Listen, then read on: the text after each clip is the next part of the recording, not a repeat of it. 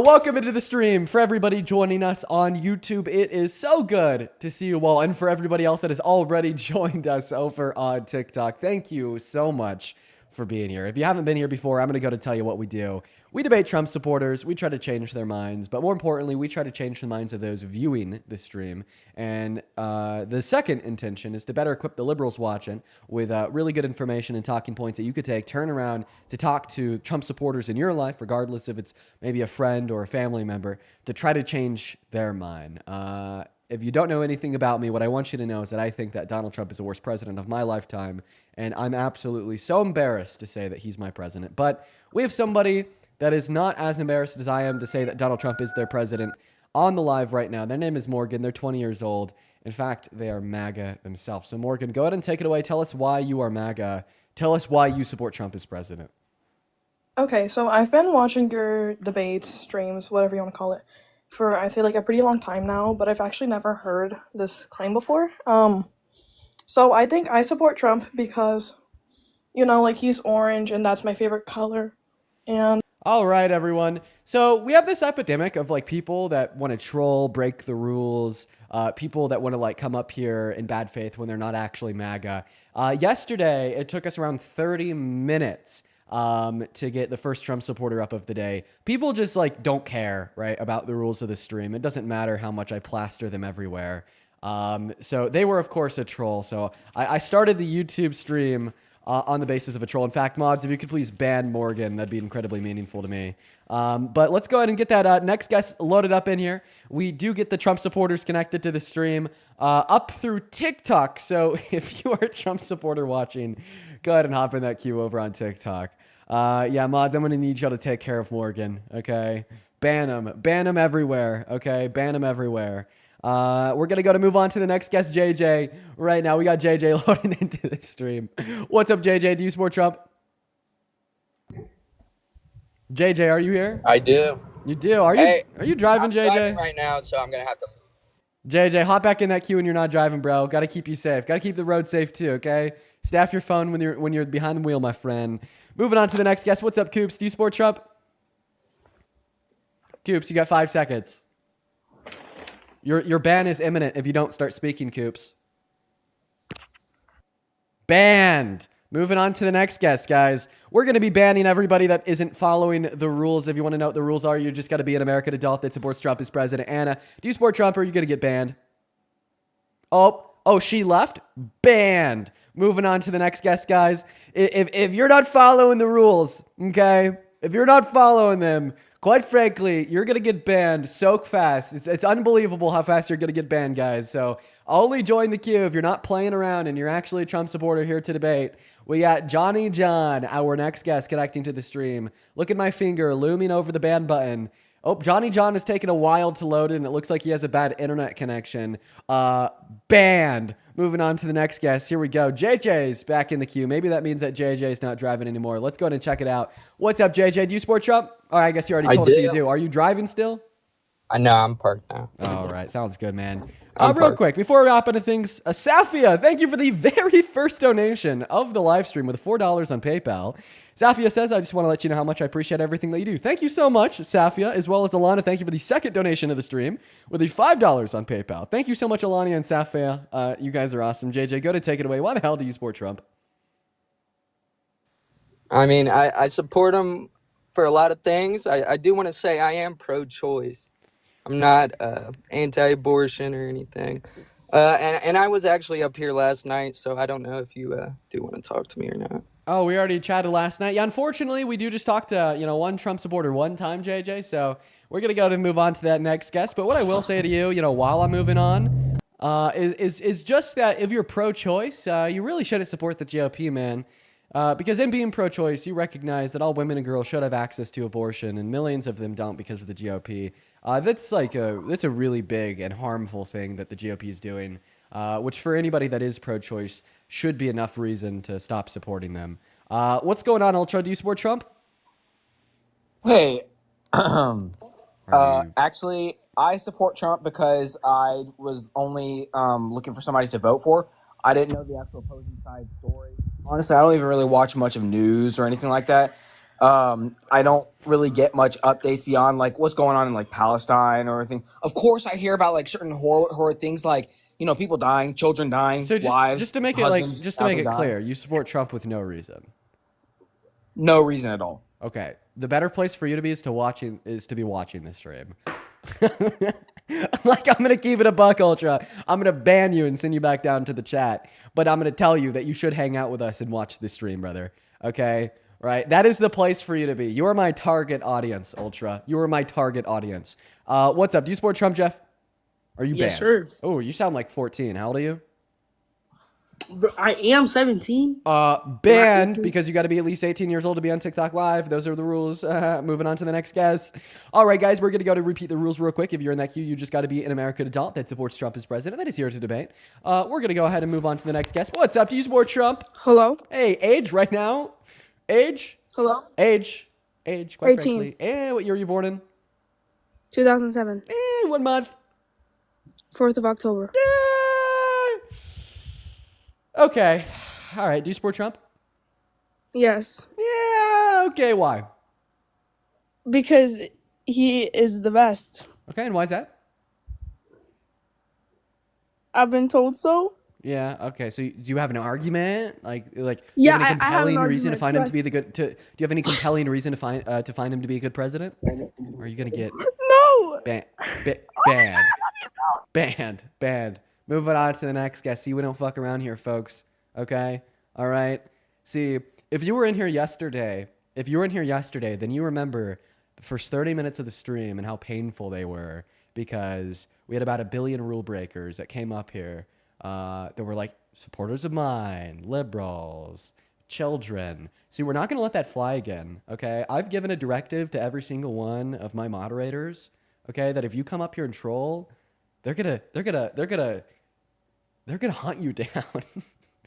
Okay? They're going to find you and they're going to ban you, all right? All right, and I'm gonna do it too. I'm gonna find you and I'm gonna ban you too. It's gonna be an insta ban. Okay, you are so cooked, buddy. All right, you're toast. You're gonna get banned. All right, so don't do it. Don't troll. Follow the rules. We're gonna repeat them one last time. Just to make sure that we're all on the same page here. Right? You got to be an American adult that is at least 18 years of age that supports Trump as president. If that's not you and you join that queue, okay. Hell is going to rain down upon you, okay? Your bloodline is going to be cursed for generations. So let's go ahead and move on to the next guest here, guys.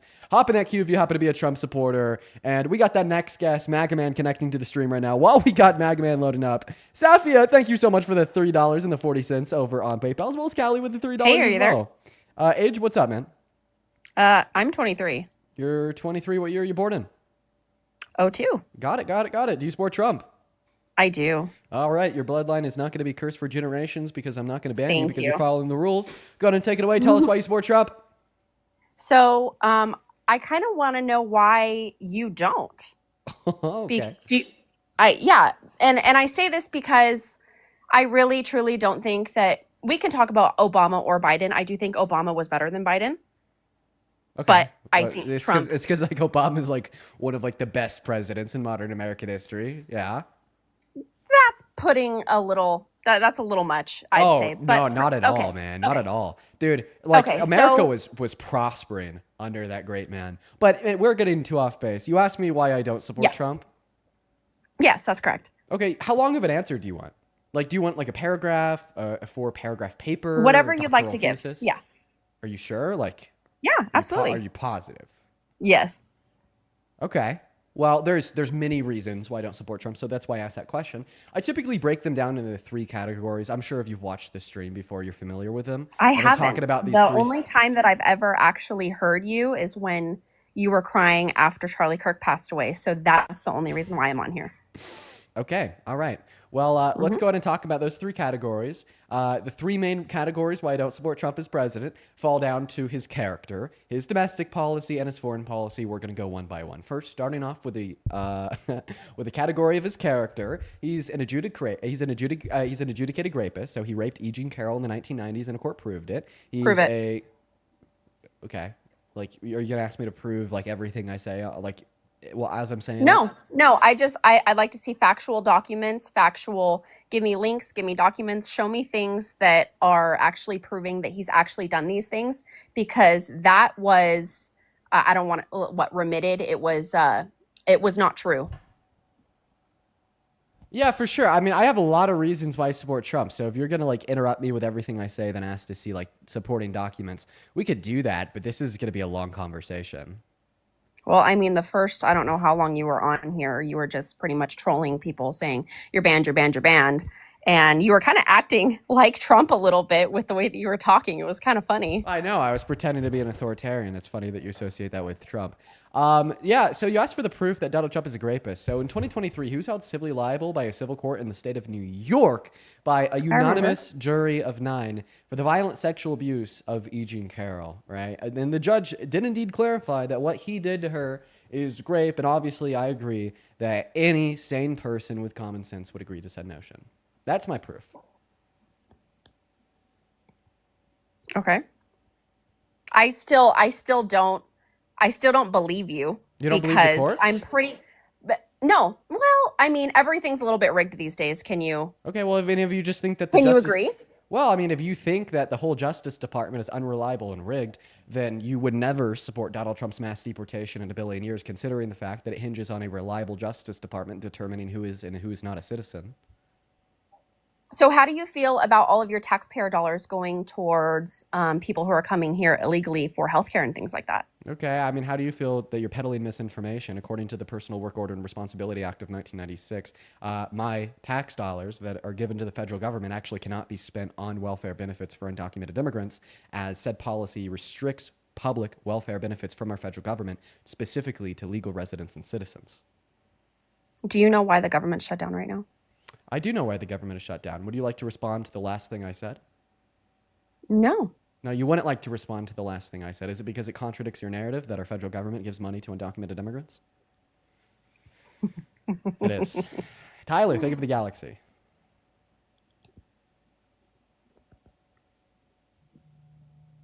What's next? I don't know. Go to your second point. Okay, like another reason why I don't support Trump? Sure. Yeah, for sure. Right. I mean, just continuing on his character. Not only is he an adjudicated rapist, he's a 34 count felon. He's an adjudicated fraudster. He's hit on his own daughter, saying that if she wasn't his daughter, he'd be dating her. He agreed with Howard Stern when Howard Stern called her voluptuous. He's hit on a 10-year-old girl, saying that he'd be dating her in 10 years. And he boasted to Howard Stern on Howard Stern's radio show in 2005 about how he would sexually exploit naked teen girls and naked women and get away with it at Miss Teen USA and Miss USA.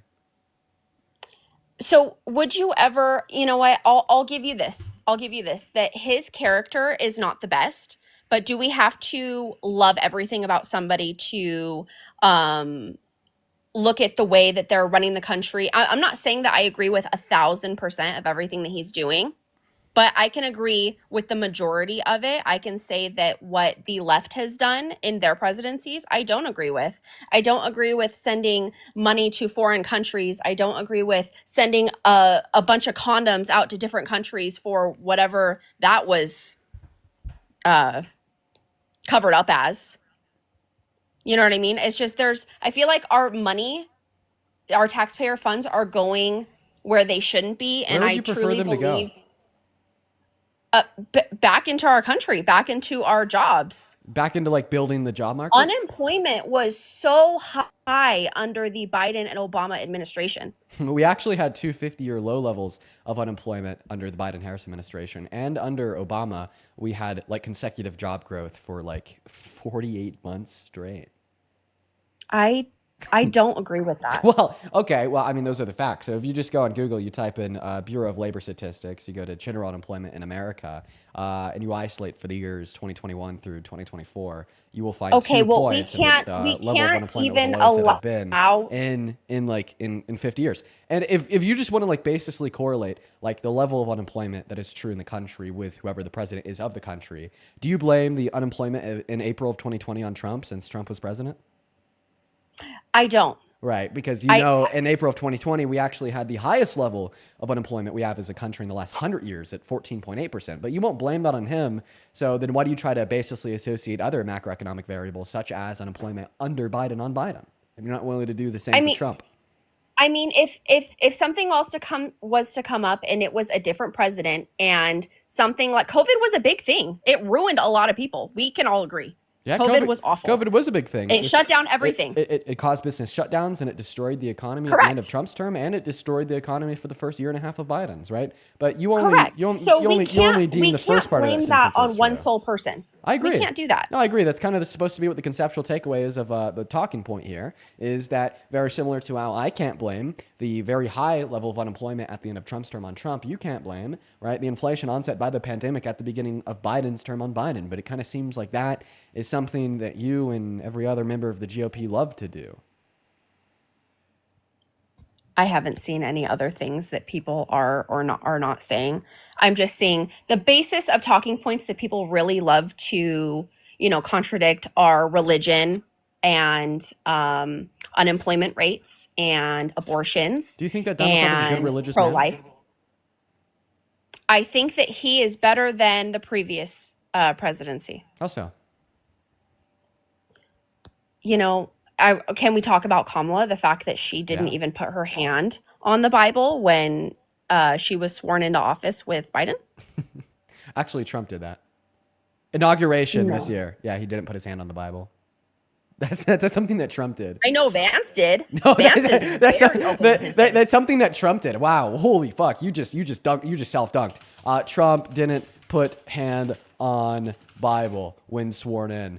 Dude, yeah, holy shit. Wow, you just self dunked. So yeah, in his inauguration this year in January, Trump is the one who didn't place his hand on the Bible. I've never seen anything reported on saying that Kamala Harris said this. Oh yeah, it actually even looks like Reuters Donald reported Trump it. took its oath of office. He had his right hand raised, but his left wasn't on the Bible. But does it matter? She left. Okay. Wow. Okay. Honestly, no, I support that decision for her. I support that decision for her to run away. That was a crazy slip up. Kamala Harris did put her hand on the Bible. It's Donald Trump who didn't. She just fucked up the headline. Her only option there was to leave. I'm not going to cast judgment on her for that. I would have done the same thing if I was in her shoes. Castillo, I really appreciate you for the galaxy. Thank you so much for the love. Let's go to get that next Trump supporter loaded up into the stream right now. In the meantime, Emma, thank you for the $5 over at Venmo. I appreciate you for that love, Emma, as well as Jessica with the $5 as well. Show some love to Emma and Jessica down below in that chat, as well as Mr. Mark. Thank you for the $18 donation over on PayPal, saying, hey, Dean, have a great stream, sir. Hope you'll find some great debates today. Me too, Mark. I appreciate you for the love. Let's get 200 Mark W's down below. What's up, Nate and Tom? Do you guys support Trump? No, actually, I was calling, or not calling, I was trying to join to talk about the stupidity of... I love both of you, but unfortunately, we are only looking for Trump supporters, okay? We're going to go to put the rules back up on screen. We are just looking for MAGA, okay? But those two gentlemen are absolutely based. What's up? Do you support Trump? Hello, you have 5 seconds before I ban you. Do you want to speak up? If you want to speak up, you needed to do it now, Aubrey. What? And banned. Aubrey's gone. Moving on to the next guest, guys. Please only join the live if you happen to be a Trump supporter. I would really appreciate that from you guys. I really would. And if you're watching and you want to support me, you want to support what we do here, you can find my Venmo and my PayPal in the link tree in my bio. What is going on, the hybrid trainer? I had you up a handful of days ago, but we never got to finish out our conversation. Yeah, exactly. I was in it yesterday, but we lost it. Yeah, I think that you ended up leaving for some miscellaneous reason. No, actually, ironically, I had to pick up my daughter from school, but Okay, well, we know that you support Trump. Can I ask you a question, sir? Do you consider yourself to be a patriot? of course. Okay, so why do you, as a self-described patriot, support a president that is now given an illegal directive to the military to function as a domestic law enforcement agency and arrest American citizens on American soil? American citizens, arresting American citizens, and what In what capacity? You talking about National Guard in like cities like Chicago and things like that? Yeah, he specifically gave them the directive to arrest American citizens, which is illegal per the Posse Comitatus Act of 1878, for burning the American Sure. flag, which is also not a crime. In fact, that's constitutionally protected Yeah. as symbolic speech under the First Amendment. Yeah. I mean, in my opinion, there's um, burning an American flag in America is a oddly um, just it's an odd position to take. Like, what's the point of that? Okay, well, I mean, I think it's an odd position to take to support a felon as president, but I'm not going to say you should be thrown in jail for that. So even if No, you for think it's an sure. odd I mean, position to burn the American flag, obviously, this doesn't mean that it's yeah. not covered in the First Amendment, as SCOTUS has made explicitly clear. And this doesn't mean that when No. Donald Trump directs the National Guard and the military to illegally arrest citizens that are engaging in this lawful, constitutionally protected action, it is not a threat to this country, nor its core Yeah. foundational So values rooted in the so Constitution. yeah, for sure. So you as a patriot, you're a patriot, Dean? Yeah, Or do you consider yourself a I'm a patriot? true American patriot, sir. Um, so you as an American patriot, That's you right. can stand behind people burning the American flag. Yeah, because I You actually that's what stand you for like the to see. country. The flag that represents your country. Well, What? that's the thing.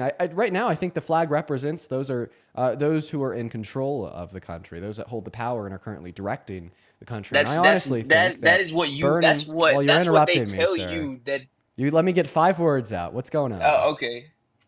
Got you. I got you. Come on. Take the foot off the gas. Let me finish what I was saying, my friend. So I think that burning the American flag right now is a great symbol of protest to who's in charge of the United States of America, right? So, like, obviously, if I see somebody burning the flag in protest of Trump in the direction that Donald Trump is sending this country in, I'm going to look at them and I'm going to call them a patriot too, right? Like, for instance, the veteran that burned an American flag on the steps of the Capitol in protest of the Trump administration illegally infringing on the Constitution in an attempt to ban burning of the American flag, when it is that Constitution that patriot had fought for, who was willing to lose his life to protect, right? When he burned that American flag as an act to protest against Trump, man, I mean, I just saw that as such a courageous act of patriotism, right? That And if if that's you what think you that burning the flag means that you stand against America and you are the furthest thing away from a patriot, then what the hell does violating the First Amendment, the Second Amendment, the 14th Amendment, and the 22nd Amendment in 8 months as president make you? so before we get into anything past burning the flag and you dropping the veteran, right?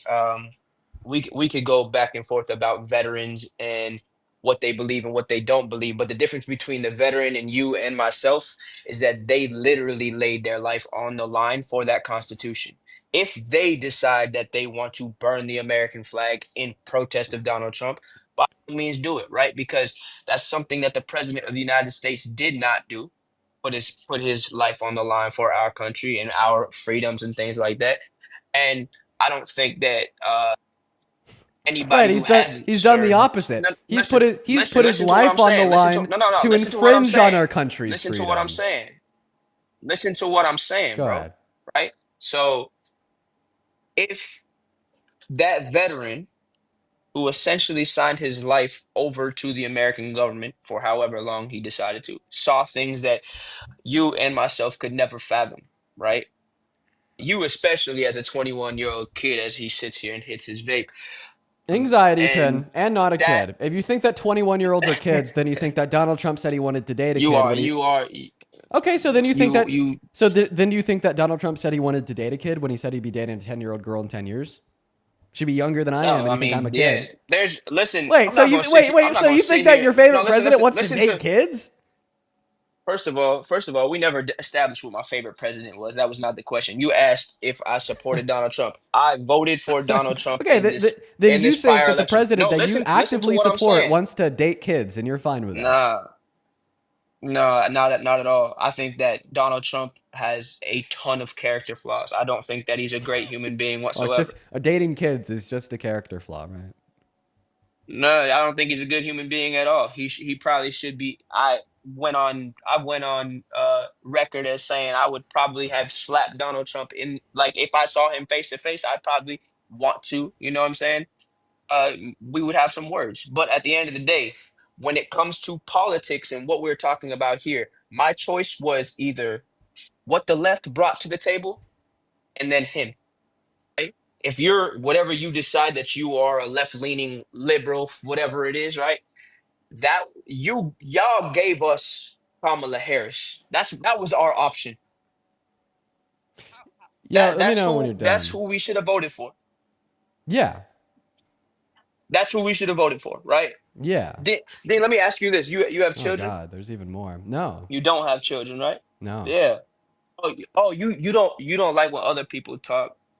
You know what I'm saying? This is like how debate goes. It's not I get to talk, you get to talk, Well, right? typically debates aren't yes or no interviews, but I mean, go ahead. So you asked me if I have children. No, I Okay, don't. yeah. I'm just trying to get your stance on this. You have children, yes or no? No. Okay, so as a 21-year-old, I guarantee you by the time that you are old enough and mature enough to father a child, Okay. your thoughts on what goes on in our country Mm-hmm. are going to change drastically, Okay. right? All right. I have one issue with Because this. you will, well, yeah, go for it. Let me know. If your political perspectives came with intellectualism and maturity, then why can't you prove it? Yeah. Right? What do you mean? Right? What do I mean by that? I'll make myself even more clear. When I'm purporting what I Yeah. believe and why politically, I'm able to justify it with good reason, evidence, and logic, right? I'm able to explain Yeah. in great detail with nuance why I I'm mean, right anybody can do that and with why the you're internet in front of wrong. them, but yeah. Well, I mean, one person that definitely can't do that is you. Like, I'll give you an I mean, I example. could. I'll give you an example. How do you support Trump as Yeah. president, even though he is eroding the foundation of this country, constitutionally speaking? He is a self-admitted terrible character. You said that you'd want to slap him in his face, and then his both domestic Yeah. and foreign policies destroying this country and eroding our relationships on the global stage by passing the big beautiful bill, which cost $4.5 trillion, took healthcare away from 10 million people and food stamps away from 3 million people, turning around destroying Yeah. our foreign relations, which has now caused 23 Yeah. different countries to stop out all small parcel shipment into America, while then also causing Russia to drop the most bombs they have in the last 3 years on Ukraine, emboldening that conflict to a level we never saw under Biden and Harris. How can you still support him even though all of those things are true? I want you to share with me and everyone else watching this live your wisdom, your intellect, Yeah. and your well-rounded, nuanced, critical thinking skills, which you are saying I don't have and I won't have until I'm older and mature enough to father children. Yeah. Go ahead, I share think that share that there's wisdom. there's Share that perspectives that wisdom. come with experience. I know. I want Yeah, you no, to. I for want you to sure. share I those think that there's perspectives. I want you to answer to perspectives my that come question. with. How can you still support Trump in lieu Okay, of yeah, everything no, I that I got just you. said? Go ahead and I got share that you. wisdom and make a counter argument sure. for me, my friend. Share that wisdom. Do it. I got you. For sure, for sure. Uh, before I go further, let me ask you this, Dean. Have you been No, on I'm food actually stamps not going before? to have you ask me anything. I'm going to have you respond to what I said. Okay. I got you. Because no, I need to know where you're developing this perspective from. Because if you haven't actually lived through some of these programs, you have no space to speak, Okay. Well, right? first and You don't foremost. have space to speak, Okay. First and right? foremost, I've been on both I mean, Medicaid. programs in this country Okay. that were created to inherently, Okay. So you're saying that I can't speak about inherently hold the bottom my line hands up. down. My hands up, my friend. So you're telling me I can't You speak you didn't about. answer my question. Well, the answer to your question would be yes. I've been on both Medicaid and food stamps, so your point here is a failure. I have a question for you though. Are you pro-life? Okay. Okay. Are you pro-life? My pro-life, like, do I? No, I don't have a real defined stance on that shit. I don't think abortion should be used as a form of birth control because you decide you Oh. want to go out and Oh, really? be wild all the Oh, time. really? But I also Question. Oh, really? believe Wait, one in the second. One fact. second. One second. Yeah, no, Question. but I also Question. Do you wait? No, hold no, sir. up, I'm gonna ask you a hold up. question. Do you have a uterus? Are you a woman? Do you have a uterus? Can you get pregnant? Oh, you can't? Oh, you don't have a uterus? You can't? Oh, guess what? Well, you have no place to speak. I'm just appealing to your own logic, my friend. You told me that apparently I can't talk about how absolutely horrendous the big beautiful bill is for low-income Americans unless I've been a low-income American. Therefore, you can't talk about sex, you can't talk about pregnancy, and you can't talk about access to abortion because you're not a woman, you don't have a uterus, you've never been pregnant, and you never will. How do you like your logic now? My friend, go ahead. Tell us how you feel. How do you like your logic?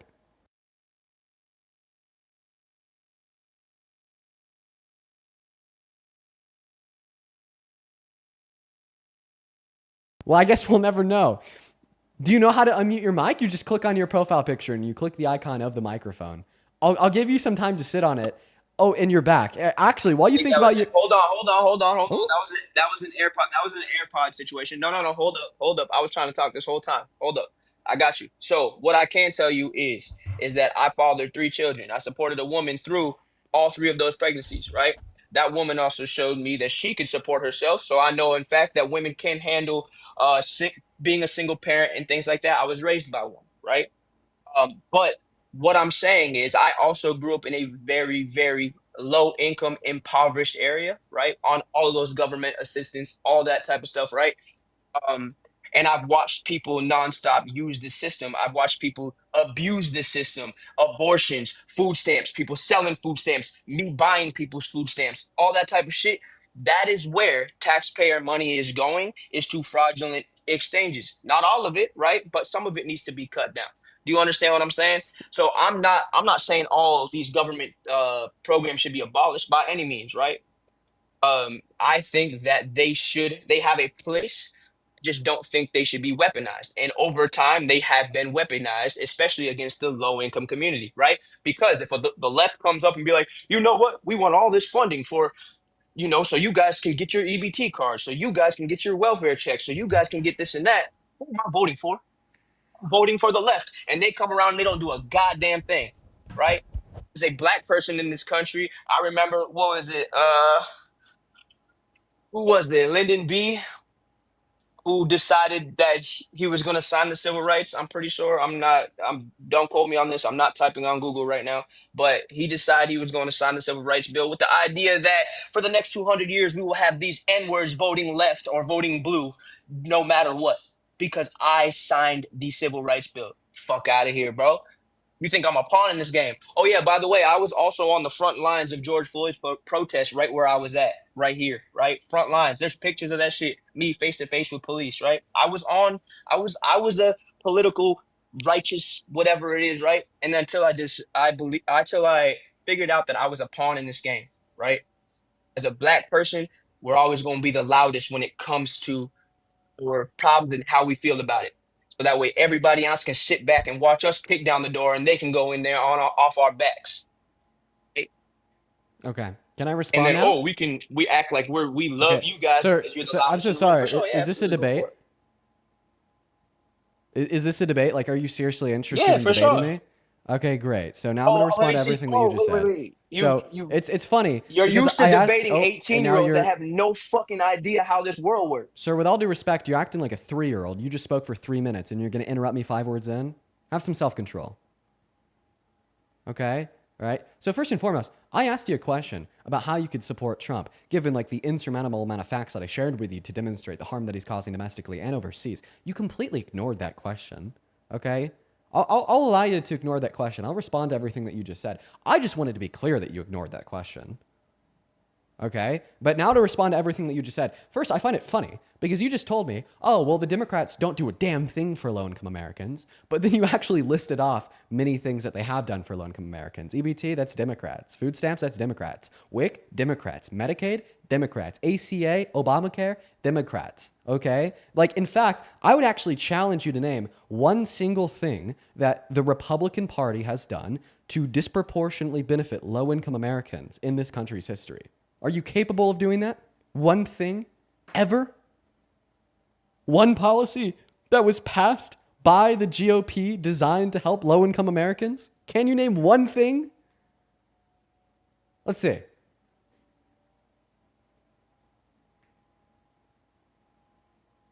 My reaction to that is not going to be policy. My reaction to that is going to be the fact that Can you? No. Can you name one most policy of these that the programs, GOP? No. One second. I'm asking you a direct question. You have not given me a direct answer the whole time you've been up here. And Now I'm I'm going to telling- grill you and I'm too. telling you- Name one policy, you- right, that the GOP has ever passed designed to help low-income Americans. Name one.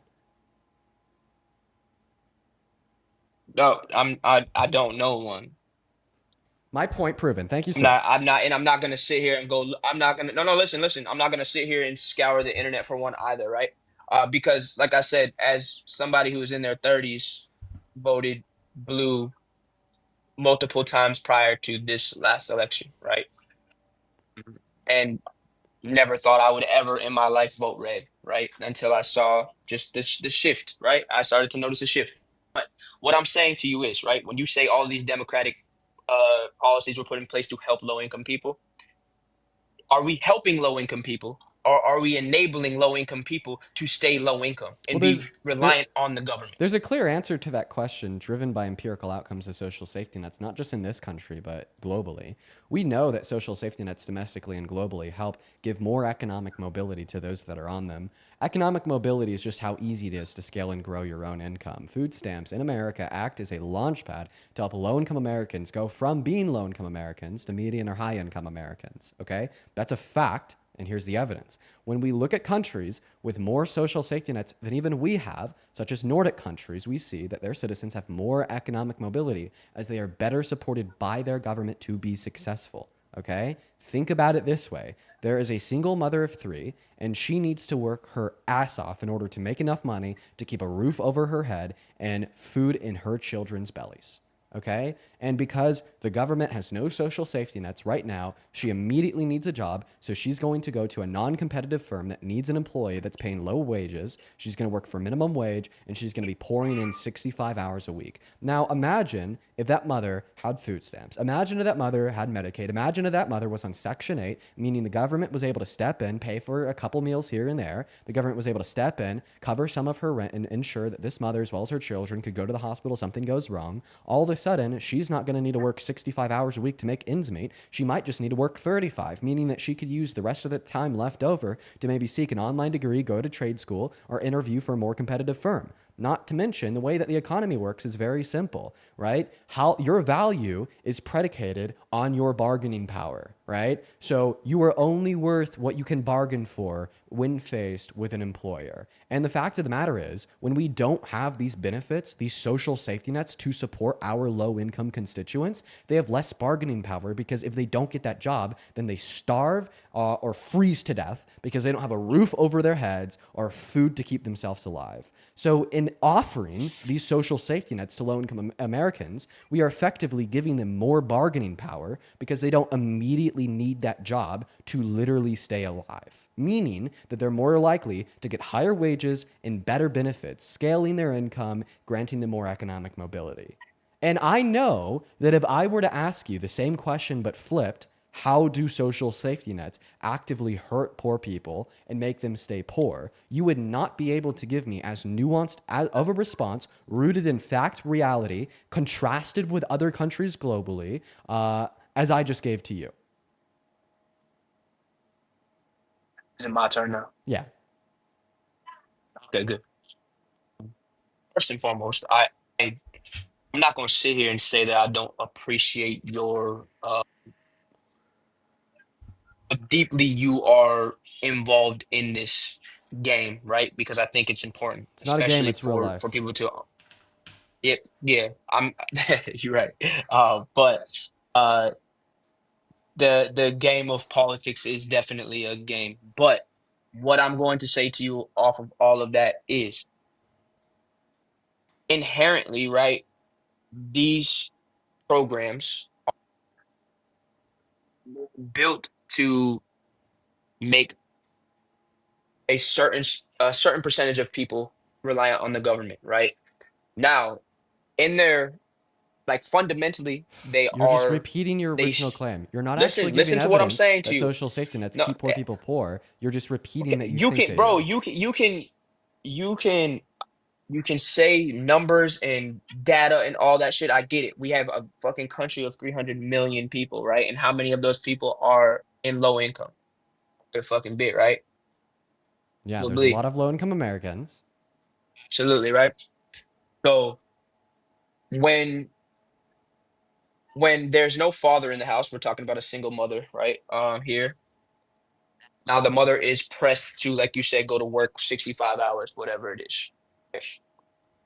Unfortunately, that is, in my opinion, more of a problem with men in our society, which we continue to foster. That's okay for you to parent children and bounce, right? Which is a conversation for a whole another time. We can get into that later. But when it comes to these programs, what I'm going to do is give you free money. I'm going to give you free healthcare. I'm going to give you free time, Yeah. whatever it Oh, the is, right? And horror. I'm Oh, the horror yeah, of yeah, giving yeah, low-income Americans access to free food yeah. and free medical Where services. where do you incentivize them to actually try to progress their life? Because when you go into that DSS line, the low the less you make is the more you get.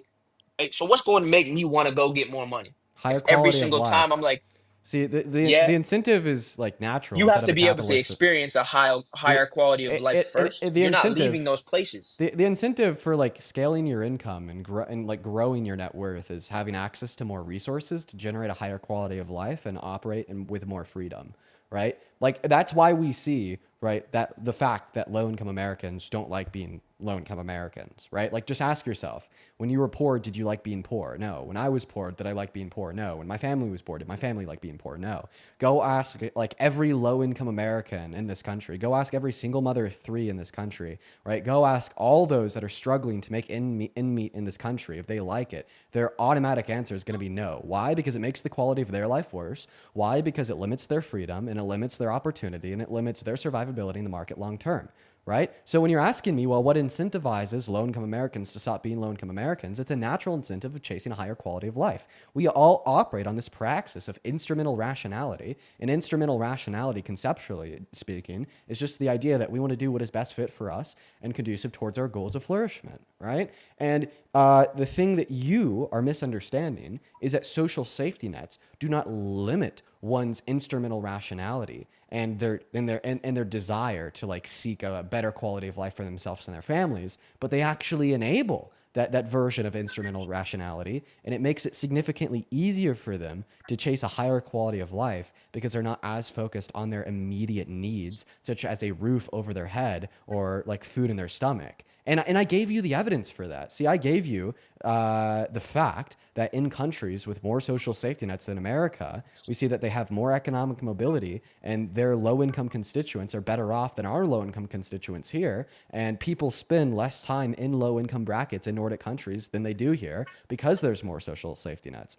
Those are the facts, right? And by the way, if you're telling me that taking healthcare away from 10 million low-income Americans per the Big Beautiful Bill, when there is already 40 through 60,000 people that die in this country every year via a lack of access to healthcare, is actually good for them, then you are delusional, insane, and abundantly wrong. I cannot believe that you and so many other people in this country are convinced of Don's long con that what is bad for you is what is best for this country. And right now, I even somehow have you arguing in defense of taking food off of people's dinner plates and taking the access to the hospital away from millions of us because you think that helps us how? Are you I think that familiar helps us. that with better access to like high quality healthcare, your lifespan increases by years and decades in some circumstances? Yeah, for sure. Right? So But how is it beneficial to us to reduce the average lifespan of these 10 million low-income Americans, take away their access to proactive medical resources, and potentially kill them in the process, very similar to the tens of thousands of people that already die in this country via lack of access to healthcare? so if you show up to somebody and they are handing you $5 every day, all you have to do is show up. All you have to do is breathe, right? You're gonna keep on showing up. But as soon as they see you be able to get $6, they take that away. And they're like, no, wait a second. If you can go back to making $3 or $1, I'll keep giving you this five. Right? I'll keep giving you this five over and over again. I'm gonna take the L on the six. I'm just gonna keep coming back for five every day because I know it's gonna be there. And I don't have to work for it. I don't have to do anything for it. Like I'm just gonna keep on getting given these resources over and over and over again. That's somebody else that's going spending time away from their children. That's going and spending time, whatever, just grinding day in and day out, gets to see come out of their paycheck to go pay for some of these. Now, again, mind you, I'm not You by just any see, means somebody right? who is Even in like, that hold on, statement, hold on, you hold on. didn't. Can I finish my? Hold on. Can I finish my? No, I'm gonna mute you. Even in that statement, you didn't respond to a single thing that I said. In that statement, You're you didn't funny, respond bro. to a piece of You're evidence I funny, bro. granted. In that So because you statement, have the power to mute me, you think that you just like you can't let me finish my thought when I'm saying that yeah, I'm not going to allow you to finish that thought quite yet because I just want to reiterate that in that statement, you didn't listen to a single thing I said. In that statement, you didn't respond to a single thing that bro, I said. In you that are statement, a okay. So you don't want me to clarify that you're not responding to anything no, that I'm saying. Go I ahead. want to be able to finish my thought before you do. Well, no, it's not that you're finishing your thought; it's that you're repeating it for the fifth time. But go ahead. No, no, no, no, No, go ahead. no. Go Okay, ahead. so also what I'm saying is a 1000% understand and believe that there's people in this country who will take that help and they will do what you're saying, right? If oh, I didn't listen, I forgot. I can't repeat what you said, right?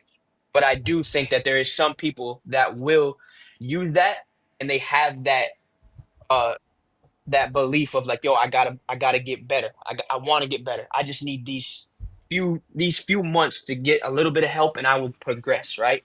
But there's a lot of people, trust me, like I said, I grew up in this where people abuse the system that will continue to abuse this system and over again until the day that they die. Yes, they don't like being poor, but they're not willing to go out and do better because they get everything given to them. So I will live this poor life because I know how to navigate it. But if you put them inside of a space where they actually have to grind to eat, you have you have a choice to make. Either I'm going to starve or I'm going to eat. It's very simple. Right? Did you That know means I'm going to that? do what I have to do to eat. Did you know that food stamps have a work requirement on them? Did you Oh, just look that up? oh, I got it. I know. you Again, could. like I told you, I don't know as an why you'd adult, accuse me on that. Go watch back in my streams from when the big beautiful bill passed. I've been talking about this for months. Wow, did you know that in order to receive federal food stamps that you actually have to work? Wow. Did you also know that 58% of people that are on food stamps are off of them in the first 12 months? Wow. Did you know that food stamps take 37 million Americans out of food insecurity every single year? Wow. Wow. And you're telling me that maybe like a very low amount of individuals on food stamps, quote unquote, abuse the process. Can you give any data to demonstrate that this point is true? No. Can you give any corroborating evidence to demonstrate what percentage of individuals on food stamps are quote unquote abusing it and then define what abuse even is? No. But have you just resuggested that some are? Yeah. Right? So here's once again what I'd say in response to that. Sure, just to make this debate clean, I'll go ahead and grant you your claim, even though you have no evidence for it. Some very low percentage of individuals that are on food stamps are just abusing the system. See, I would rather give food to 37 million people while allowing 500,000 people to abuse the system than take food away from 37 million people to not allow the 500,000 that are abusing the system. That's the difference between me and you. See, I'm focused on the collective outcome that is the best for everybody, not the insecure punishment of the worst off among us in which hurts everybody.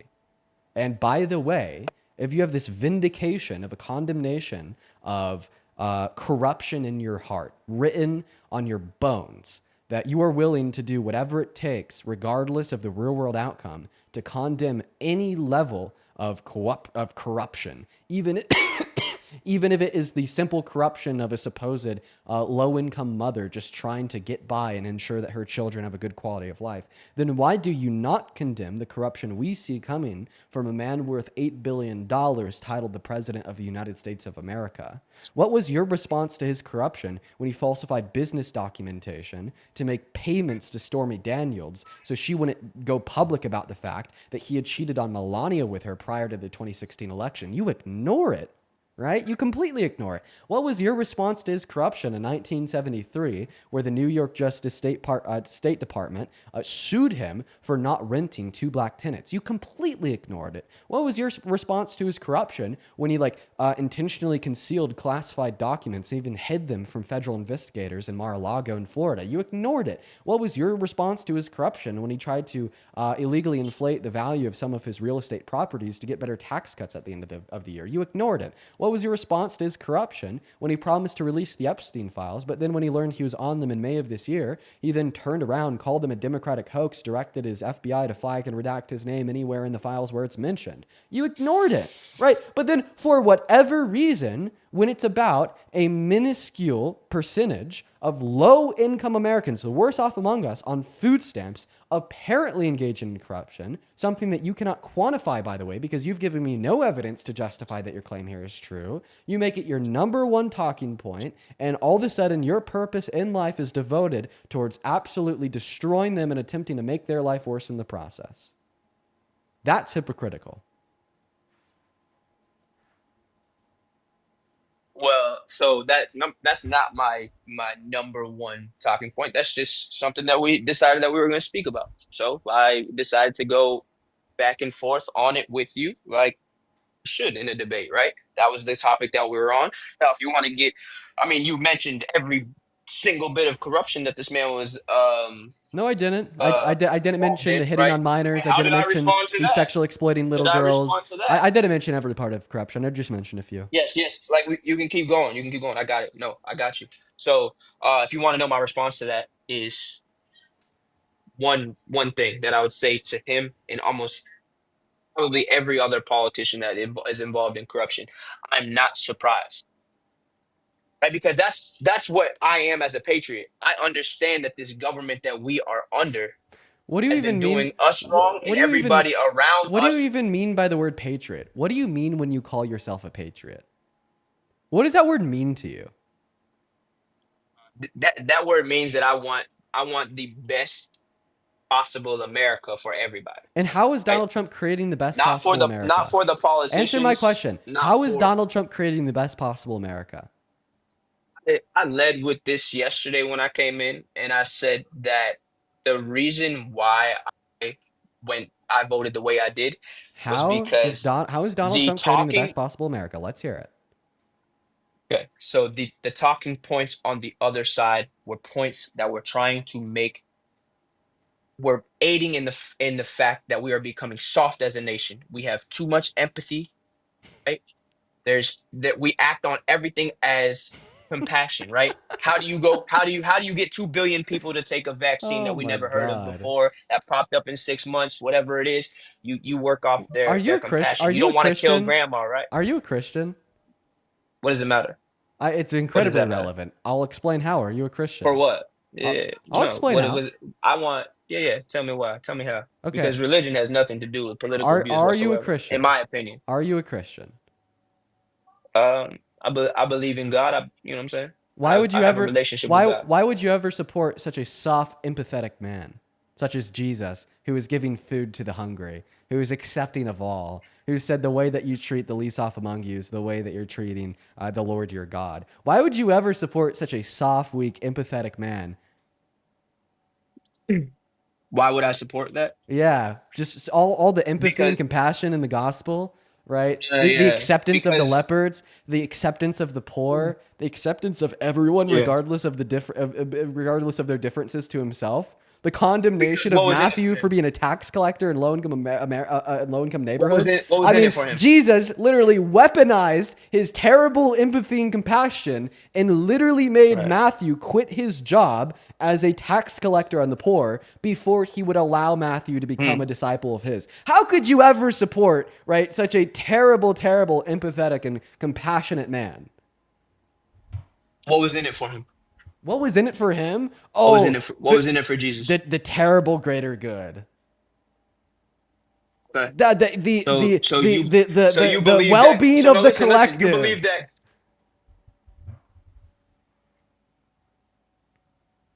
So you believe that Kamala Harris was doing, and Biden and all of the presidents in the past, not just them, right? Anybody in the past have done everything that they've done out of the greater good. Now Donald Trump. Well, I'm talking. Now Donald Trump is just the first one in If you want office to, if you want to that hasn't pull, done it out of the greater good. if you want to pull the but let's talk about everybody but Trump card, because that's all that you've been doing this whole time, I'll happily talk about Kamala Yeah. Harris. Yeah, the policy that Kamala Harris ran on was absolutely for the greater good. Her domestic policy was awesome, right? Tax cuts for 100 million American workers while reducing the deficit, right? Increasing the child tax credit to reduce childhood poverty by upwards of 40%, like her and Biden did under the American Rescue Plan. How about this? Okay, I want you to name, right, one policy that Kamala Harris ran on in the election that you thought was weak, and one policy that Donald Trump has implemented in the last 8 months that you think is strong. Unfortunately, I thought that she had no other policy besides the one that Biden put in front of her, and those policies were just they seem to me like they failed. Which As a ones? Which ones? What as a policies? voter of Biden, Okay, so now you're I completely mean, changing my question. You're ignoring yeah, like yeah. the platform that she ran on because you don't know it because you're uneducated and vindictive No, in your the ignorance, platform that right? she But ran, like the platform that she ran even on if you is just the want to fact that pivot, she even if wanted you just want every to gay, pivot black, to the trans policy, person even if you just to want to vote for her. even That if shit you is just if you even if you want to pivot to the policy passed by the Biden-Harris administration, name one policy that the Biden-Harris administration passed that you think was bad, and name one policy that Donald Trump has ever passed that you think is good. Okay, screw the fucking rhetoric. Screw your goddamn Fox News talking points. Let's talk brass tacks here. Okay, you're telling us that you support Donald Trump and you did not like Kamala Harris, nor Joe Biden. Name one policy that Biden and Harris passed that was bad, and name one specific policy that Trump has ever passed that you think is good. Let's talk about the facts here, my friend. Yeah, see, now I'm not going to sit here and, like I said, Google policy and all You that don't shit even know a because I'm policy? not going to speak. Oh wow! I'm not Yeah, going to and the speak facade off. falls. And the facade No, falls. yeah, It's no. it's all been See pseudo the intellectualism thing, this whole no, time. no. You can't even No. name It's not. one. Come But on, so, come on! You're getting pressed in a but fucking listen corner to what right I'm now. saying. Asked to name one Yeah. policy they passed that you thought was bad, and you can't do it. You're getting pressed in a But this is fucking your. corner But this right is. now, But and I'm listen. asking you to name one thing that Donald Trump has ever done, one policy he's ever passed that you like, and you can't do it. Yeah, I mean, you're gonna shoot down any policy regardless because it's been Name Donald it. Trump, right? Name Like it. it is Name it. what it is. Name one It Donald Trump it is policy what that's it is. good. Name one policy of his that is good. Name one. What I care about No, more what than I care about any is you politician answering talking about one what question directly. Hey, I just want you to answer one question it's directly. not, bro. You're It's getting not. muted and you're going to listen to me. This whole time you've been on the live, you haven't responded to one damn thing I've said directly. You haven't answered to one damn question I've asked directly. And you are going to do that now, okay? Stop being a spineless coward. Answer the question. What is just one Yeah. policy that Trump has ever passed that you think is good? Or on the inverse, what is just one policy that the Biden-Harris administration passed that you think is bad? Okay? I'm actually not even asking you anymore to name one bad policy of Biden's and one good policy of Trump's. I'm asking you to name one bad policy of Biden's or one good policy of Trump's. Defend your view. Take it away. Just name one. Name one. So if I were just gonna be the big beautiful bill, right? Is that what you want me to say, right? Because inside of that big beautiful bill, there's things that that would make sense and don't make sense to some people. Again, I'm So not why your overall are you a fan of the big beautiful bill? Let's get an explanation. Keep it under 2 minutes, please. well, I mean, when it comes to these are a big thing, obviously, in most people's eyes, right? And now spit your data. Why is it bad on taxes for the Oh, low income? why is it bad on taxes for low income brackets? I thought that you were Yeah, the one answering my yeah, question for on sure. why you like it. Well, no, I know that because this is what you're gonna do. You're gonna try to pinhole anything, but in Oh, what I'm wait, trying no, to man, tell you are you is, scared of telling us why you like the big beautiful bill? Or are you incapable? I guess I'm just incapable, Dean. But again, like I'm telling you right now, So it took me 3 minutes to get you to name one policy of Trump's that you think is good. And then when I ask you why you think it's good, you say that you're incapable at describing why you think it's good. This is No, really because embarrassing for you. the point of this debate, the point of this debate is How not this isn't even a policy. debate. Is Wait, the point of this debate you don't have isn't to talk about the merits, qualifications, and policy of the president that you support. So if you don't support That- Donald Trump, let me ask you this question. If you don't support Donald Trump because of his policy, because you don't know his policy, because you're fucking ignorant as hell, and you don't support Donald Trump because of you his... muting me, so what am I I'm supposed gonna to need say? I'm gonna need you to sit down and listen to this one, my Yeah, friend. no. I'm gonna need you to calm down, okay? Binky in the mouth, just take a listen, all right? Super duper quickly. So you told me that you don't support Trump because of his... You told me that... a fucking goofball, bro. I'm gonna... okay, all right, calm down. So you told me that you don't support Trump because of his policy, because you don't know any of his policy. Ignorant as hell. You told me that you don't support Trump because of his character. You actually told us that you didn't like his character. So if you don't support Trump because of his policy nor his character, then why do you support him? And I guess we'll never know because he left.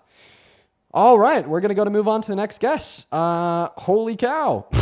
I'm sorry. Listen, guys, I think I got a little bit tough on him at times, but he was honestly, he was getting me a little bit heated because he couldn't answer to anything. So I finally just pressed him on the matter. I finally just pressed him on the matter. What's up, Christopher? Do you support Trump?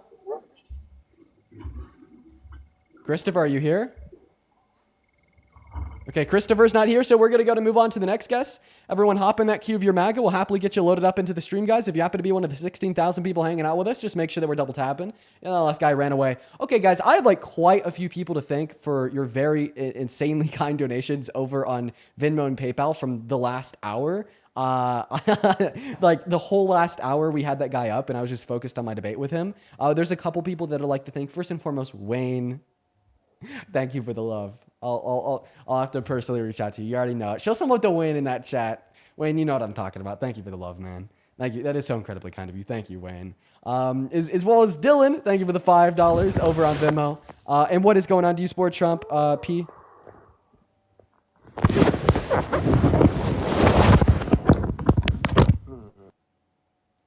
Okay, I think he's like in bed or something. His phone is lost in the sheets. We're gonna go ahead and move on to the next guest. While we are, Jackson, thank you so much for the $5 over on Venmo. 34 minutes ago, saying Father Dean. Thank you for the love. As well as Rebel, thank you for the 5. And Shay, thank you for the $10 over on Venmo from 28 minutes ago, saying Clock It. Thank you, Shay. As well as Amanda, thank you so much for the $10, saying as somebody twice your age, experience does not equal wisdom. Wisdom comes from education and critical thought, which you excel at. Thank you so much for your kindness, Amanda. That is seriously incredibly kind of you. Please show some love to Amanda down below in that box while we're looking for that next Trump supporter. As well as Devin, thank you so much for the $34 on Venmo 12 minutes ago. I'll go ahead and read your message off here in a second, Devin. Thank you so much for the $34. Let's get 340 Devin W's. That is DEVAN. What is going on, Breezy? Are you MAGA? I'm just happy that of the announcement yesterday, the peace treaty between Gaza and Israel, and I feel like he was pretty instrumental in that. Okay, are you driving?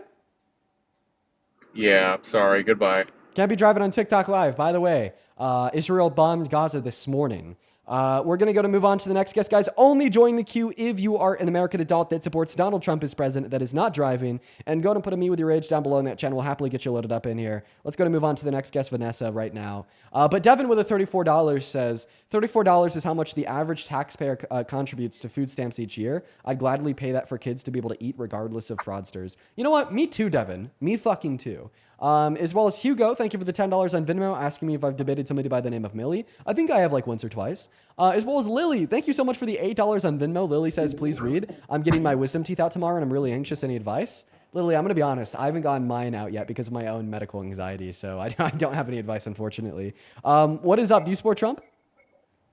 No, I'm sorry. I don't know how it got here. No worries. All right, guys, we're going to start pulling up from that chat compared to that queue. So go ahead and let me know down below in that chat if you happen to be a Trump supporter. We'll get you loaded up in here right now, y'all. We got John connecting. All right. As well as I appreciate you so much for all the gifts over on TikTok. You guys are awesome. Okay, it doesn't look like John is loading in. We're going to move on to that next guest, Haley. And while we do got that next guest loading up in, I'd like to thank...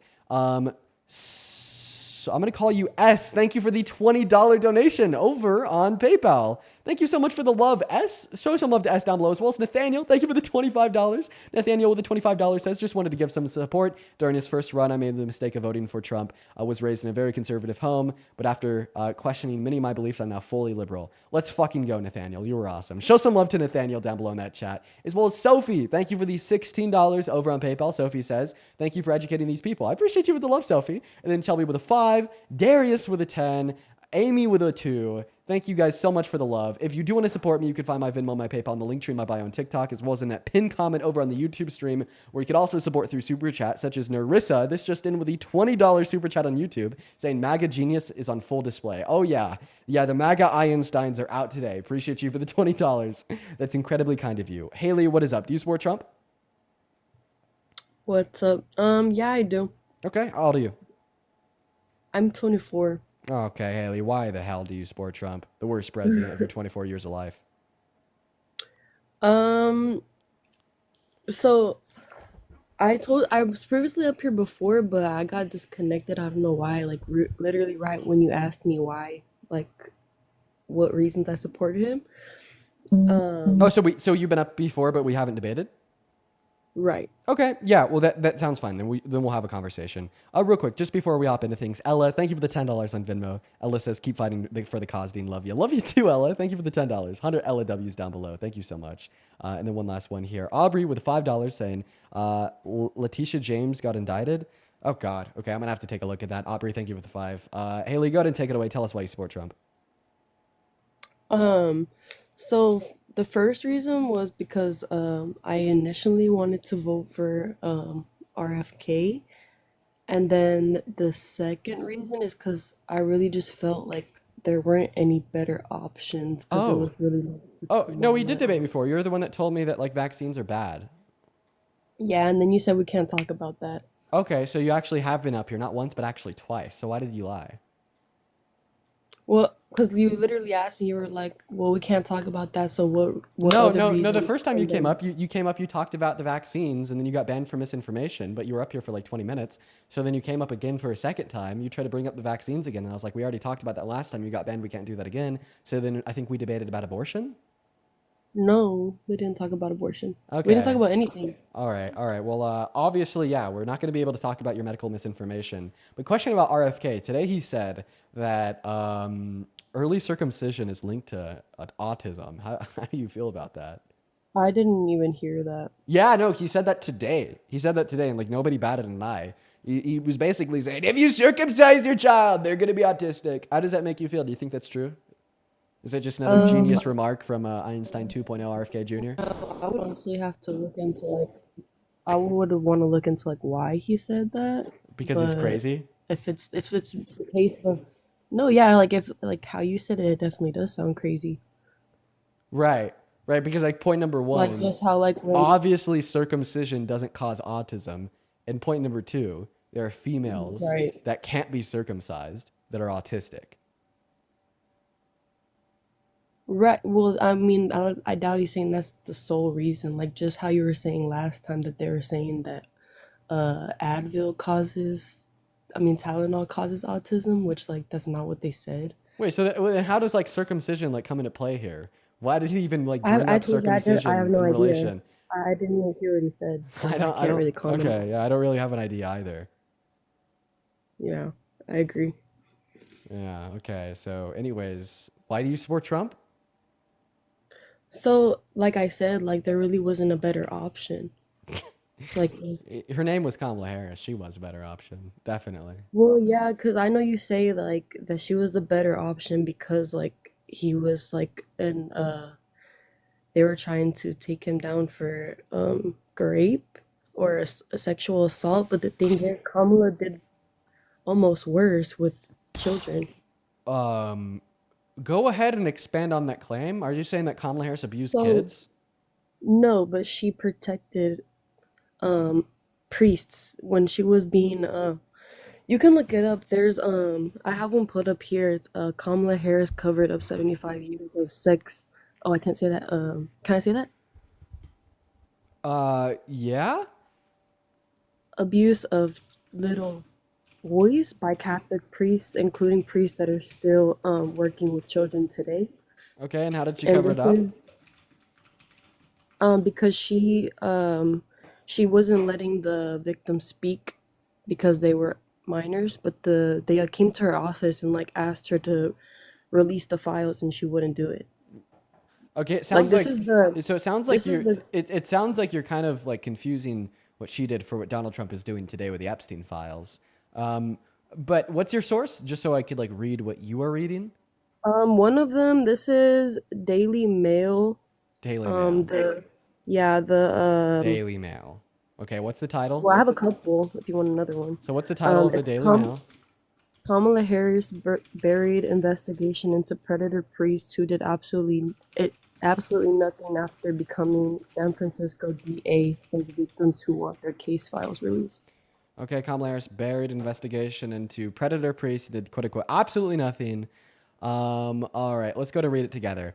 Survivors of sexual abuse by Catholic clergy claim Kamala Harris did not do enough to prosecute their cases when she was the San Francisco district attorney. Victims said compared to Terrence Hullian, who was DA before Harris defeated him in the 2003 election, Harris did quote unquote nothing. It went from Terrence Hullian going 100 miles an hour, full speed ahead after the Catholic Church, to Kamala Harris doing absolutely nothing and taking it backwards 100 miles an hour. Joey P., a sexual assault survivor who won a court case against his Catholic high school, told The Intercept. Okay, but Harris' campaign told DailyMail.com the senator had been a staunch advocate for SA victims. Quote unquote, Kamala Harris has been a staunch advocate on behalf of sexual assault victims, especially childhood sexual assault victims, the campaign said in a statement. As a line prosecutor, she took on a notoriously difficult to prove child sexual assault cases, put predators behind bars, and created a coalition to combat child exploitation. She then used her position as district authority to create the first unit focused on child sexual assault cases in her office's history. End of article. Okay. Well, here's what I would say. The criminal justice system in this country as a whole is bad, okay? Right? It is terrible. It is so hard to get justice as a victim of a crime, specifically SA, inside of the American criminal justice system. It is slow, it is difficult, it is hard. So if there was a victim of SA, right, in San Francisco when Kamala Harris was the DA, that was trying to seek justice for the fact that they were raped, right? And because the system is slow, difficult, and hard, right? I don't think it'd even matter if Kamala Harris was trying her best, right? Prosecuting SA as like she described it in a response to Daily Mail. I think that victim is going to see that and get justifiably pissed and probably just take it out on whoever is closest in proximity to them, to the criminal justice system, which in this case would be Kamala Harris, right, as the DA of San Francisco. But what I'd ask of you is, can you prove any negligence on behalf of Kamala Harris, right? Because what it sounds like is that she was doing everything within her capacity to prosecute child sex-related crimes. I mean, they even bring it up in the article, right, how she took on notoriously difficult to prove child sexual assault cases, and she opened the first unit in San Francisco history focused on child sexual assault cases. So can you prove any misconduct on her behalf, any negligence on her behalf? Well, I feel like it's kind of weird because during those years, like that church and then another person that runs the church were her top donors that year, donating the most that was legal, the legal amount. And then like these kids, like I think it was at least 10 of them and their parents were outside her office, like protesting about it, telling them, let us speak. They tried to do meetings with her to ask her, hey, please give us a chance to speak our part so that we can let other people know, because these people are still working today. They never were prosecuted or anything. And she denied them even a meeting. Wait, now you're making a totally new claim, right? Because from what I just read off of the source that you gave me, it said that nowhere in it. And all that it said is that a victim named Joey claimed that Kamala Harris was doing nothing about it, right? But then I gave a long-winded response on how she actually was one of the most prolific DAs in California at the time and opened up the first unit to combat child sexual exploitation, right? And I explained how unless you could demonstrate any like negligence on like her end, that this is like likely a claim made by Joey just in like frustration of the system as a whole, which is valid because of how bad the system is. But No, of it's not like course. indicating any wrongdoing of Kamala Harris. So could you please respond to that? And if you want to now make a whole new claim, just now give reason for me to believe your whole new claim. So she did not, like, I believe she passed something, I forget, like, but like that denied them the ability to speak out about the case because they were minors. It had something to do with like you can't say anything about the case because DAs you're a don't minor. pass She DAs wouldn't don't release pass their names. legislation. DAs don't pass legislation. What wasn't legislation, but she Prosecutors wouldn't. don't pass legislation. So you're It already had wrong. something to do with her not letting their names come forward so they couldn't speak because they were minors. Names coming forward where, when, what? Because the kids wanted to speak about it. Where? Like I think Where do the Joey children want to speak? Piscatelli was How one do, of where do the.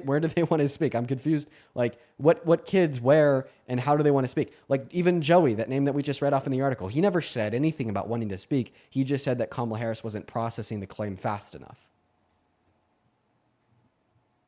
Like, so I read 3 or 4 documents about it. The second one was like on Revealed, and it says Kamala Harris failed to prosecute a single documented case of child abuse, sexual abuse by priest as California AG. Okay, so now you're referencing to me a new article So it's saying that she didn't like prosecute reportedly hid like a records. single She claim of sexual basically abuse. basically saying that she hid records documenting the crimes against children. Okay, give me evidence. This one is News Analysis from 2020. That the name of the article is Revealed Kamala Harris Failed to Prosecute a Single Document Case of Child Sexual Abuse by Priest as California AG.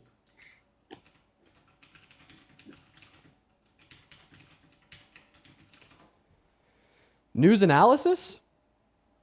Yes. Okay, can you repeat the title of the article? So it says Revealed Kamala Harris failed to prosecute a single documented case of child sexual abuse by priests as California AG.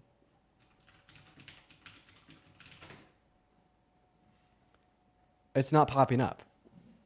I Okay, found no. Repeat the article one more time.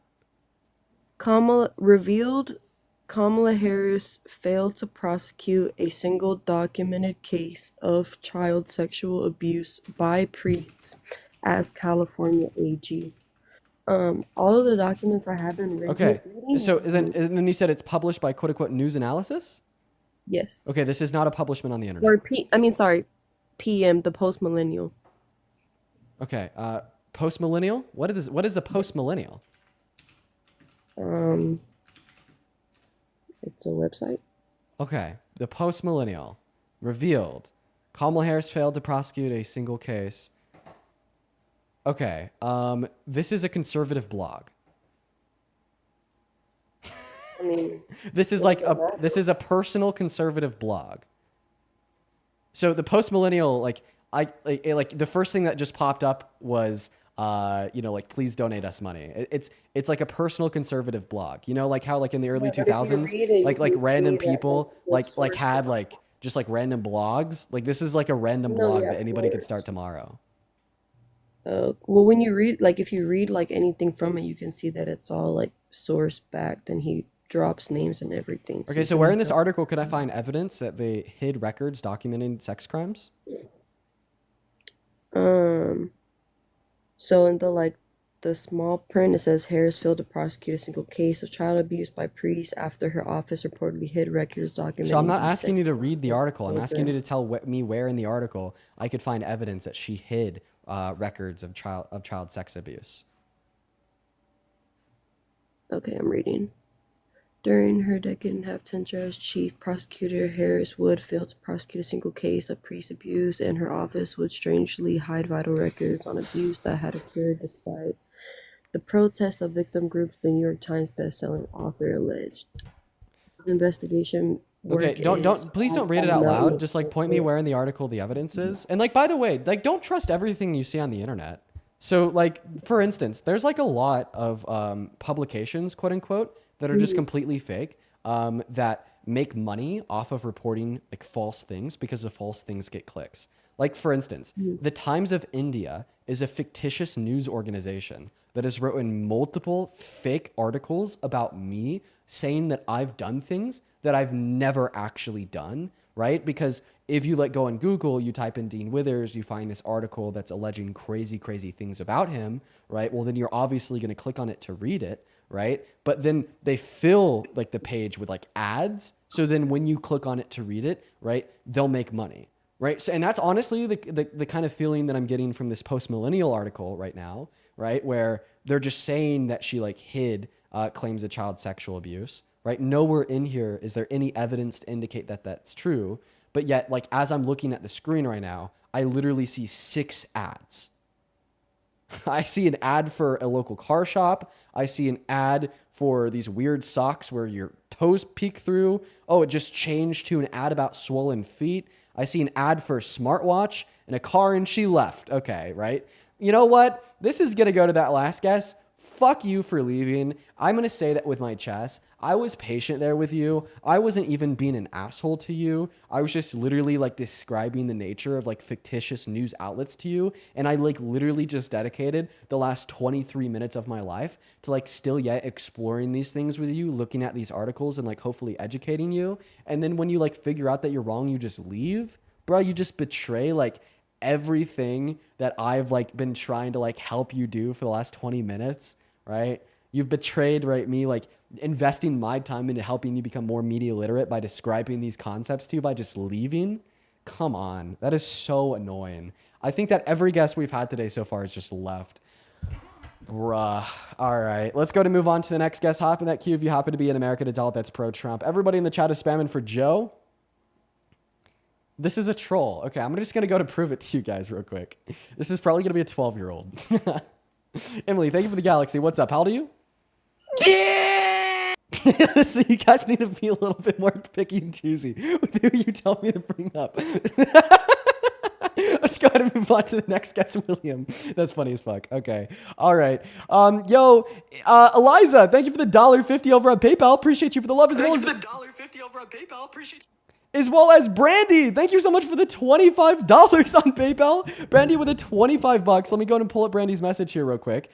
Says, ... I just don't understand how so many people could deny simple facts and believe complex lies. Thank you. You know what, Brandy? That's actually a bar. How can people deny simple facts but believe complex lies? I'm gonna fucking frame that and put it on my wall. Thank you for the $25 in the best quote of all time. As well as Kirsten, thank you for the $25 over on PayPal 15 minutes ago, saying, Dean, I listen every day to your whole streams. I've been a liberal and I've learned so much. Thank you. That's awesome. Thank you so much for your kindness. Thank you for the kind words. I'm happy that you watch the streams and enjoy them. And thank you for the $25 as well, Kirsten. As well as the Little Dog Shop. Thank you for the $30 over on PayPal. The Little Dog Shop didn't attach any message, only the love. Thank you so much. That is incredibly kind of you. As well as Alex, thank you for the $5 on Venmo. Yazabel, thank you for the 10. And Octavia, thank you so much for the $100. Holy fuck.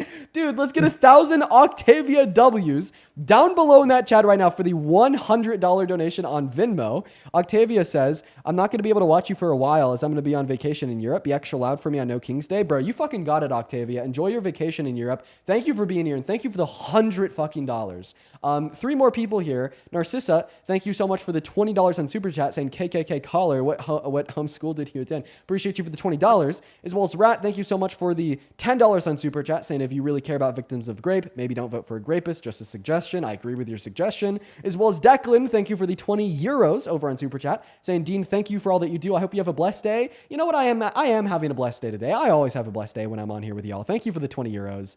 And then Jeremy with the $10 on Super Chat saying, Kamala Harris spoke at numerous rallies about having a childhood friend being abused, and it is largely what inspired her to become an attorney. This girl is full of shit. I definitely do agree. She was absolutely full of shit. I appreciate everyone so much for the love. You guys are awesome.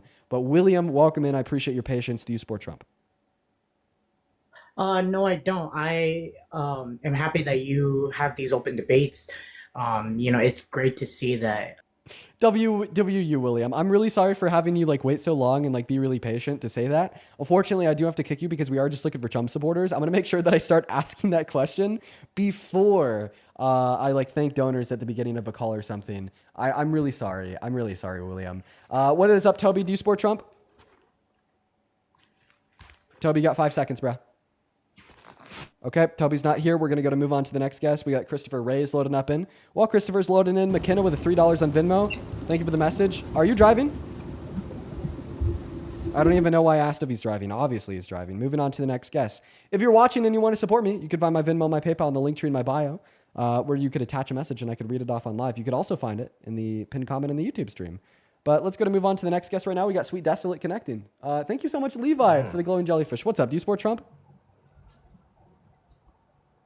You got 5 seconds. Hello? Hey, are you MAGA? I am, yeah. Okay, how old are you? 20. And dear God, why do you support Trump as president? I just believe that he is just an aggressive president, and I don't think we've had one in a while. Yeah, he's pretty aggressive, but he's like aggressively infringing on the Constitution by trying to ban the burning of the American flag, then telling us all he took our free speech away. Right? That's like very like bad aggression. I do wish that he didn't make it seem like that was a bad thing, because, you know, I did hear him say he's taking away freedom of speech today as well. Right. And that's Donald Trump's bad aggression. That's actually a reason why you shouldn't support him. I'm glad that he's so participant in the wars that are going on. That is one main thing I agree. I wish he was doing things differently, of course, but I think him being so aggressive, he may be under control by top leaders, but I think he's saying things and things are rolling. I don't like how he's, again, treating a lot of things, but Could you give me an example of like something Trump has done that makes you support him, just so we're clear on what your argument is? no, because I don't really actually support him for anything. I think he's just an aggressive president. Okay, so there's nothing like specific that you can name that he's done that you like. No, he's a piece of shit. Is there like specific things that you can name that he's done that you don't like? The one you just said, where he took away the right for us to burn the American flag. That's just one thing. So off the recent past. there's specific things that he's done that you can name that you don't like. There's specific thing, and then there's no specific things that he's done that you can name that you do like. This should like obviously mean that you don't support him. Right? That's a common sense. If you can't name anything good, but you can name a bunch of things that are bad, right? You shouldn't support him. No, you're right. Honestly, I am surprised that you got me in here. I was listening to that girl talk to you for the last 20 minutes while I wait to go to work, and it just ruined my whole entire like day. And so I'm just surprised you got me in here. I really don't like Trump, but thanks for having me in here. Yeah, we're gonna move on to the next guest. I guess that was an easy one. Okay, sounds good. Holy fuck, dude. Oh my goodness gracious. Teresa, thank you so much for the $50 donation over on Venmo. Teresa, thank you so much for your kindness. Teresa with a 50 big one says, I'll send another $50 if you could get any caller to justify why it is okay to take away free breakfast / lunch away from children. Yeah, listen, man, I don't think they'll be able to justify that. So it looks like you're going to be keeping your $50 today, but I appreciate you for that $50, dude. Let's get 500 Teresa W's down below in the chat. That is incredibly kind of you. As well as what is up, new guests. Do you support Trump? I do, yeah. How old are you? I'm 19. Okay. Do you think that it's okay to take away free school student lunches from children in pre through K? Wait, whoa. No. K through 12, sorry? No, I do not. Okay, well, Donald Trump took that away from like 3 million students with a big, beautiful bill. Really? Yeah. Into it. Sorry, I'm really nervous. So why do you support him? Nope, I can't leave you when you leave the app. Actually, you just muted yourself. Can't hear you. Oh, when you does mute it yourself. really? Yeah. Do you mind if I look at my notes real quick? Yeah, that's fine. Okay, just I'll be 2 seconds. Yeah, just keep in mind when you're looking at your notes, I won't be able to hear you. While you're, how about I get like somebody else up here that's also MAGA to debate alongside you? Sure. Yeah, awesome. My biggest topic would be abortion. I'm very pro-life. Oh, very pro-life. Are you like pro-life even in like instances of rape? Uh, so I mean, that one's a tough one for me, but honestly, I would say yes, and I do think that there's a double-sided coin. It's not yeah, it's a tough one. It really is. But I don't think it's really that tough at all. It's pretty like clear to me that a victim of rape would have no obligation to forcefully provide their bodily resources to keep the fetus alive.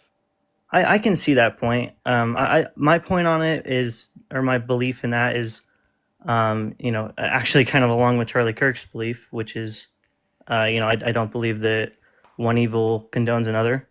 So, Okay. I think that. But see, uh, that's nothing more than like a baseless talking point that pre-assumes that an abortion is evil, right? Like whenever I hear conservatives say that, and like all conservatives ever do, it just doesn't make sense to me because you're like two wrongs don't make a right, right? The first wrong would be the instance of rape, and the second wrong would be the instance of abortion. And you're saying, well, that doesn't make it right to get the abortion, but in that statement, you are pre-assuming that the abortion is wrong. Give an argument for that. Well, I believe in life at conception. So, I think that even though, it's just a clump of cells is what you would call it. But I do believe that there is life in that, and that there is a potential for that to grow into a flourishing human being. Okay. And I do believe that all humans have rights. So.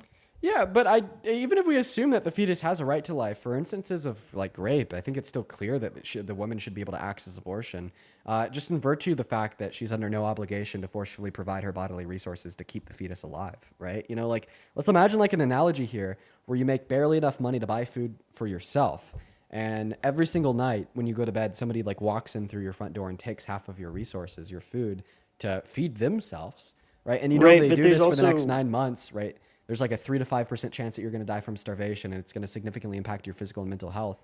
And all that you have to do to prevent this person from taking half of your resources is to lock that front door at night. Do you think that you should be within your legal abilities to do so?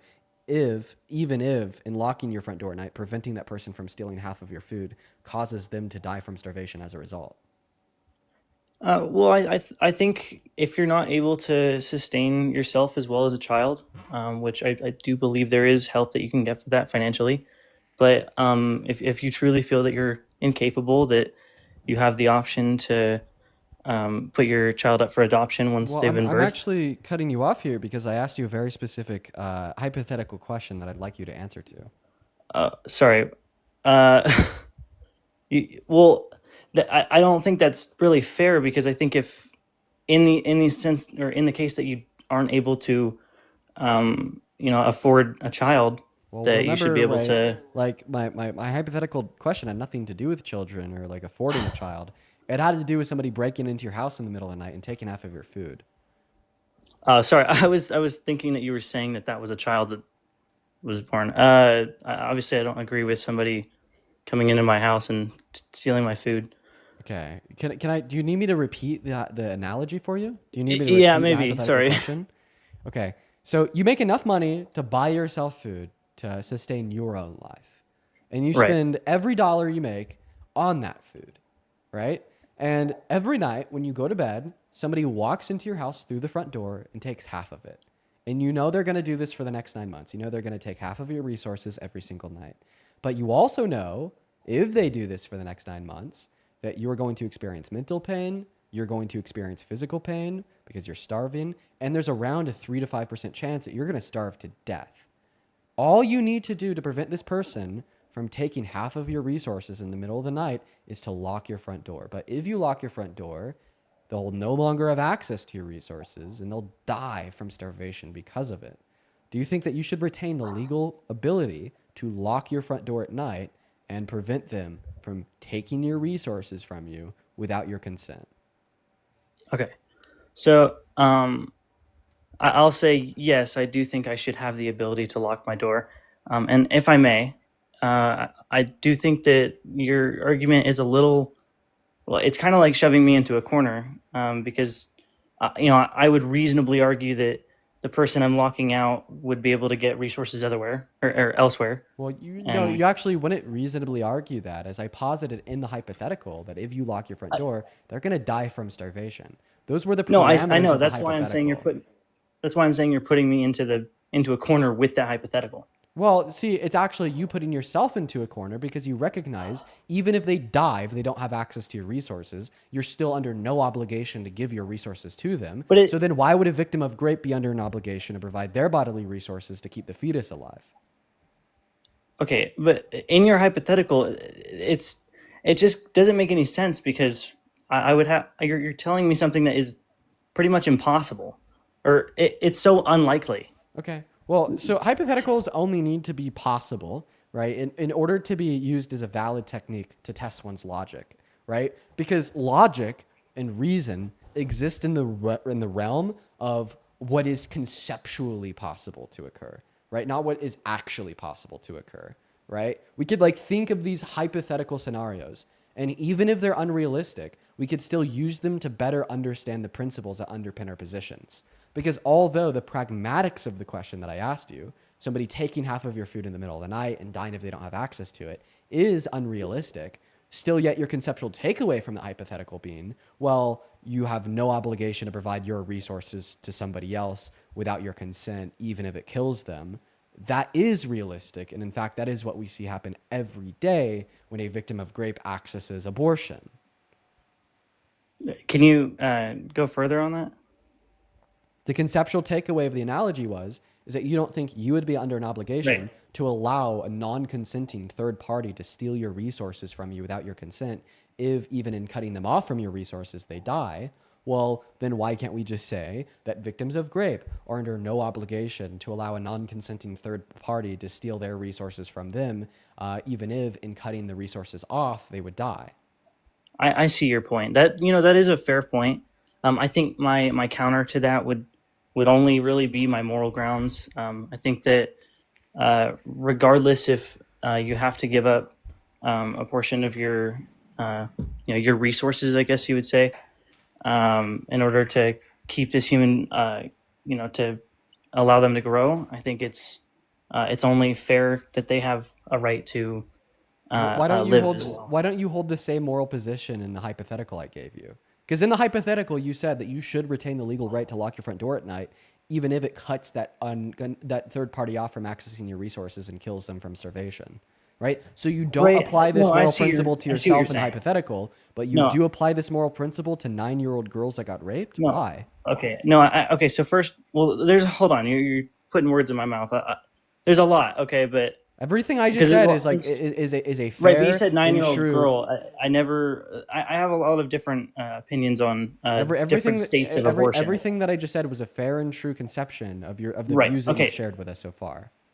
Right. So I would not agree that if a girl at 9 years of age and is unable to healthily grow a child, that I think. So that if it I have should a be crystal fair for ball and them. we know that this 9-year-old girl wouldn't die as a result of the pregnancy, would you say that she should be forced to carry that fetus? If a healthcare professional can say that for a fact, then I do think that it should be gone through Okay, with. so then don't tell me that I'm putting words in your mouth. This is Well, what you actually believe But in. do you see where I'm coming from? Because I think No, I don't see where you're coming from I, at all, quite frankly. In fact, I've already been able to effectively dispute your logic because once again, you told us that if a non-consenting third party is taking your resources away from you without your consent, you should be within your legal right to cut off those resources being supplied to them, even if they die as a result. But then all of a sudden, if a non-consenting third party is taking resources away from a 9-year-old girl without her consent, right, she should be forced to provide them to the fetus, even if it tortures and mutilates her body for 9 months. Right? The same exact logic, right, that underpins that hypothetical scenario that I gave you underpins victims of rape accessing abortion. So just to clear this up, here's the question I'm going to ask you, okay? What is the relevant logical distinction between the analogy that I gave you, where you perfectly agreed with the notion that you should be able to cut off a supply of your resources to a non-consenting third party, even if it kills them, right? And the situation of a rape victim accessing abortion.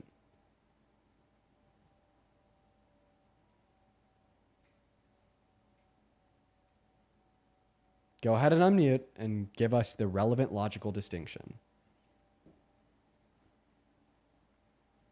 I sent you a request to unmute. It doesn't look like you accepted it. You declined it. I don't know why he declined the request. That's kind of funny though. If you want to unmute yourself, click on your profile picture in the bottom right-hand corner and click the icon of the mic. I was muted. There you go. Sorry. So what is a relevant distinction? Well, I just think that, okay, I think that it's unfair to assume that, because you're giving a hypothetical that doesn't, in my opinion, that doesn't really make a whole lot of sense, considering we live in a civilization where there are options. There are always going to be different households you can go to, different, people dumpster dive, so I just think it's unfair. But a question I have guess what, is, buddy? hold on. Guess what? Facts don't. Let No, you and talk. I'm cutting Let you you off. talk. And I'm cutting you off. Facts don't care about your feelings, bud. If you I think that it's understand. unfair that I was able to successfully demonstrate why your logic is bad, that's a you No, problem, I- not a me problem. Not to mention that we could conceivably put the analogy that I gave you into multiple real life circumstances, such as living in the middle of the woods alone. Okay, somebody Right. comes across your house in the middle of the woods, right, and they have to steal food As- from your house in the middle of the night for the next 9 months I'm gonna before a cut you off. helicopter As comes for and the takes them out. abortionist- And if you lock your Right. door in the middle of the The- night, the you're gonna 9-year-old have nowhere girl else to that get you- any food from, right? There is a realistic conception of the hypothetical that I gave you in the real world, but once again, right, when you just call this analogy unfair, right, that is just reality hurting your feelings, sucks to suck. Go ahead and give me the logical symmetry breaker between the analogy that I gave you and the scenario of a victim of rape accessing abortion. So is the girl accessing abortion, is she going to die as a result of, because in the hypothetical with me and locking the door, you said that I have a 3% chance of starving. Does the same apply for the girl? That's where I get that number from. That's the average mortality rate for abortions by rape victims. Right. I think. Oh, sorry, not for You know- abortions, for pregnancy. You've given me time to think. I think that it's fair to give an abortion if, again, it puts the person in jeopardy of, if they're unable to support or if they're unable to, continue to live. I think that everybody deserves life, and it's unfair if you are putting yourself in a position or been put in a position based on rape that allows you to or removes your ability to survive, if that makes sense. No, none of that made sense. Can you repeat it in a way that does? Sorry, I'm really nervous. Well, I think so. So the girl in this instance, she should have the right if in the event that it is, making it difficult for her to, making it very difficult for her to live, in the sense that she is worrying about her survival. I think survival matters above all else. And if the fact that she was raped and that she has to give those resources away, and that gives her the 3% chance of starving, that's unfair to her in the sense that she's now at a risk of dying because of it. And I think that's where my line would be. Okay, well, I think, guess what? That line applies to every pregnant rape victim ever. So you just said that abortion is absolutely justified in circumstances of rape. Thank you. No. Oh, no? Okay, Because, fuck you. I because take my okay, thank you but back. hold on. But all right. Well, I'm thinking, a 24-year-old that has a job, that is self-sustaining, able to live a normal life, as a lot of people are in America. Obviously not. I wouldn't say Wait. majority. You think that living 9 months, being pregnant, onset by being raped is normal? No, I don't think that Okay, being so then we raped can is agree that they're not living a normal life. No, normal life as in they have the money to sustain themselves and survive. Okay, well, guess what? That pregnancy on its own induces the mental and physical stressors, pain and trauma, as well as the pregnancy on its own is what would introduce that 3 to 5% chance of mortality related to the pregnancy, like per medical You're saying studies. pain and trauma is a 3% chance? No, those two things are separate. So the pregnancy would introduce mental and physical pain and trauma, as well as it would introduce Right. around a 3 to 5% chance of them dying as a result of the pregnancy due to complications with the pregnancy. Right? Right. And this is going to be analogous, right, to like in the hypothetical, the No, that's a 3% fair. chance That's of a you fair point. starving from death at the end of the 9 months, and like the mental and physical toll that having half of your like food taken away from you would have on you, right? Like it's analogous to any and all women or girls that got raped and then got pregnant, and in the sense that they're taking away mental and physical trauma and pain related to the rape and related to the pregnancy, as well as they now have a 3% to 5% chance of dying due to complications related to the pregnancy. So there's So actually like no logical symmetry breaker here between the hypothetical, right, and a woman or girl accessing abortion because they got raped and they got pregnant. In fact, the only difference, right, between the analogy that I gave you and the instance of a woman or girl accessing abortion after getting raped would be the fact that in the analogy it was you, right?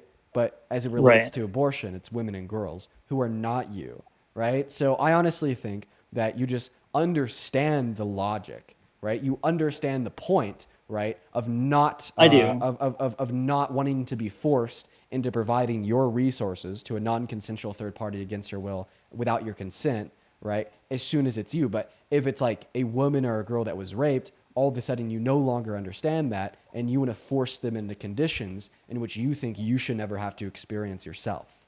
I understand. And I think, in the scenario or the hypothetical that I was saving myself, you said that I had only the money to sustain myself. 50% of that was being stolen. And, that gave me a high chance of death. Or a higher Just chance gave of you death. like a 3% 3%. chance of dying because somebody was 3%, stealing your right. resources. I was introduced by the person stealing your resources, very similar to the 3% chance of dying due to the pregnancy introduced, see. by the I fetus see. living in a woman or girl's uterus and taking their bodily resources to stay Now, alive. I think it really depends on, again, I want to bring like a healthcare professional as a sense. Like, I think that it should be up, The moment doctor. the moment you start mentioning healthcare professionals is the moment that you're no longer pro-life, because pro-life policy necessarily takes that decision out of the hands of the medical health care professional and puts it into the legislators on the state or federal level. Okay. Well, I am pro-life because I believe that everybody deserves a life, and aborting a child is removing a life, regardless of how Just much just time they like have. locking your front door at night in the hypothetical is causing that person to starve to death, yet you still think you should retain the legal right to lock your front door in that hypothetical. Stop virtue signaling, bruh. You are completely fine with cutting people off of your resources, even if they die as a result. But then when it's about a 9-year-old girl that was raped, all of a sudden you want to put that shield up and claim that you're pro-life. Well, I guess originally I was under the impression that maybe I would certainly die if this continued to happen. Okay, so then just But- say that you weren't listening to me at all, because this whole time I've had Okay. a very consistently clear analogy that I've been using to effectively refute your view here of somebody walking into your house in the middle of the night, taking half of your food for the next 9 months, and the idea that this will introduce around a 3% chance of you starving to death as a result, plus the mental and physical trauma to do with the fact that they're taking half of your resources away from you to begin with, should you retain, and of course he left. They can't debate me today, guys. So far, we are 2 hours into the stream. We have not had one guest be able to stay up here without rage quitting when I'm mid-sentence. Holy cow. The Trump supporters are getting pushed today. They are getting pushed today. Honestly, I think I'm going to kind of keep the foot on the gas for the rest of the stream. Usually I'm a little bit kinder. Today I'm not feeling as kind. Just maybe I'm a little bit tired. Didn't eat enough before I went live. But I think I'm gonna keep cooking. I'm gonna keep the foot on the gas, because I want to see if we could go through a full 4-hour live stream with having every single Trump supporter that we're talking to inevitably rage quit because they can't handle the facts. But let's go to move on to that next guest. Hop in that queue if you happen to be an American adult that is pro-Trump.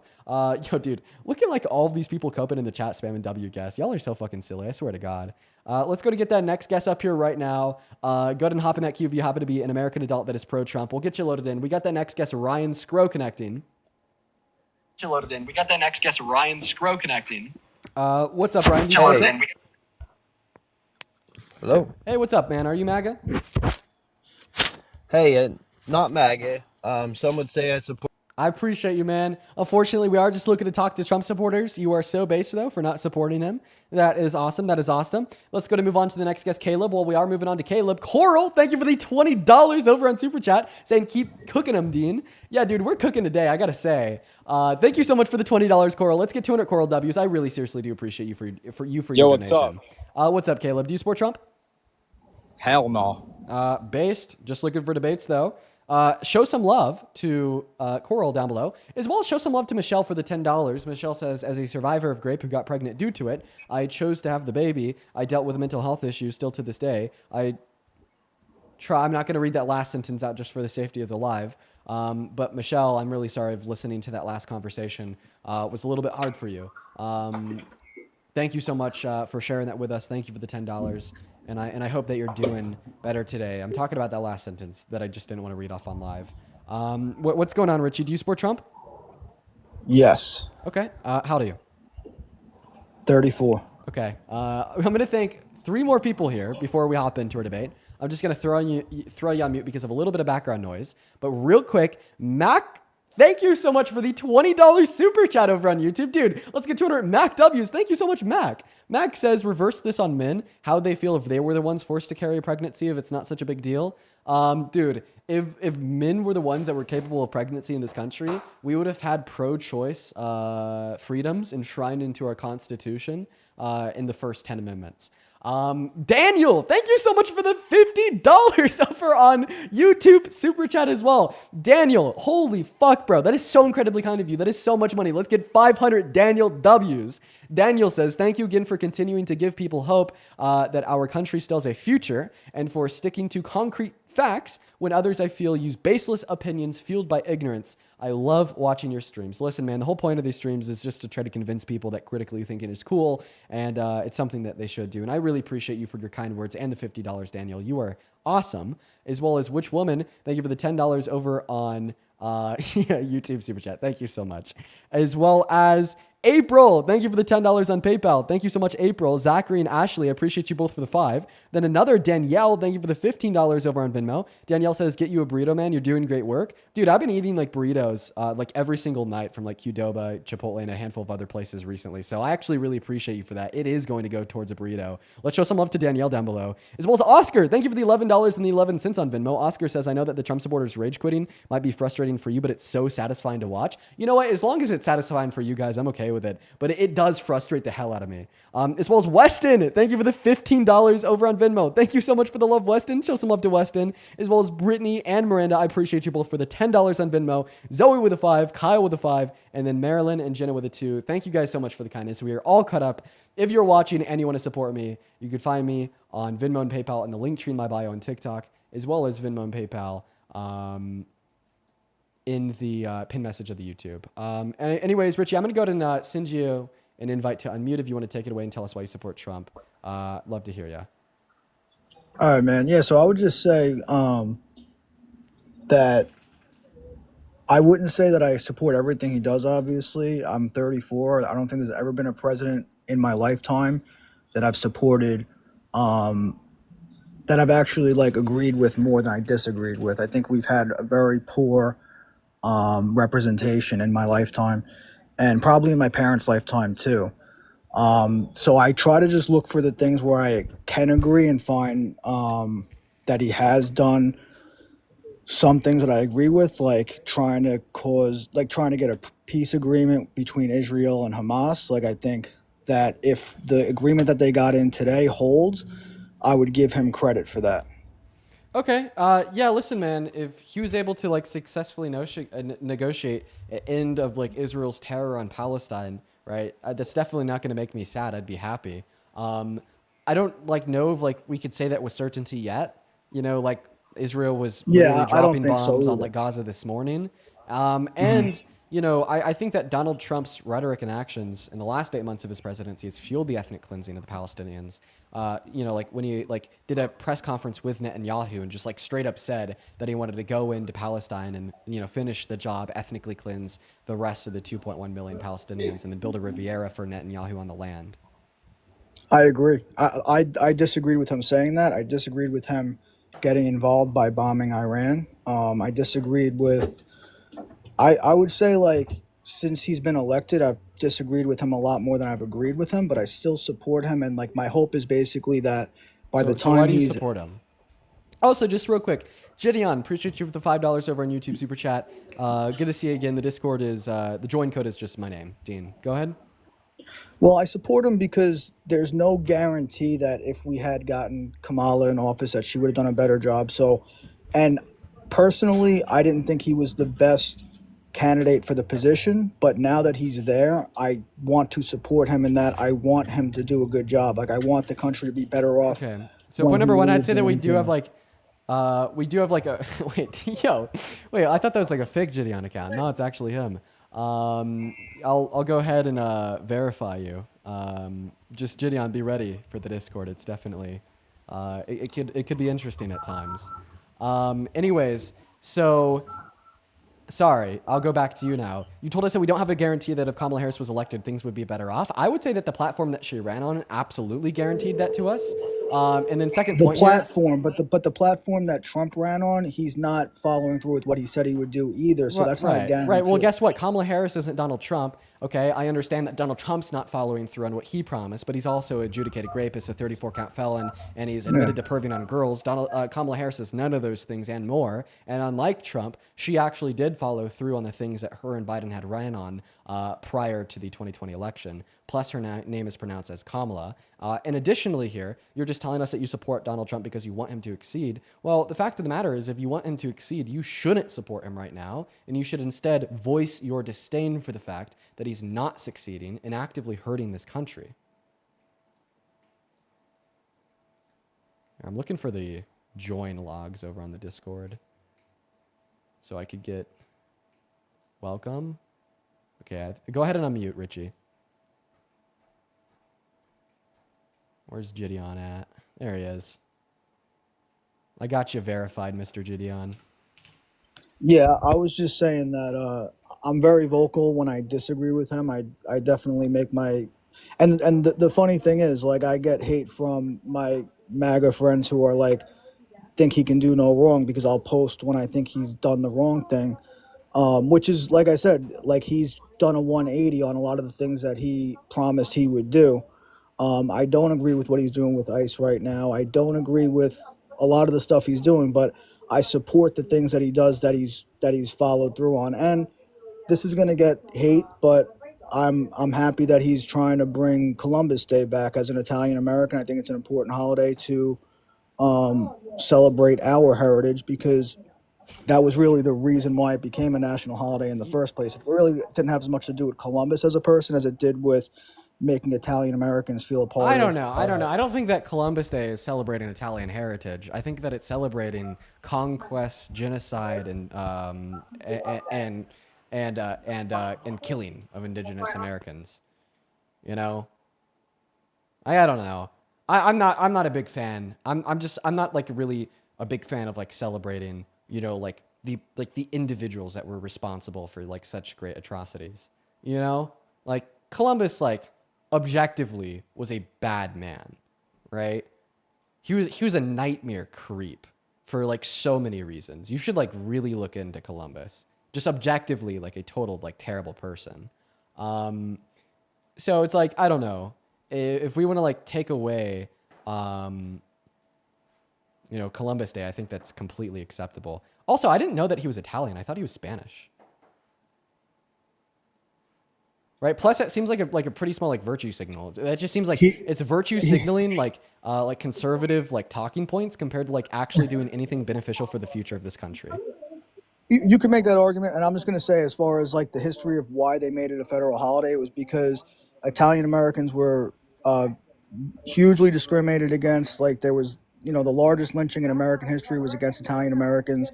They made that holiday to try to help Italian Americans feel a part of the United States culture.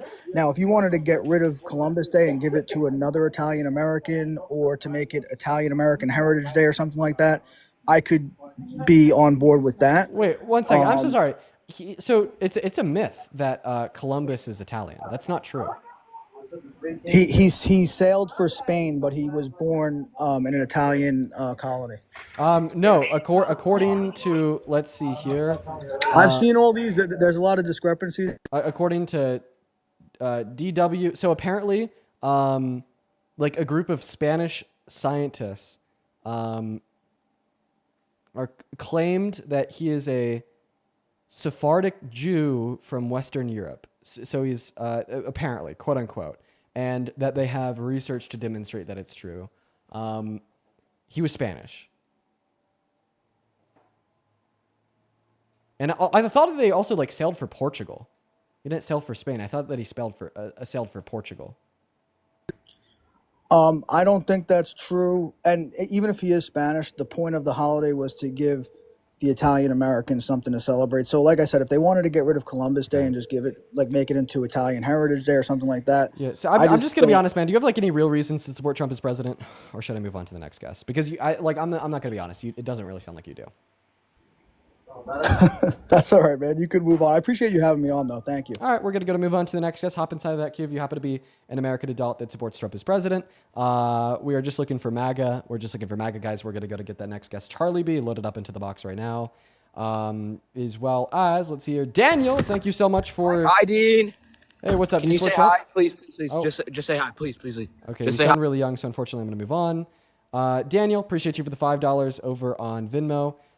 As well as William, thank you for the $25 over on Venmo as well. Let's get 250 William W's down below in that chat. William with the $25 says absolutely inspirational. You were thoughtful, informed, relentless.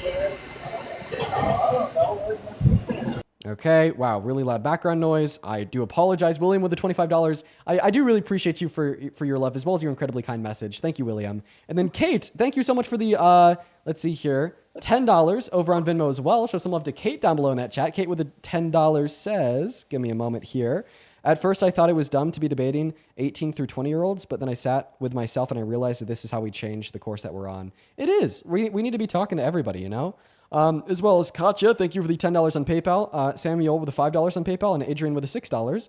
And then Daniel with the $5 says, I love you, but Columbus Day and St. Patty's have always been essentially just celebrations of Italians and Irish in America. I'm not like familiar with the background of it whatsoever. I just know that I'm not like a big fan of the man of Columbus. So if like there's background to the connotation of the celebration of like Columbus Day, for instance, I don't know it, and I'll admit that. But we're going to move on to the next guest, guys. Hop in that queue if you're an American adult that supports Trump as president. We'll get you loaded up in here. We're just looking for that next guest right now. And then also, Jacob, thank you so much for the 20 Australian dollars on Super Chat. Jacob says, hey, as an Australian, I'm sad since World War I. Australia and the U.S. have stood mostly together in science, battle, and politics. The U.S. has drifted from the ideals of democracy and is advocating for all its people. Keep up the good fight. Yeah, man. Australia has been making some great strides recently, especially in recognizing Palestinian statehood. I think that's great. I really wish that the U.S. would follow. What's up? Do you support Trump? Hey, what's going on? Not too much, man. Are you MAGA? I did vote for him. Do you still support him today? It's 50-50. 50-50. So knowing everything that you do today, if you were teleported back in time to November, who'd you vote for? I think I would have been neutral on that side. I think when I saw a lot of the, Kamala's debates and everything she was going with, Wait, can I just have an answer to the question? Who'd you vote for? I would have been neutral. I don't think I would have voted. All right. Unfortunately, we are just looking for people that like affirm that they would have voted for Trump. We're going to move on to the next guest right now, guys. Go to put a me with your age down below in that comment section if you are MAGA and you do want to come up here and debate. As well as R. Thank you so much for the $20 donation on PayPal. R says, instead of an anxiety pin, get yourself a devil's lettuce pin. You're going insane, but you're doing great work. Thank you, R. I will say, I actually don't like the devil's lettuce too much. It just has bad effects on me, but thank you for the $20, R. As well as Don, thank you for the $10 on Venmo. Don says, I think you are brilliant. Don't stop doing what you do. You cook so hard on your abortion debate. Thank you so much, Don.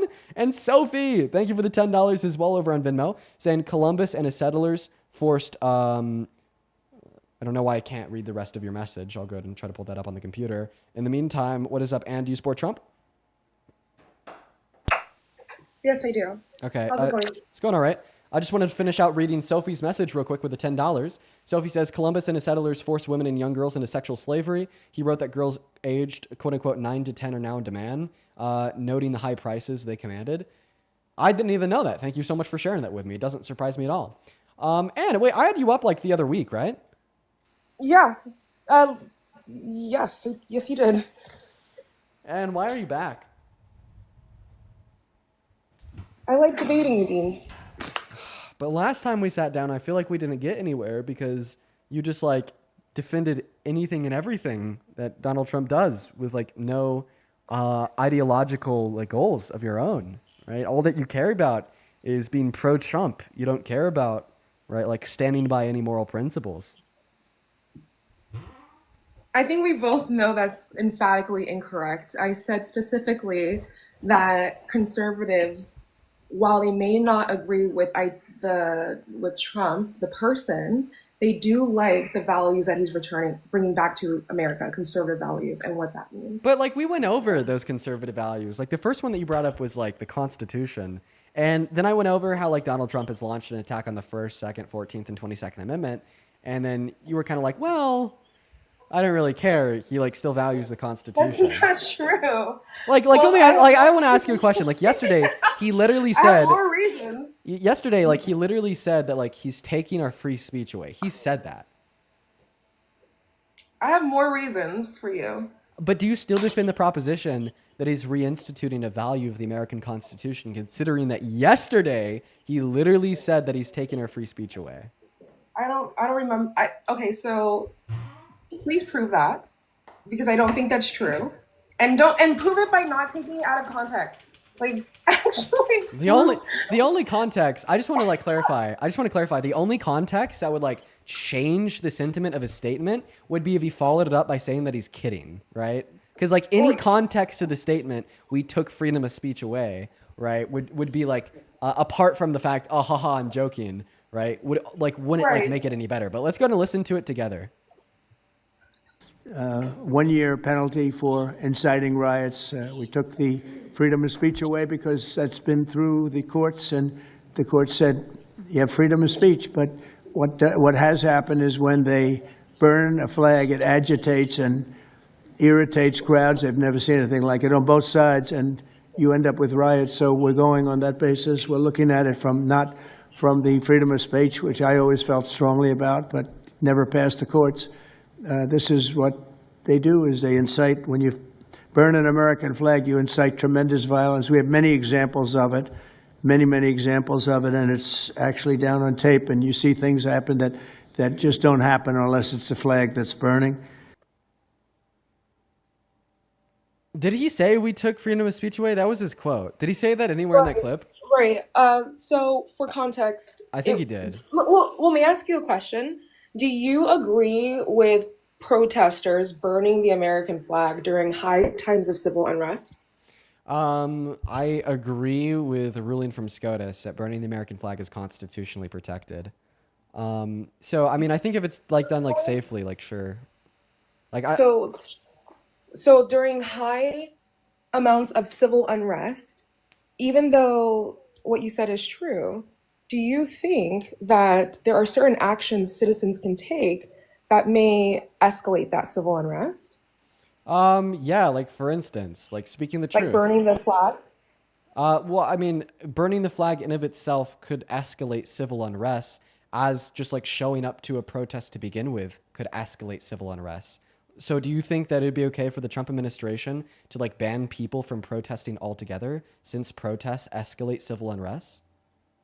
No. Oh, okay. So you actually don't think it's okay for Donald Trump to infringe on the Constitution in an attempt to ban things that we have a constitutional right to engage in, even if those things can aid and abet in the escalation of civil unrest, which would include protesting to begin with, and in some circumstances, I'm sure, burning the flag.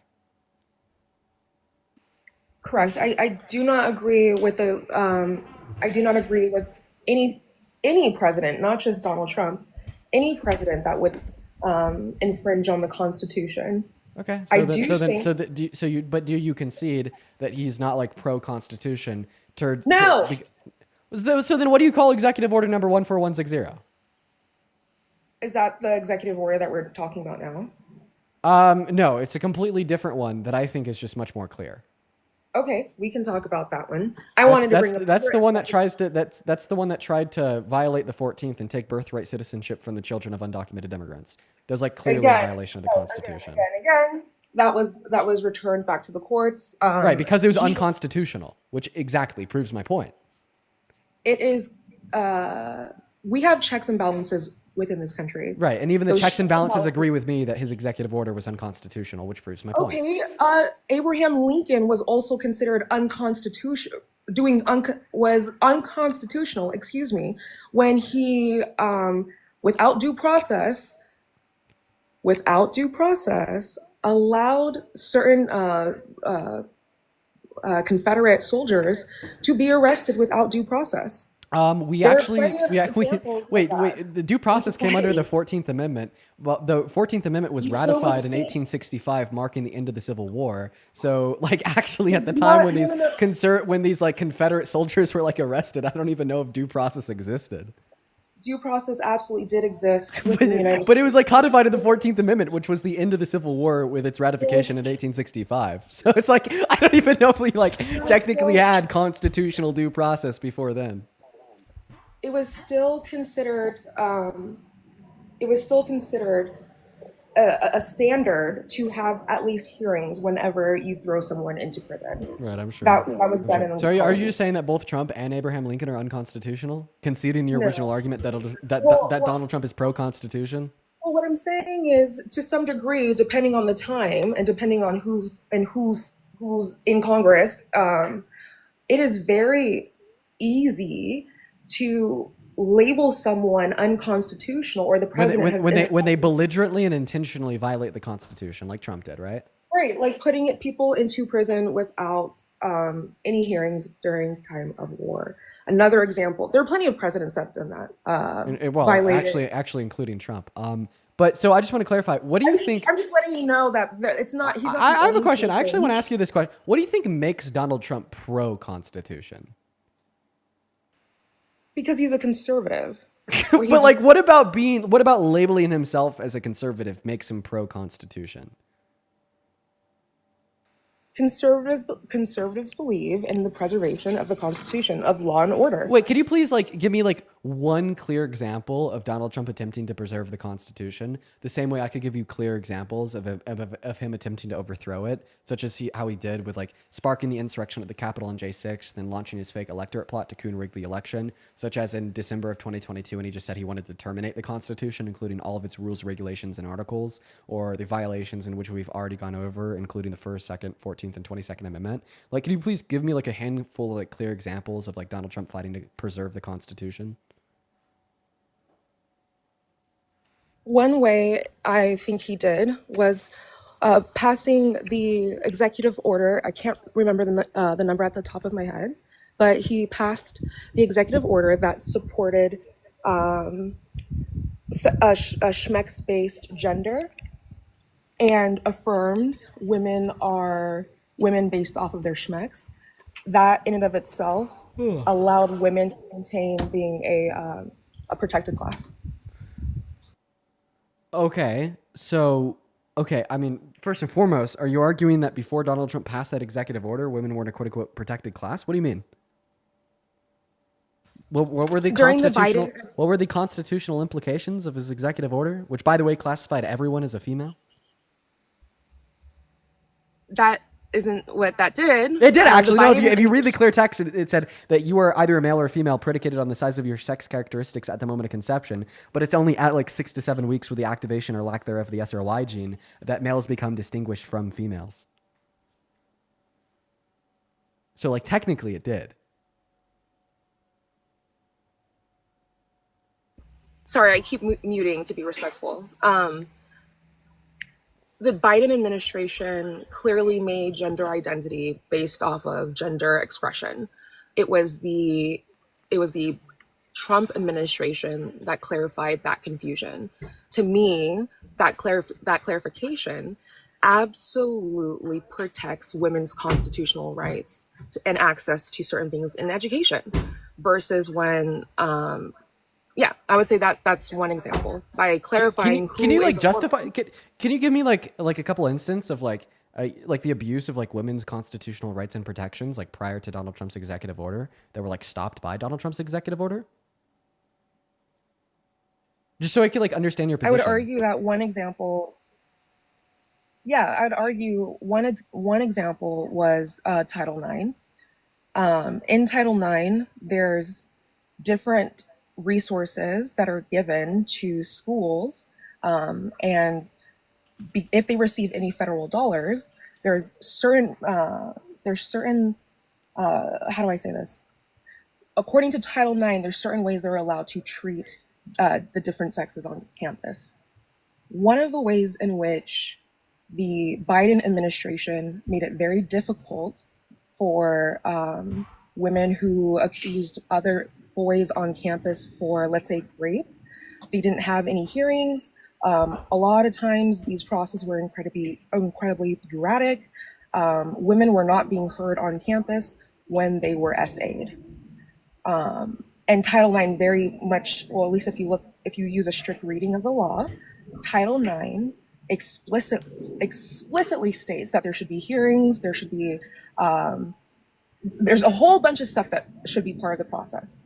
The Biden administration also.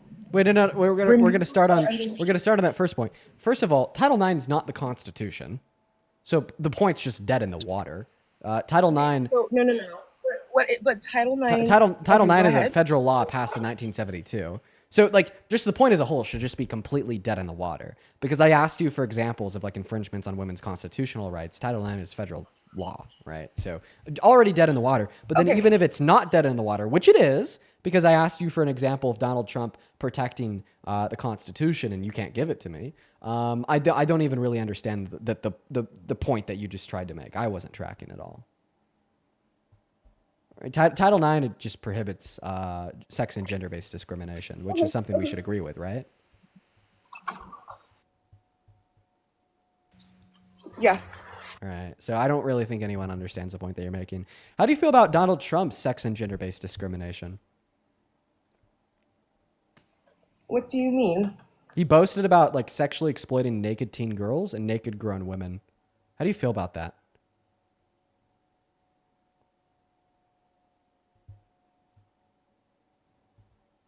Nothing? Okay, hi, sorry. How do you feel about that? Like when he went on Howard Stern's radio show and like openly boasted about sexually exploiting like naked teen girls, naked women. Again. I Like think if you care about like women's rights here and you want to like, keep like men quote unquote out of women's spaces. How do you feel about the man that you support as president boasting about sexually exploiting naked girls and naked women in their private spaces? I think when you're talking to Howard Stern, you go onto Howard Stern intentionally to say provocative things. Okay, so he went on there to intentionally like share facts about the things that he's done that might be provocative? No. What I'm saying is what he said was distasteful, sure. But I would argue that that was an environment that was intentionally made for that type of lewd talk. Just like in this conversation, you and I are having a political conversation. Whoa! I'm gonna interject here. Okay, even if that's right, even if like the Howard Stern radio show is just an environment. Again, it doesn't change. No. Listen to what I have to say. Even if you're right, and even if like the Howard Stern radio show isn't an environment created for like predators to talk about how they're predators, I don't think that this makes predators talking about how they're predators like any like less wrong. Like for instance, like like on the dark web, I'm sure that there's about a billion like online web forums where like predators will get together and like talk to one another. Now, if like the FBI were to conduct like an investigation into these dark web forums and like identify like the different predators like exchanging like private information detailing like their guilt for engaging like sexual related crimes, like I hope that your gut reaction wouldn't be, well, we actually shouldn't charge any of these people with their sexual related crimes because they were sharing that information in a space that they felt comfortable to share it in. Like that kind of just makes no goddamn sense and makes you sound like really sympathetic to like child exploitation. Right. And to be clear, no, I wouldn't agree with that. Right. That is something that is a clear lapse in moral character. I'm not, and I was trying to say, I am not condoning that type of lewd talk. Well, it's I not just am lewd saying, talk, it's an admittance of sexual exploitation of children. Why are you like trying to use like sanitized like no, no, phrase no, and no, no, I'm words to like talking about, trivialize like these actions? It's not just lewd talk, it's an admittance of child sex exploitation. have you, are we talking about this imaginary scenario, or are we talking about Donald Trump on Howard Stern? We're talking about Donald Trump and Howard Stern. Right. So if you want to play I can play the clip actually. How If about it's how worth, about I just play it for you? or you can do that too. We can do it together. Dude, where's But I do Gideon? I wonder if Gideon is still in here. I wish that maybe Gideon could join up and flame you as well. Let's he's go and not, type it. that's a bit racist, don't you think? A white tea man saying he wants to flame a black woman. You see how identity politics? You see what that does? Well, I mean, I actually said I wish that like Gideon could be in here to like flame you too. But no, I don't think that there's anything racist about what I said. But no, it is, right? You see, exactly. Just like how you just said that comment, and someone could take that out of context and say, wow, look at this white tea man with all the racism in the United States telling a black woman he wants to flame her. Couldn't you also see that someone could take what you just said and use it as an opportunity to, as evidence of your racism? Do you notice that in like a crowd of do you notice in a crowd of like over 20,000 people, the only person that attempted to do that was you? I'm sorry. I don't think I speak for Anne Shirley, not for the 25. Well, I'm just like saying, like you're trying to say, oh, Dean, the left is so crazy. They're going to take your words out of context and try to paint you to be racist. The only person that tried to do that was you. And what I'm saying is there are people who can take what you said and misinterpret what you said and use that as evidence of racism and take it out of context. Just like how I just did. I intentionally did that to present an example of how people use Donald Trump's speech. Okay, I'm going to go and play Donald Trump speaking. Give us the correct, adequate interpretation of what he says. I want to hurt their feelings. Right. No, but I mean, you see a beautiful woman, you want to have that. You're a guy who likes to have everything, right? Well, couldn't that be construed, however, as conflict? Yes. I don't see it as a conflict. It could be a conflict of interest, but it's the kind of thing you worry about later. Oh, I see. You tend to think about the conflict a little bit later on. The question is, how can it not be construed? No, I mean, some of these foreign girls, Mr. Trump, in my country, we say hello with vagina. And well, you could also say, as the owner of the pageant, it's your obligation to do that. So you have done that. Now, I'll tell you the funniest is that I'll go backstage before a show. Yes. And everyone's getting dressed and ready and everything else, and no men are anywhere. And I'm allowed to go in because I'm the owner of the pageant, and therefore I'm inspecting it. I'm inspecting. I want to make sure that you're like everything is doctor. good. You're there. Yeah, the dress. Is everyone okay? They're standing there with no clothes. Is everybody okay? And you see these incredible-looking women, and so I sort of get away with things like that. Yeah, you're at a fork in the road. I'm going to go and tell you what that fork is. That fork symbolizes if you are like human or like anti-human, pro-humanity or anti-humanity. That's the way I like to think about this. Because on one hand, you could side with humanity. You could recognize that in that clip, Donald Trump admitted to the sexual exploitation of women and girls. You can condemn that action and recognize him for the predator he told you he was and is today. Or you could attempt to engage in some type of like low-level sophistry, be sympathetic to the sexual exploitation of women and girls, use, like sanitized words to refer to this as quote-unquote lewd, and kind of ignore, right, 90% of the words that he said there. So in all curiosity, Annie, my question is, well, what is your response to that clip? My response is there's a third option.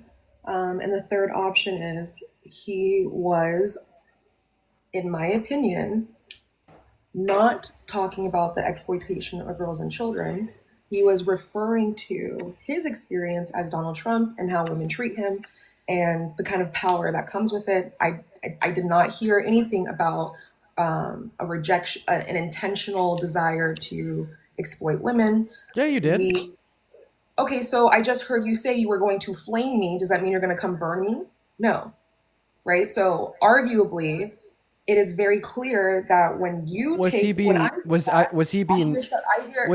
metaphorical? May I finish my sentence? No, sorry. Was he being metaphorical when he said that he would walk backstage into a woman's only space where there were no men around and there'd be like naked teens and women in that space with no clothes There on. aren't naked teenagers there.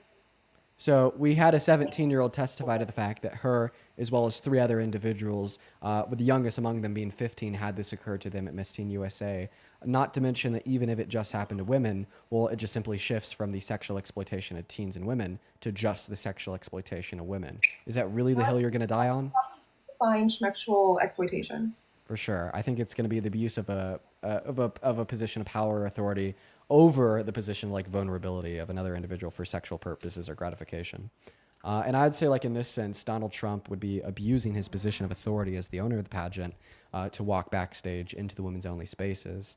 And then in turn to abuse the vulnerability of the women and girls in that space that were naked because it was a changing room by looking at them while they had no clothes on. Anyway, like I said initially, his personality and who he is as a person, as a character, as a civilian, I do not care about. Okay, so do you now agree that he sexually exploited at least women? I am not here to say that. Okay. I told I'm sorry. you. If you're not here to like come to terms with the hard truths, then leave. Okay, really? Yeah, Okay. I mean, if you're not going to debate me, if you're just going to like play this game where you want to stay like in your fucking safe zone of like not coming to terms with the truth and being a spineless coward and run away from it when it's presented to you with all the evidence and information you need to know that it's true, and like you just literally say, I'm not here to say that, right? I'm not here to debate that. Hit the road. You didn't have to call me spineless to make your point. More name calling is unnecessary. It's true. I'm sorry. It's true.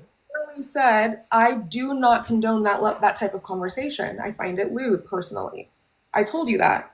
To go back and forth and try to insinuate anything more than that does not actually get to the real policy stuff that I think this conversation is. Listen, it is rude, right, to call somebody a spineless coward, but it doesn't mean that it's not true. It is true. No. It can be true or not true based off of your subjective perspective, but it's name calling. You don't know me or what I've done, and I actually think it takes a lot of courage to come up here to talk. I wish that you hold the same attitude towards the sexual exploitation of children.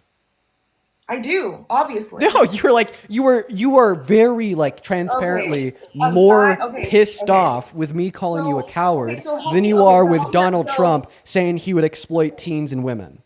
That's not what he said. Explain that one to me. Explain that one to me. So he admitted to walking backstage. He admitted to going into the women's only space where there's no men around. And then he admitted doing this under the guise of an inspection. And then he admitted looking at them when they had no clothes on and how great they looked. And then he admitted that he got away with this. And obviously that means that he knows that it's wrong, right? Explain to me how that is not sexual exploitation, assuming whatever definition of sexual exploitation that you want, given that you can define it for us. Okay, so I don't condone that. That wasn't an answer to my question. I don't condone that was not your explanation insofar as how what I described Donald Trump did and how what Donald Trump described Donald Trump did is not sexual exploitation.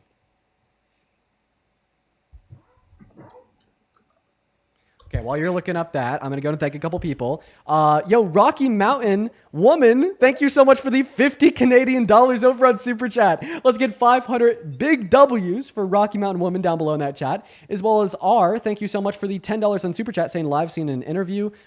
Stephen Miller said Trump had the plenary authority regarding his plan to deploy the National Guard troops. What are your thoughts on this? I think he slipped the fuck up and he had an earpiece in and somebody told him to shut the hell up because then he started acting like he was glitching out. Fuck Stephen Miller. He's a goddamn fascist. I hate that guy so much.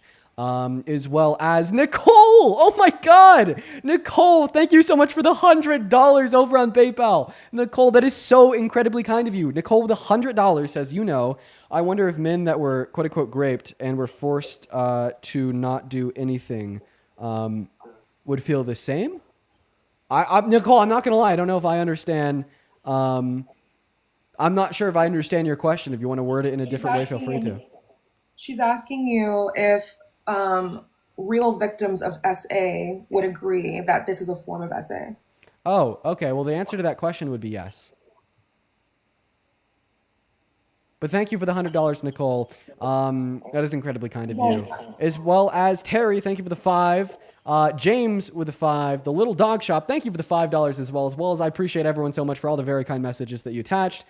Tamara, thank you for the $5 on Venmo. Tamara says, Dean, do you ever get tired of cooking? Right now I'm a little bit tired of it, man. You know, like I'm tired of this same sick conversation about like this specific clip. You know what I mean? It irks me to my soul hearing like terrible people defend the sexual exploitation of women and girls. It is like one of the things that makes me the most upset, and one of the topics that comes up on this live stream that makes like a moral distinction like so incredibly like clear between like me and whoever I'm debating.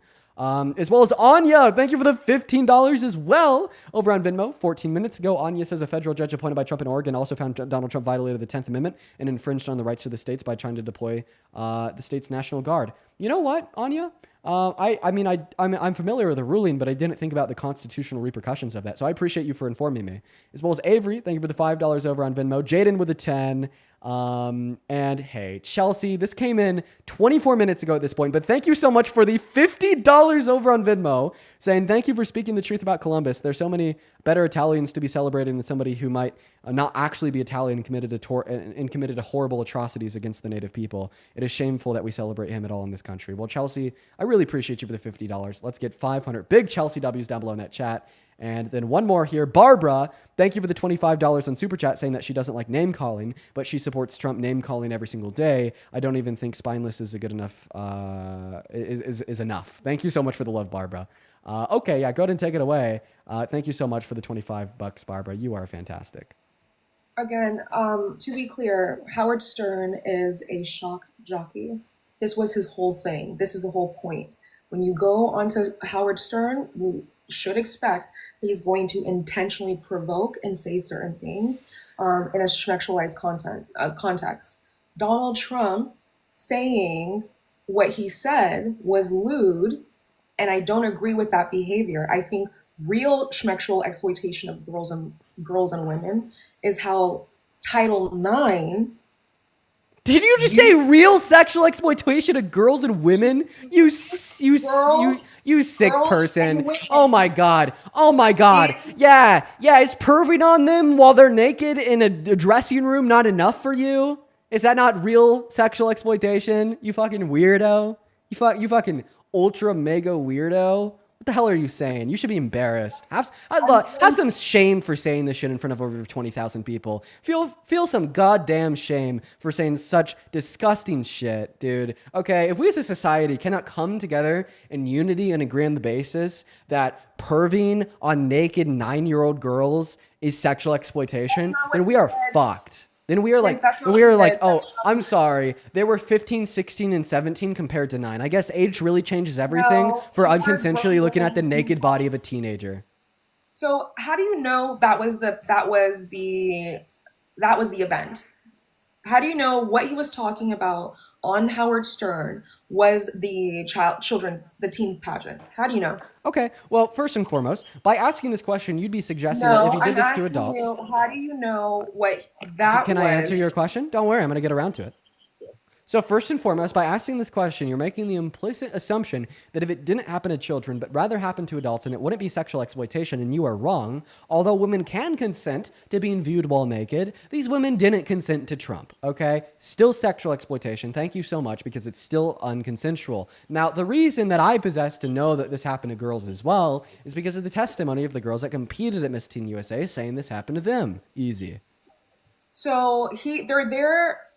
They're at a beauty pageant that is absolutely hyper fixated on their physical appearance, and also they have consented to be looked at, objectified. Literally, they're competing against one another on the basis of their sex-based attractiveness. That is why they are there. They have consented to compete against other women based off of their physical attractiveness, and he is the owner of said pageant. Arguably, they are aware of the fact that there will be people literally judging them schmexually. Like, that's the point. I don't know. They're aware of the fact that they're going to have people judging them based upon their physical appearance. On stage, you fucking silly They're, goose, what I'm not in saying their is, dressing rooms. Like, holy fuck. No, like, let me give you an as analogy. the No, 1 second. owner, Let me give you an analogy to the stupid shit you're saying. Oh, so when I worked at Wendy's when I was 16, right, I was consenting to serving chicken nuggets, burgers, and fries to customers. I was consenting to having people walk up to me at the counter so I could take their order, put it into the machine, and take their money. Therefore, if while I was on shift, I went to take a piss in the bathroom and some customer came up to me, looked at my penis, and then asked me for a Big Mac, that would have been just fine. Do you see how insane you sound? no, you sound insane. Not only is that a major conflation, that's kind of weird that It's not a conflation at all. You are the one that is saying that, well, because they consented to being judged based upon their physical appearance on stage during the beauty pageant event, that therefore prior to the beauty pageant event, off space, specifically in a woman's only space where they were getting ready for the beauty pageant event, it was okay for Donald Trump to go back there, perv on them unconsensually when they were naked, including kids, you sick freak. First of all, please stop insulting me. Second of all, First of all, no. Okay. Sorry, but Okay, whine, well, cry, I don't okay, know. Cope. Okay, that's fine. Okay, but I want to be very clear. I am not saying the behavior of being creepy towards girls is okay. What I'm saying is they signed up for a beauty pageant where they're going to be sexually objectified. Where and they're compete going to be against- with And clothes. he's Okay, hold with on, hold clothes on, on. hold They're on, gonna be hold on. they're gonna be judged with clothes on, right? Are they consenting to being judged with clothes on or with clothes off? And as the owner of the pageant, Answer my he has question. Did they every consent to right- be judged based upon their physical look with clothes on or with clothes off? Which one? I don't know. Come on, are you seriously that dumb? You don't know if there like is, there- like teens and women at beauty consented to being pageants are sexually consented to being objectified. judged with clothes on or clothes off? There are. Also, there are you definitely- suggesting that teens can even consent to being sexually objectified? Are you trying to have a conversation, or do you just want to project your anger? No, answer that question. Are you implying here, are you arguing that literal teenagers can consent to being sexually objectified while naked? No, that's very disingenuous. Okay, I am is that saying not what you've that- been arguing this whole Well, time? no. What I'm saying is, if I walk into your house, actually, yeah, let's say I own your house and you're inside my house as a renter. I have every right to walk onto my property and examine the property. It's my house. I have the right to do that. In a similar sense, You're actually wrong. Donald Trump owns the pageant. He was the only reason why he was allowed back there is because he's the owner of the pageant. That's it. It's not considered creepy, lewd behavior or child exploitation when you're literally walking around and, like he said, inspecting. Okay. So your first point, saying that if you owned a property and you rented it out, you would have any and all rights to like go into that property whenever you want to examine it. No, you actually don't. Like renters have rights in America. Your landlord isn't allowed to walk into your property unannounced. I think in most states they have to give you like a couple hours heads up. So you were wrong. But second point, you made the statement that because Donald Trump actually owned the building, that therefore he had the right to go wherever he wanted in that building to inspect, including the women's dressing rooms, right? Not necessarily. What I'm saying is, as the owner, he was allowed back there, and it wasn't considered Because he like being- owned the building? No, because of the pageant. He owns the pageant. Okay, that they're so in. he owns the pageant, he owns the building, therefore he could like go wherever he wants in the pageant in the building, right? No. What I'm Okay, saying well, what are you is, saying? you're insinuating that he is a creepy child. No. I'm not asking what I'm insinuating. I'm asking you what you just saying said. that. I'm saying- Are you saying that because he owned the pageant, he owned the building, that therefore he could go wherever he wanted in the pageant?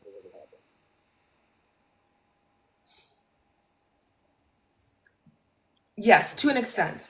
Okay, what's that extent? There could be, if I was in the bathroom, he wouldn't have a right to just walk into the bathroom while I'm using it. Okay, so it's not okay for him to look at you while you're naked if you're actively pissing, but if it's okay for him to look at you while you're naked when you're not actively pissing? Explain that.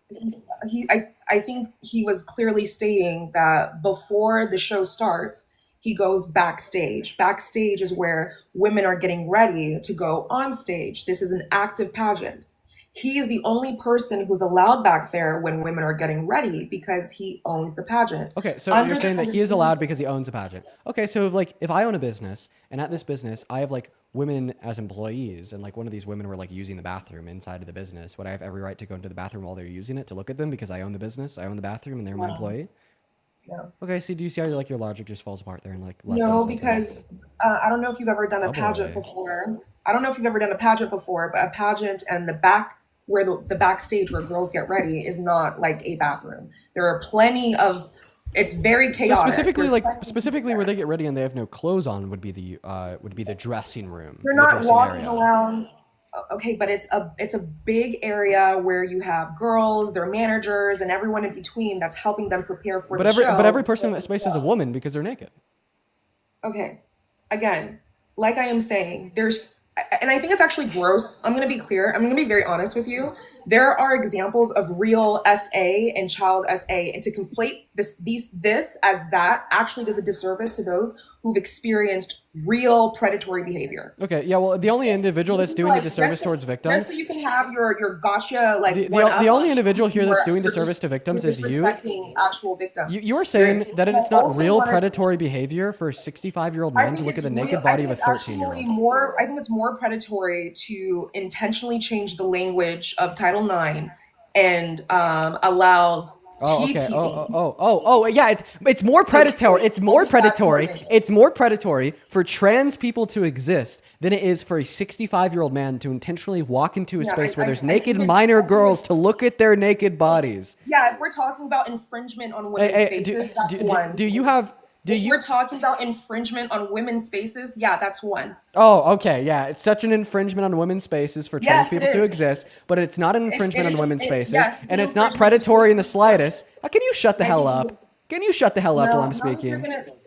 Not if you're gonna be disrespectful. Oh God, I think that disrespect is probably the last of your concerns right now. Like, I'm gonna be honest, like the shit that you're saying is so insane. I'd be surprised if like you had a long-term survivable career as a creator on this platform after this shit. I mean, you said, and I quote explicitly, it is not real predatory behavior for a 65-year-old man to look at the naked body of a 15-year-old girl. You sick I never freak. said that. That is exactly I what Donald literally Trump never said he said did, that. and which you then said I was not real never predatory said that. behavior. I never said that. So wait, if I'm wrong about what Donald Trump did, what did he do? What did he do? He told us that he walked backstage, no men around, looked at the women and girls when they had no clothes on. How the hell else am I supposed to interpret those statements from concluding that there was a 65-year-old man that intentionally walked into a woman and girls only space to look at them while they're naked? How the hell am I supposed to interpret his words to imply anything but exactly that? Exactly. There is no other way. Thank you. No. There is another way. I'm just curious if you're. I'm waiting for you to finish. Are you done? I'm done. Okay. So are you, by the way. You're fucking done. Oh, you're No, so I done. don't think that's accurate. I don't think it's accurate at all to conflate what that is and what real PDF files do. Yeah, I don't think it's the same. So how else am I supposed to like interpret what he said there? Could you please tell me? I think with the contextual words that he provided, if you want to play the clip again, you should. Oh, But happily. He very much was just judge women. Now that may be the best idea of all. It's a simple thing. It's a half hour, and we strip it out all over No, the I would country. say I'm the all-time judge. You own this pageant. You go over. You're meeting the girls and stuff. One of them comes up to you and says, "Mr. Trump, you're a very sexy man. You're a beautiful man. You have fantastic hair. Well, you're a powerful man, right? Right? You're a powerful man. Right. I want to sleep with you." Now, you're not the type that would say no. I don't want to hurt their feelings. Right. No, but I mean, you see a beautiful woman, you want to have that. You're Well, a you guy who certainly likes to think have about it. everything, right? Well, couldn't that be construed, however, as Conflict? yes? I don't see it as a conflict. It could be a conflict of interest, but it's the kind of thing you worry about later. Oh, I see. You tend to think about the conflict a little bit later The on. question is, how can it not be construed? No, I mean, some of these foreign girls, Mr. Trump, in my country, we say hello with vagina. And Well, you could also say, as the owner of the pageant, it's your obligation to do that. So you have done that. Now, tell Well, me I'll what tell you the funniest is that I'll go backstage before a show. Yes. And everyone's getting dressed and ready and everything else, and no men are anywhere. and I'm allowed to go in because I'm the owner of the pageant, and therefore I'm inspecting it. I'm inspecting. I want to make sure that You're like a everything is doctor. good. You're there. Yeah, the dress. Is everyone okay? They're standing there with no clothes. Is everybody okay? And you see these incredible looking women, and so I sort of get away with things like that. So when he says I sort of get away with things like that, what he's talking about is how because of his status, he is not treated the same as other people. He is, again, they were talking about judging women's bodies. These are women who signed up to literally be judged on the basis of their bodies. It is not the same as a child who doesn't have the capacity to consent. What we're talking about are women who are choosing to be judged on their bodies. We are also, I don't know if you can hear it, but he's talking about certain things in jest, right? He's talking about how women throw themselves at him. This is lewd conversation on a show called Howard Stern, where they intentionally try to get shock value statements. And I would argue that what he is talking about is he's allowed to go backstage, unlike other people, because he's the owner of the pageant. He did not say, I intentionally tried to take advantage of women. He didn't say anything other than he's allowed access to other places. Ashley, thank you for the $10 on Venmo, saying, as a real victim of SA, fuck this guest as much as possible. We don't gatekeep sexual abuse. She is disgusting. Thank you. Angelique with the $5 on Venmo. Even doctors who will inspect your entire naked body give you the decency to leave the room so you could change into the gown. This girl is crazy for defending Trump. Thank you. Sarah with the $10. As somebody who is essayed in a place I was supposed to be safe, this guest is disgusting to say that he had the right to do that. I'm sorry that happened to you, and thank you for the $10. Andrew with the $5. If you go through a private pool and wear a bathing suit, you can assume the owner will walk through the locker room while you're changing. Is that what she's saying? Really good point. Thank you, Andrew. Aaron with the $5. I appreciate you so much for the love. Stefan with the $5 on Venmo says, this woman defending SA is one of the most disgusting humans I've heard on your stream. More power to you. Thank you for the $5. Emily with the $5 as well. Thank you so much. Emily says, it makes me sad as a woman of color, seeing a woman of color so deep into the MAGA misinformation that they support white men actively working against them. MAGA men cling to them like catnip to justify their sexist, racist policies. Gabrielle, thank you for the $2. Maze, thank you for the $1. Tylee, I really appreciate you so much for the $10 over on Venmo as well. Shelby with the $5 says, please, quote unquote, please stop insulting me as I try to justify sexually exploiting minors, you meanie. I'm laughing because you're fucking right. That is insane. That's what's happening. Sandra, thank you so much for the $10. Ray, thank you for the $10 as well. Ray says, is she basically saying that they were asking for it? That is kind of what she sounds to be saying. I mean, let's just dissect what Annie's words here on this subject. She's saying that while the women and girls, they wanted to be there, and they wanted to be judged based upon their physical appearance on stage by a panel while they're closed. Therefore, because they wanted to be judged based upon their physical appearance, consensually on stage with clothes on by a panel of judges, therefore they were asking for Donald Trump to unconsensually look at them while they're undressed with no clothes on. I would also like to thank Angeline. Thank you for the $20 over on Venmo around 15 minutes ago. Thank you for the love, Angeline. Katie with a 10. And then Dara, thank you so much for the $25 as well. Thank you, Dara. And then Sierra with a $10 saying, Chef Dean Cook, thank you so much for the love. I'd also like to thank Nicole. Thank you for the $25 over on PayPal. Show some love to Nicole. Nicole says, seriously, as a black woman, this woman is so embarrassing. All caps. Then thank you with 3 U's at the end of thank you for doing what you do. Well, Nicole, I really appreciate you so much for the $25. That is incredibly kind of you. Thank you for your kindness. As well as Vesna, thank you so much for the $50 over on PayPal. I appreciate you for the love, Vesna. Vesna with a $50 says, she's saying women are quote unquote asking for it by being contestants without saying it. She's absolutely deplorable. Well, Vesna, I really appreciate you so much for the $50. That is incredibly kind of you. I would also like to thank Sweet. Dude, thank you for the $80 over on PayPal. Thank you so much for the love. Sweet. Let's get 800 Sweet W's down below in that chat. Sweet with the $80 says, I'm a small business owner. By the use of my business, a man came in with a gun, zip ties, and raped me. Oh my God. I'm so sorry that happened to you. Jesus Christ. They go on to say, all she is doing is victim blaming. Thank you for standing up for me in all women's rights. Again, I think, and I want to say clearly, women who've experienced SA, I'm not condoning it. Earlier in this live, I said very clearly, I do not condone that type of lewd talk or behavior. But is there a legal distinction between what is SA, what is coercion, what is rape, what is schmex trafficking? Yes. Is there a morally just or culturally appropriate behavior? Also, yes. But that does not mean the other. Something can be culturally wrong and you could legally not be a rapist, a child predator. And when you try to conflate the two, you erase that distinction, which I think is dangerous. You know, I think it's interesting that you'll in one instance say that one form of speech makes one culpable of crimes in the instance of protesting or burning the flag, as you've said earlier, but not as it relates to a person defending CSA and otherwise. But my question to you here, Anne, and forgive me, I don't believe you've had the pleasure of speaking. Nice I'm to meet Jaden. you. I had the question for you, which is how exactly can a reasonable person decipher whether or not these are the words of an actual rapist or groomer or what have you? Because you're saying that it undermines the validity of actual cases like that. How can one reasonably make that distinction, that this is not an actual person that does these things given the rate at which he says them? First, one major distinction is understanding the context.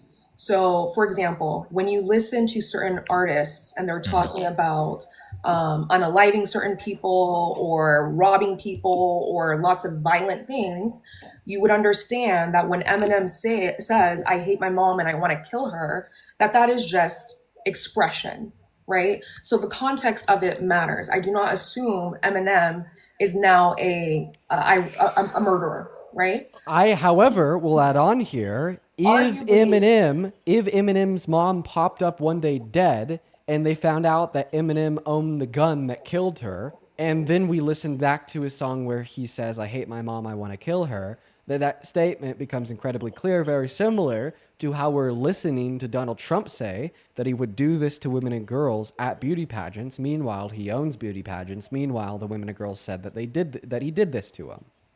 Correct.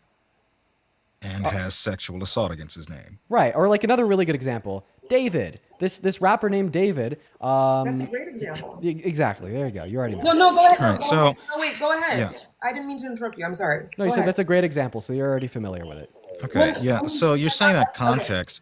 You're saying that context in this regard matters, okay? And I think No, you no. may have. Well, I didn't finish answering, right? I would say, Okay. right, yes, sure, context is part of it, but then also what was the actual material harm in terms of, was there a breakage? Was there trafficking happening? Was there coercion? Was there proof? Like, there has to be actual evidence of this thing happening. Okay, well, the evidence is Right, the fact so- that he admitted What to we doing it on a heard- radio show.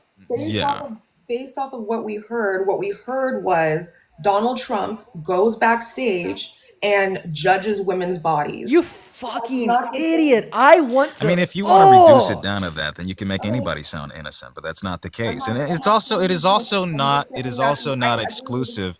It is not exclusive rhetoric and behavior that he has for teenage girls. Can he go to jail for that? Can he Just go to one jail? second. Now, he was found civilly liable, but just a second here. This is not rhetoric that only surrounds the teenage girls that he looks after. It's also teenage boys. I'll play you a clip from about 2012. Have you heard about all these teachers having sex with their students? Is this not crazy? What is going on? Well, I don't think the male students have been hurt by it. In fact, they're going around bragging about it, as I understand it. So, I don't see a lot of damage done. Fair enough. But it's a very unusual situation. I would say her husband cannot be happy. Oh, you are bad.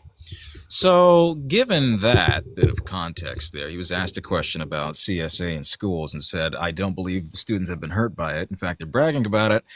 Is that not in and of itself undermining the validity of their cases as well? I didn't even know that clip existed. Well, yeah. I think what he is saying is because they are boys, and what he's really talking about is the way in which boys are hypersexualized. He's saying when He's doing it. But what he's saying is when boys experience rape, it can't really be great because they're boys and they might like it, right? That's not what he said.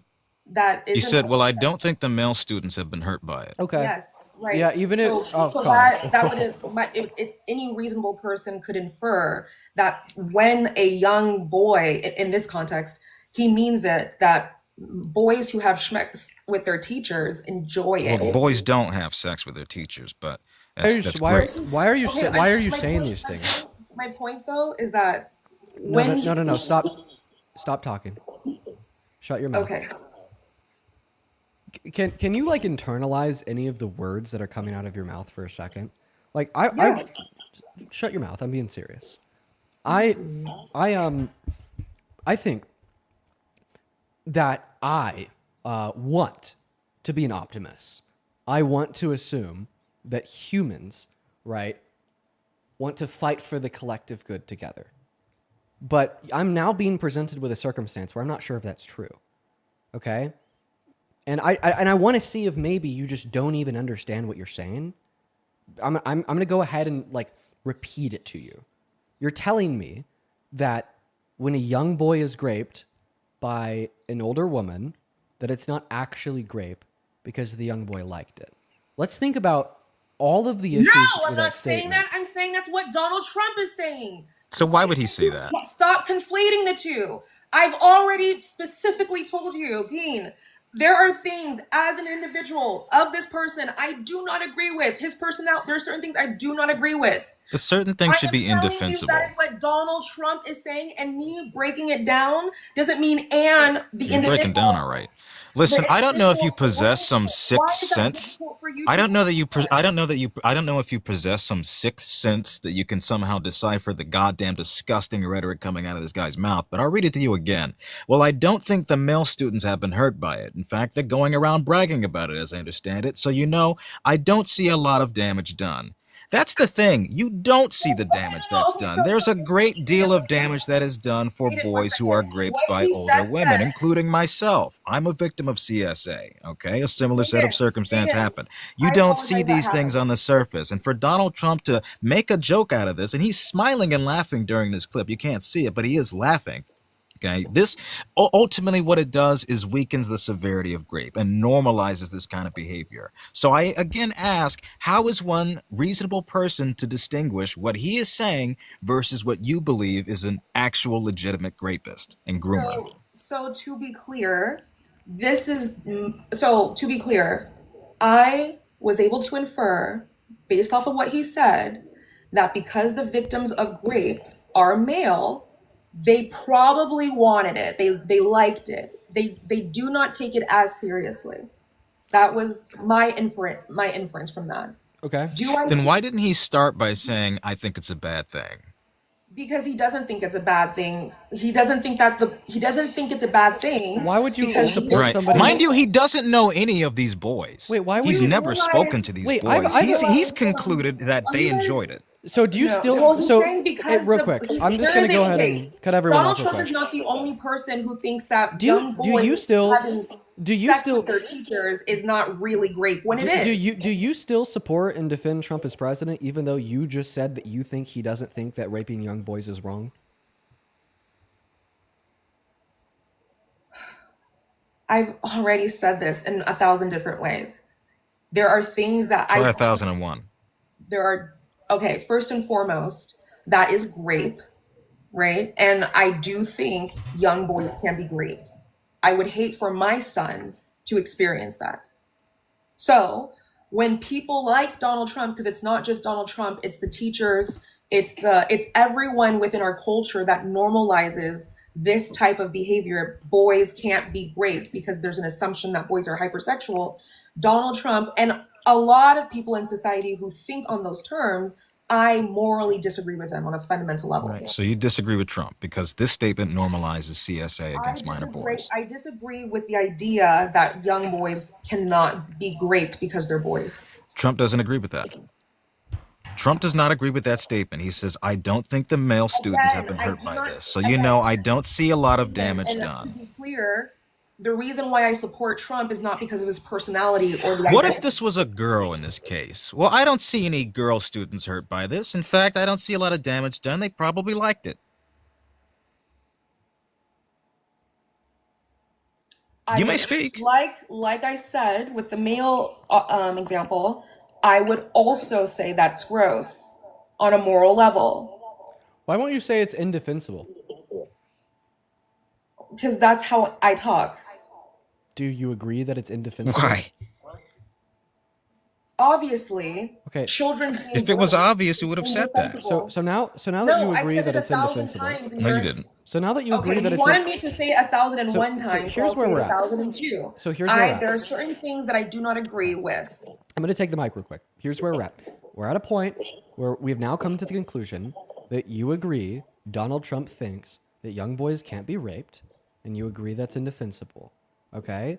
You also agree that Donald Trump would walk backstage and look at the naked bodies of women and girls unconsensually, but yet you defend that and you say that they were asking for it by being a beauty contestant pageant to begin with, and you think it's fine. Considering these facts, how can you still support him as president? Again,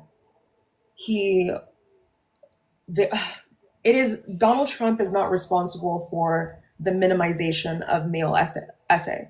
Yes, he is. Nobody said that. He's contributed to it. I'm answering the Yes, question. he's absolutely in part responsible for the so- contribution towards the minimization Okay. of essay towards young boys. Absolutely. He is not the reason. No right? It single is a- person is the reason. This is Correct. This is a straw man I'm of an really argument. sorry. I thought you were asking me to answer. Okay, I'm just saying, like, no single person would be the reason. This is a straw man of an argument that, once again, Right, is just right. attempting to minimize the harm Okay, all right, so you perpetuated by don't Donald want Trump's me to- statement.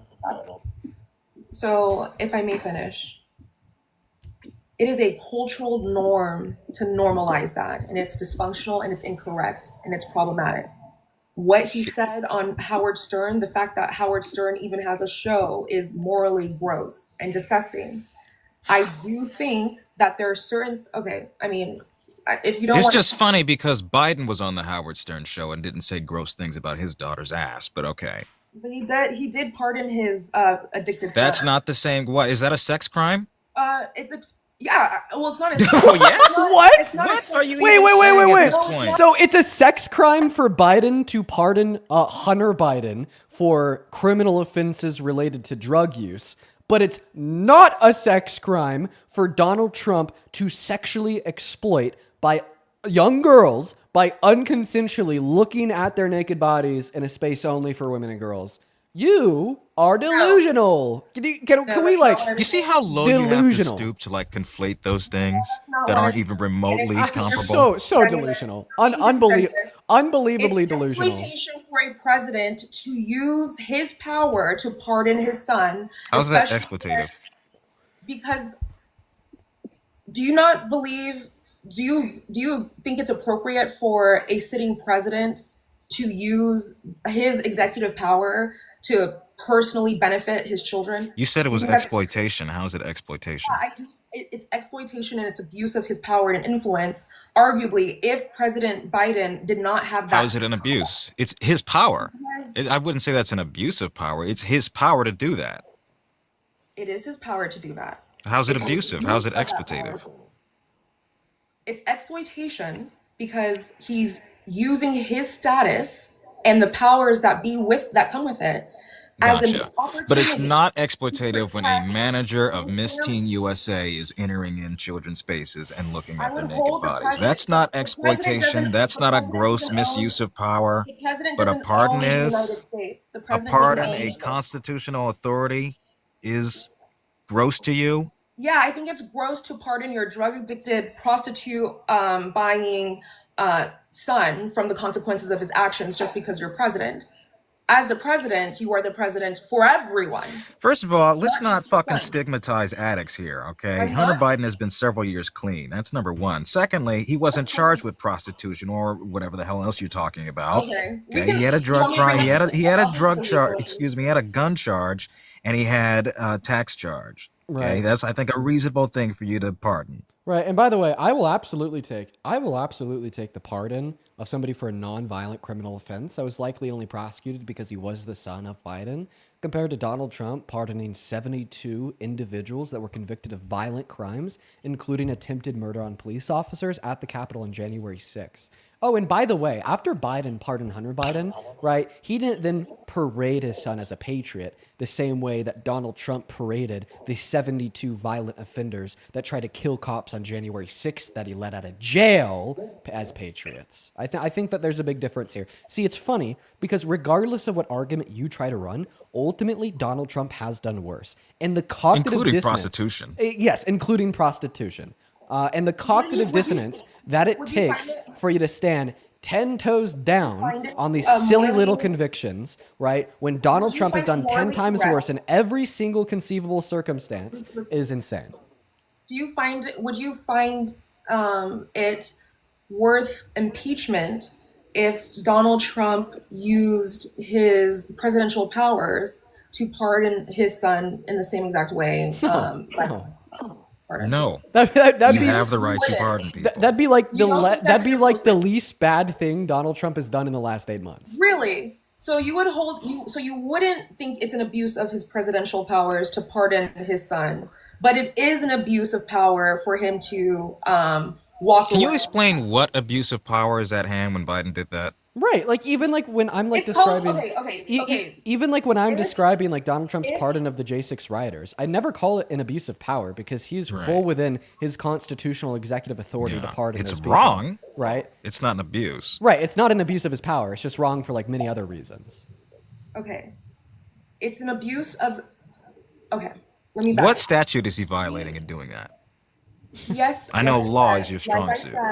Like I said, he absolutely has the power to do this. That's the beauty of the president. Okay, so it's not an abuse. But it's an abuse of his power when he's using it for nefarious intentions. It's not nefarious. I'd say politically charging a president's son is nefarious, as Trump is doing right now with Letitia James, with James Comey, with just about everybody associated with the Biden family and investigating and targeting them. You don't see that as politically motivated targeting, but when Biden does that to protect them from that, you take issue with it. Right. It's like it's like actually like definitionally speaking, what Donald Trump is doing right now with like James Comey and Letitia James is an abuse of power. Because remember when he posted that like what was supposed to be a private DM to his AG Pam Bondi on Truth Social, like telling her to like create special counsels to prosecute these people? Do you understand that like special counsels are supposed to be like independent from the presidency, independent from like any like type of partisan DOJ, and are supposed to operate on their own? And like it came out that he was like specifically requesting for a partisan dependent special counsel to be created by the AG to like answer to his beckoning call by prosecuting his political opponents. That is like definitionally speaking an abuse of power. Right. I'm going to go thank a couple people. Witch Woman, thank you for the $10 over on Venmo. I appreciate you for the love, as well as Casual Cow. Thank you for the $10 as well. Casual Cow with the $10 says, stop dodging the question or trying to pivot away. Your whole argument was to minimize what Trump said by saying it is normal for others so you can maintain your cultist mindset at the expense of victims. You know what, Cow? You fucking cooked. That's why I'm reading these off, because you guys are fucking cooking today. Holy shit.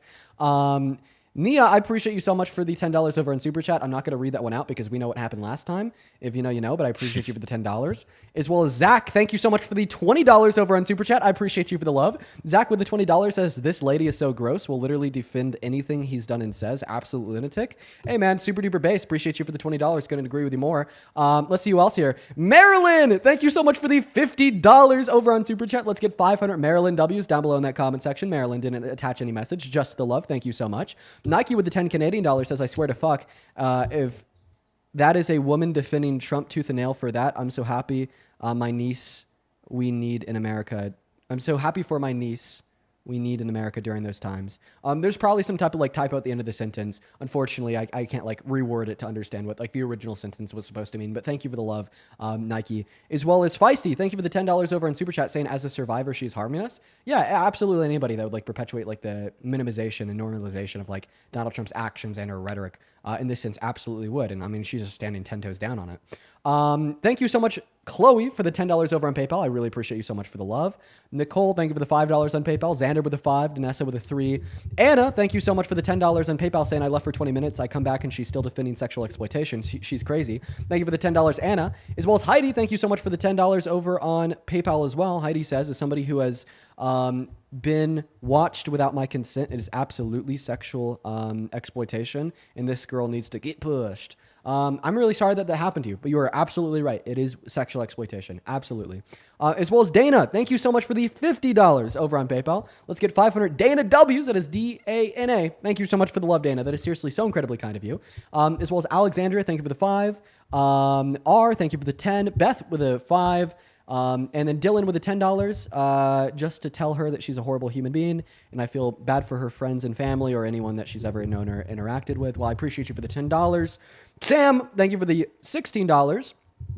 Sam with the $16 says, "Hey Dean, I was here last week when she was trying to justify racist stereotypes about violence. The way that she jumps through hoops to justify Donald Trump's vile actions and speech just proves how disgusting of a person she is." Oh, that's right. Yeah, last week she was literally like trying to argue that black people are inherently violent. I recall. Yeah, that one was crazy. I forgot about that until now. Kinsey, thank you so much for the $25 over on PayPal. Kinsey says, "My employer SA'd me in March of 2024. I'm really sorry to hear that, Kinsey. Kinsey says, "I go to trial in January. I'm in agony. Nobody understands." Kinsey, listen, although I just want it to be known that we are all standing by your side and by the side of every other victim watching this live. You know what I mean? It's like the loudest voice that you hear right now is hers because she's talking to us on the live. But there is damn well over 25,000 people in the stream right now that we can all univocally condemn the terrible things that she's saying. As well as John, thank you so much for the $10 over on PayPal. Samantha, thank you for the $10. I really appreciate everyone so much for the love. As well as Eric, thank you for the $25 over on Venmo. Thank you so much for the love, Eric. Show some love to Eric. Sabrina with a $15 saying, "As somebody who's been SA'd, this is really hurtful. I hope that she wakes up and does better." Yeah, honestly, man, I'm kind of ready to end the conversation with you, Annie. I'm not gonna lie, I want to be able to prove you wrong in debate and demonstrate why nobody else should agree with you. But it's kind of getting to a point now where it's just this is just making thousands of people so uncomfortable and hurting so many victims. I don't even know if it's worthwhile continuing this conversation. I'd also like to thank, not done. Ayusha, thank you for the $10 over on Venmo. Thank you so much for the love. As well as Jade with the $15. Thank you so much, Jade. Ann with the 5, Addie with the 5, Lauren with the 5, and Sarah with the 5. Thank you so much. You guys are so incredibly kind. I would also like to thank Kimberly 18 minutes ago with the $20 over on Venmo. Kimberly says, "People like this are the reason I was afraid to say anything as a 7-year-old who was SA'd for 3 years straight. I only came forward after he did it to somebody else years later." Kimberly, I'm so fucking sorry to hear that happened to you, man. Jesus Christ, dude. Thank you for the $20. May I say and I something? appreciate you for being here. Actually, nope, you can't. Not yet.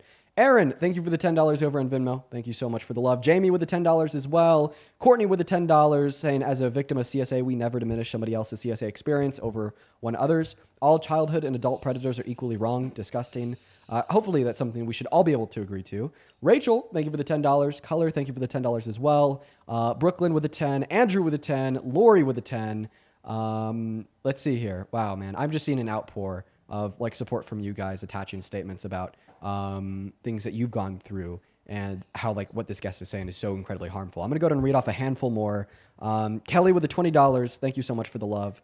Lauren with the $15 says, "Bored with a grape apologist. Can we move on?" Yeah, we're going to be moving on here pretty soon. Emma with the $25 says, "The mentality that this guest has is sick and frightening and a large part of why it took me so long to speak up when I was sexualized in public at 12. I consented to being in public, not to be followed and touched. Thank you for shutting that shit down." I'm going to say the same thing I said to the last handful of people, Emma. I'm really sorry that happened to you, and I appreciate you for attaching that message. Thank you for the $25, and thank you for sharing your story. Same thing goes for Kimberly. I appreciate you for the $25. Ashley with a 10, who says, "As a real victim of SA, fuck this guest as much as possible.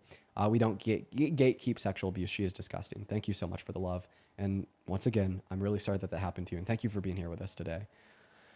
All right, Jaden, is there anything else that you'd like to add on here? Oh, yeah, real quick. Teresa, thank you. She says, "Thanks for joining Dean's Debates and for advocating for victims. It means a lot, of course."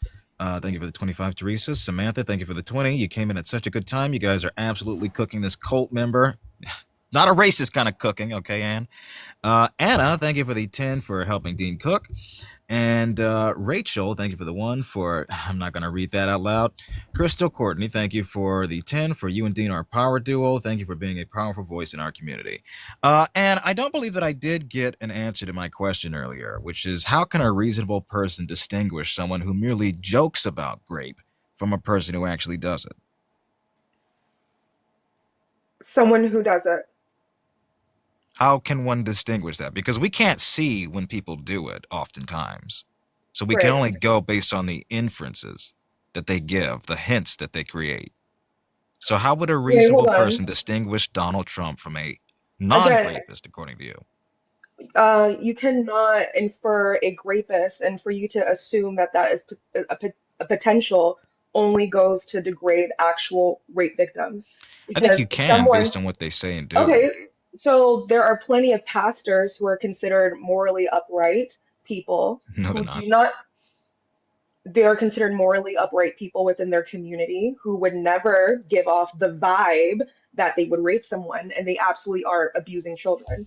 So one thing I want you to consider is the only way you can determine someone is a rapist is if they actually rape someone. Do you believe that you are the company you keep? To an extent, sometimes. To an extent, I don't including think Donald I don't Trump's think own.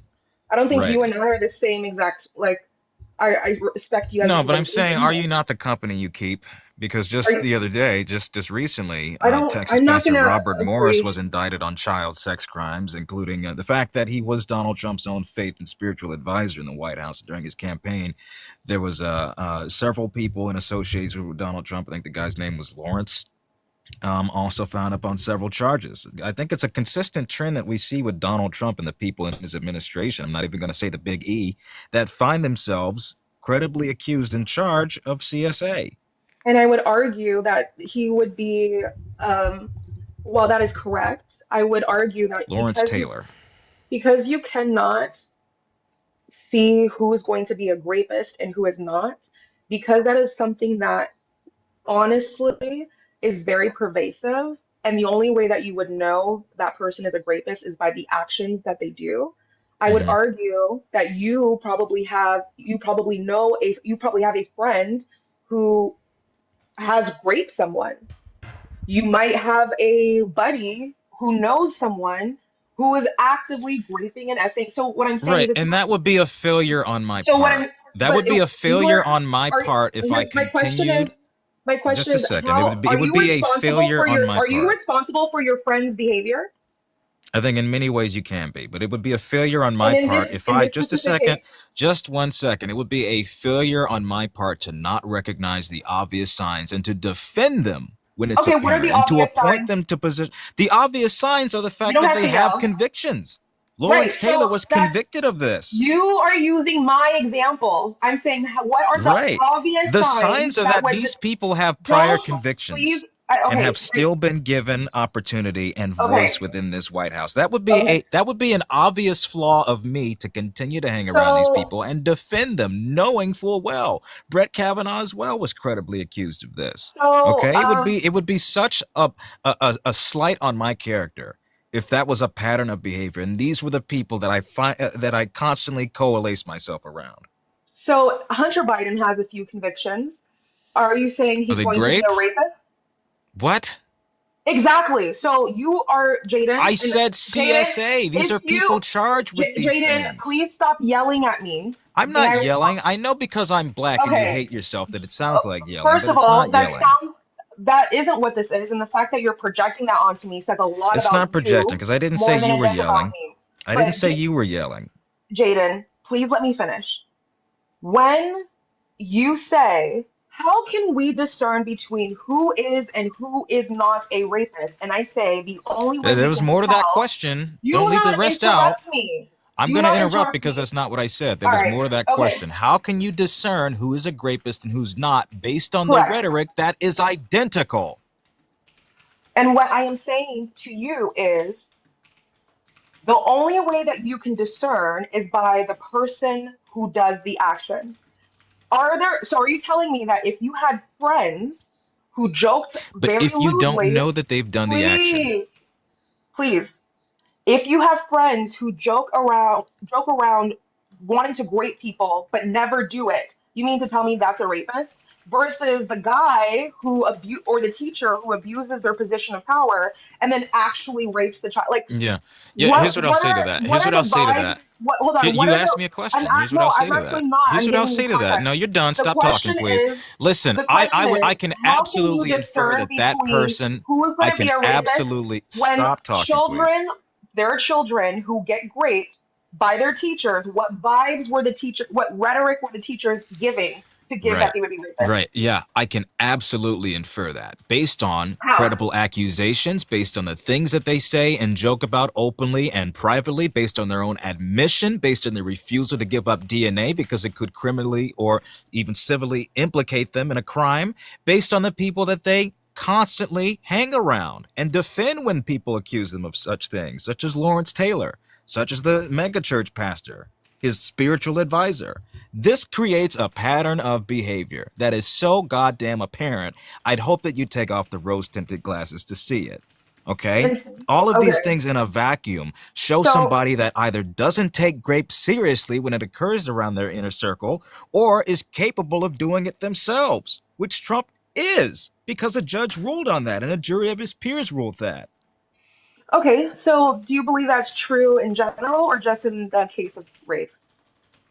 What? That if someone jokes about certain things, they're probably doing that thing. Was that all that I said? No, I'm asking Okay, you. there's Do you more to think that. I do but think do you that a think that person is applies to? absolutely, yes, I do think a person is more likely than not culpable of such things, or at least Okay, doesn't believe it's as serious as it should be. and so if they don't take it seriously, do you think that they're capable of doing it? Yes. Okay, Now you're getting it. question, and this is for all the men who are hearing me now. Have you guys ever joked about Guess we'll never know what her question is because I kicked her. We're going to move on to the next guest. Go ahead and hop in that queue if you happen to be an American adult that supports Trump. We'll get you pulled up here. I'm sorry. That conversation just went on like way too long. That was nauseating. Yeah, no, like, dude, oh my God, dude. You know what really gets me? What really gets me is just the fact that she's not just like the only person that thinks that way. That is like the silent majority of Trump supporters. I bring up that clip to many Trump supporters on this live. I would say more often than not, they turn around and give a similar reaction to what she did. Okay? Mhm. It is like engaging in a conversation about Donald Trump's sexual misconduct, about his rape case with E. Jean Carroll, about his sexual exploitation of the girls at Miss Teen USA, or even that clip that you brought up that I didn't even know about where he said that, you know, I'll send it to rape you. against, please do, little boys isn't wrong because they like it or whatever the fuck. Like, I think that really exposes where the lines like fall in this country. No conversation generates such insane, ludicrous, immoral, wacky outcomes than that conversation. And the fact that so many people in this country think very similar to the way that she does, and all you got to do to figure that out is to ask, is to criticize Trump for engaging in said sexual misconduct and then listen to their response. It's appalling. It's sickening, man. It's and above all, it is so genuinely upsetting. It is so genuinely upsetting. I do these debates for 4 hours a day, 7 days a week, and have for the last 2 years. And after doing them for so long, I've built up, a really good ability to not get upset when I'm talking to people about the craziest shit ever, right? And I need to be able to have that ability to have like good dialogue where I'm able to effectively prove them wrong using like reason and fact. That's what I need to do to be a good debater, right? But that conversation is one that I will never be able to like grow indifferent to, because that rhetoric, those beliefs are just so genuinely gross, upsetting, and insane. It just absolutely insane. And it harkens back to 2016 when the Access Hollywood tape came out, and there were people that actually wore and sold shirts and hats that said, "Trump can grab me by my you-know-what." And I think that self-degradation, that minimizing of that trauma and that pain is so entrenched in Republicanism and Republican policies and beliefs that I don't know how exactly the women can respect themselves. Clearly they don't. But it's such a sad state of affairs that this has become normalized and that this is even debatable. That a person can't unequivocally say that a person who downplays CSA is wrong. It's an embarrassment. Yeah, man. We're gonna move on to the next guest, Nathan. Go out there, protest October 18th, No King's Day 2.0. If that last conversation doesn't incentivize you to get involved with your local community, to go out there and protest for the future of this country, for the sake of our children and the next generation, guys, I don't know what will. What's up, Nathan? Do you support Trump as president? No. No, you don't. Well, I appreciate you for popping up. I hope you have a good rest of your day. We're going to go to get that next guest up in here. Just please make sure that we're following the rules if you happen to be in that queue. Just make sure that you're an American adult that supports Trump as president. And we'll get you loaded up in here. We're going to go to get that next guest loaded in here right now. There's a handful of people that I would like to thank. First and foremost, let's see here. Yo, I'm going to call you M. M, thank you so much for the $100 super chat over on YouTube, dude. Show some love to M down below, you guys. M with a $100 super chat. Fuck Jews, fuck women. And Alex's band. M with a $100 super chat says, a little something for you to keep in your lavender and caramel. You've certainly earned it after handling guests like these. Thank you for the good work that you do. I look forward to watching you continue to grow. M, thank you so much for the $100 super chat. I will be using that to get another anxiety pin when the time comes. I just got a new anxiety pin like 3 days ago, so it may be a couple weeks, but thank you so much for the love, M, as well as Witch Woman. Thank you for another $10, as well as I'm going to call you Flack. I believe that's your name. Thank you for the $20 over on Super Chat. Thank you so much for the love. And what is going on, Realtor? Do you support Trump? So essentially, you can see. Nope, they don't. I'd also like to thank Caitlin for the $20 on Super Chat. Oh, no. Show some love to Caitlin down below. Caitlin with the $20 says, so her logic about victims says that because I was essayed by my father, I was asking for it because he was my father. I'm sick. Hopefully she stops being brainwashed one day. Really sorry that happened. Well, you to see, the Caitlin. dad owns the house, so according to her. And thank you so much for the $20. Yeah, dude. I mean, there's so many like absolutely just terrible implications of what she was saying, Caitlin. Right. We're gonna get that next guest up in here. Go ahead and let me know down below in that chat if you're an American adult that supports Trump. We'll get you tuned into the live. And I'm also just going to go ahead and put this one out there. Yo. Oh, what's up? How old are you? 19. 19. What year were you born in? 06. Do you support Trump? Yes, sir. All right. I'm going to go and thank just a couple more people, get caught up, and then I'll give you the mic. There's been a lot of people showing a lot of love, so I have a couple of people to thank. I just want you all to know that I'm incredibly appreciative for you. Courtney, thank you for the $5 on Venmo. Another Courtney with the $8, thank you. Jonathan, thank you so much for the $25. Jonathan says her son needs to be checked on. I can't finish that message, Jonathan. I shouldn't even have said that. Thank you for the $25, Jonathan. As well as Corey, thank you so much for the $7 over on Venmo. Thank you so much, Corey. As well as Juliana with a 1, Daisy with a 50 cents. Bonnie, thank you so much for the $5 as well on Venmo. Valerie with a 10, Juliana with a 10. You guys are awesome. Thank you all so much. I'd also like to thank Katrina for the $25. Katrina says thank you for kicking her. Yeah, Katrina, we got her out of here. It was time to get her out. Thank you so much for the $25. As well as Laura with the $20. Laura with the $20 says the way that you waited until the perfect moment to kick the rape apologist just made my night. Cheers. Well, I appreciate you for the $20, Laura. As well as June, thank you for the 10. And Shane, thank you so much for the $40 over on PayPal. And hey, Shane, I'm going to go ahead and just keep that message to myself. I bet you could assume why, you know what I mean? But thank you for the $40, and I want you to know that I did read your message, and you could probably assume how I feel about it. Thank you for the $40, Shane. Emily, thank you so much for the $11 over on PayPal. Thank you, Emily. Jillian with a 5, Rachel with a 5, Dominic with a 2, and KB with a 5. And I think that we're all caught up. I do want to say, if I did miss, like any of the messages, because there's a couple that I didn't read out loud, just know that I read them to myself, and I really appreciate you so much for your kindness. But Evan, go ahead and take it away. Tell us why you support Trump. By the way, I just want to say congratulations for your success. And so do you think that if Kamala Harris was president, do you think that a lot more how can I say this? A lot more Mexicans would be in this country? In USA. If Kamala Harris was elected, do I wish that would there be more Mexicans in America? Yeah. No. Do you think there would be more instead? Do you think she would let a lot more in, more than Trump has? What about just let's not use the word Mexicans. Let's just use the word immigrants. Not all immigrants are Mexicans, and not all Mexicans are immigrants. I think that there'd be more like for instance legal immigration into America because she supported the bipartisan border bill to hire more judges to expedite more like legal claims of immigration. Okay. Well, that's all I wanted to ask. Well, thank you so much for letting me up here, and congratulations for our success, man. Oh, okay. Okay, Evan. You have a good one. Okay. All right. Jaden, how you doing today, man? Yeah.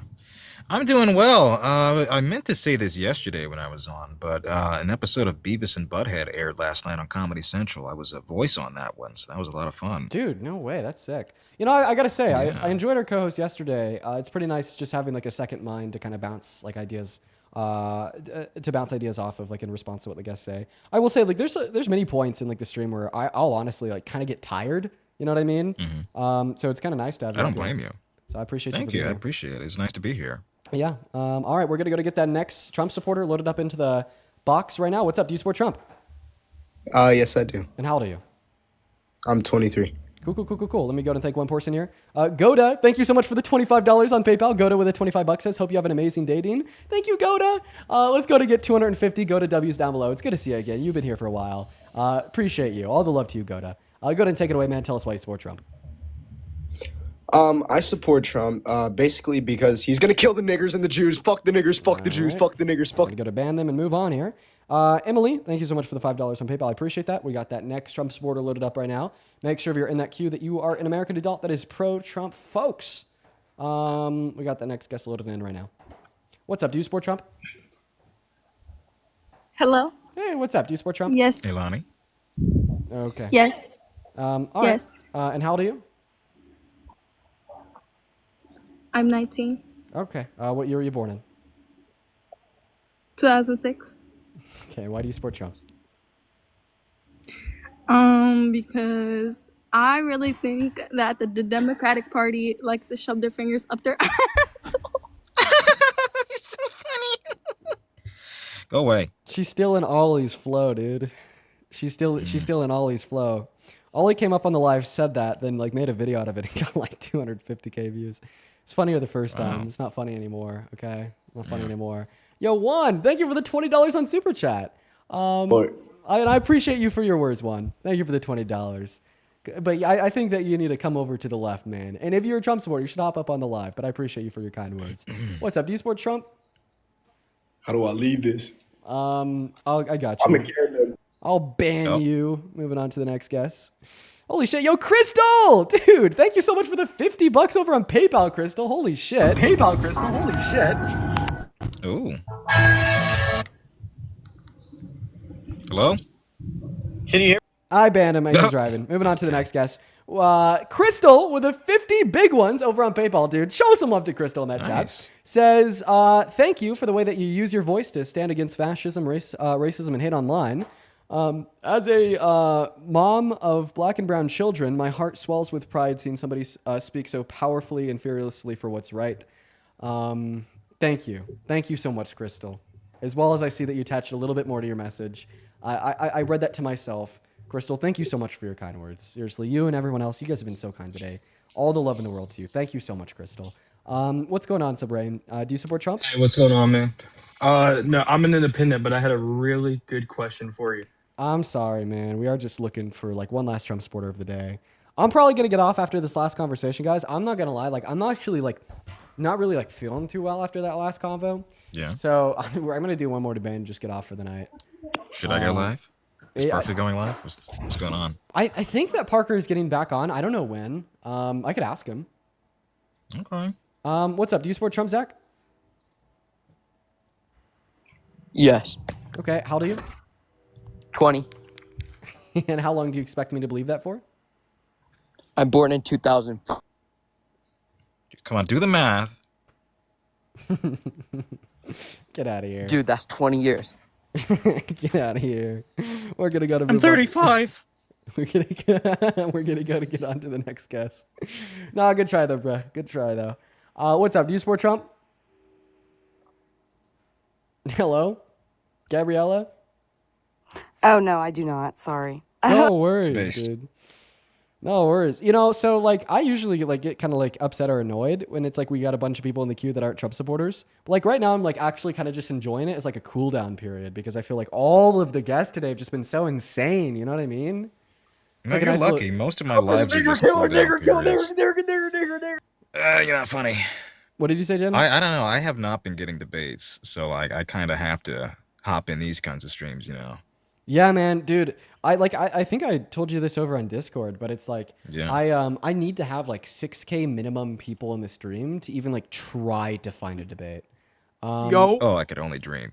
Yeah, dude. Hello? It's insane. What's Yo, up? what's good? Do you support What's up? Trump? Yes, sir, I do. Okay, what year were you born in? Come on, this is an act. 2006. I know voice acting when I hear it. Now stop How with am the I accent. voice acting? I could tell this isn't a real person. Okay. Oh, okay. Okay. Well, what are you here for? Okay, kicked him. Banned. Moving on to the next guest. Here we go, folks. Let's get that next guest loaded up in right now. We got Sean connecting to the stream. Here we go, folks. Yes, I do. Who's that? Apparently, that's how they sound. They think that's a real accent. What's up? Do you support Trump? Yeah. Age? 18 May 8th, 2007. All right, buddy. Let me go and thank a couple people here. Mike, dude. Holy fuck, Mike. Mike, thank you so much for the $100 over on Venmo. Jesus Christ, dude. That is so incredibly generous. I do not deserve that. Thank you for the love, Mike.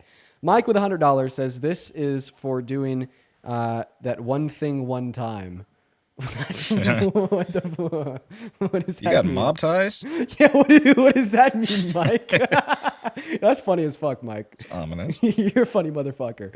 Yeah, let's show some love to Mike down below in the chat, not just for the $100, but for being funny as hell. Thank you for the $100, my friend.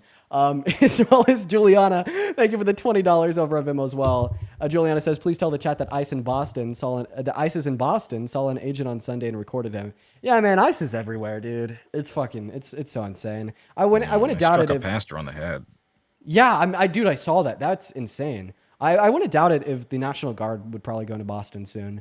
As well as Ann, thank you for the $10 over on Venmo. Go ahead and take it away, man. Tell us why you support Trump. Mainly for abortion. Okay, so do you think that abortion should be banned, legislated on by the state? Do you like agree with exceptions? Do you not agree with exceptions? Where do you stand? I would say I agree with exceptions, but like besides like because 95% I saw on I forgot what source, I can grab it for you, but 95% is on like not SA, incest, or life of the mother. Right. So I think it's feel yeah, like- so it's 95% is elective. You're right. yeah, so I just feel like that 95% is not justified. Okay, so it's at 95%. Do you support him because you want to reduce the rate of abortion? I guess, yeah. Or I That want hasn't happened. Well, I know, but like I feel like him supporting him has a better chance of doing that than supporting.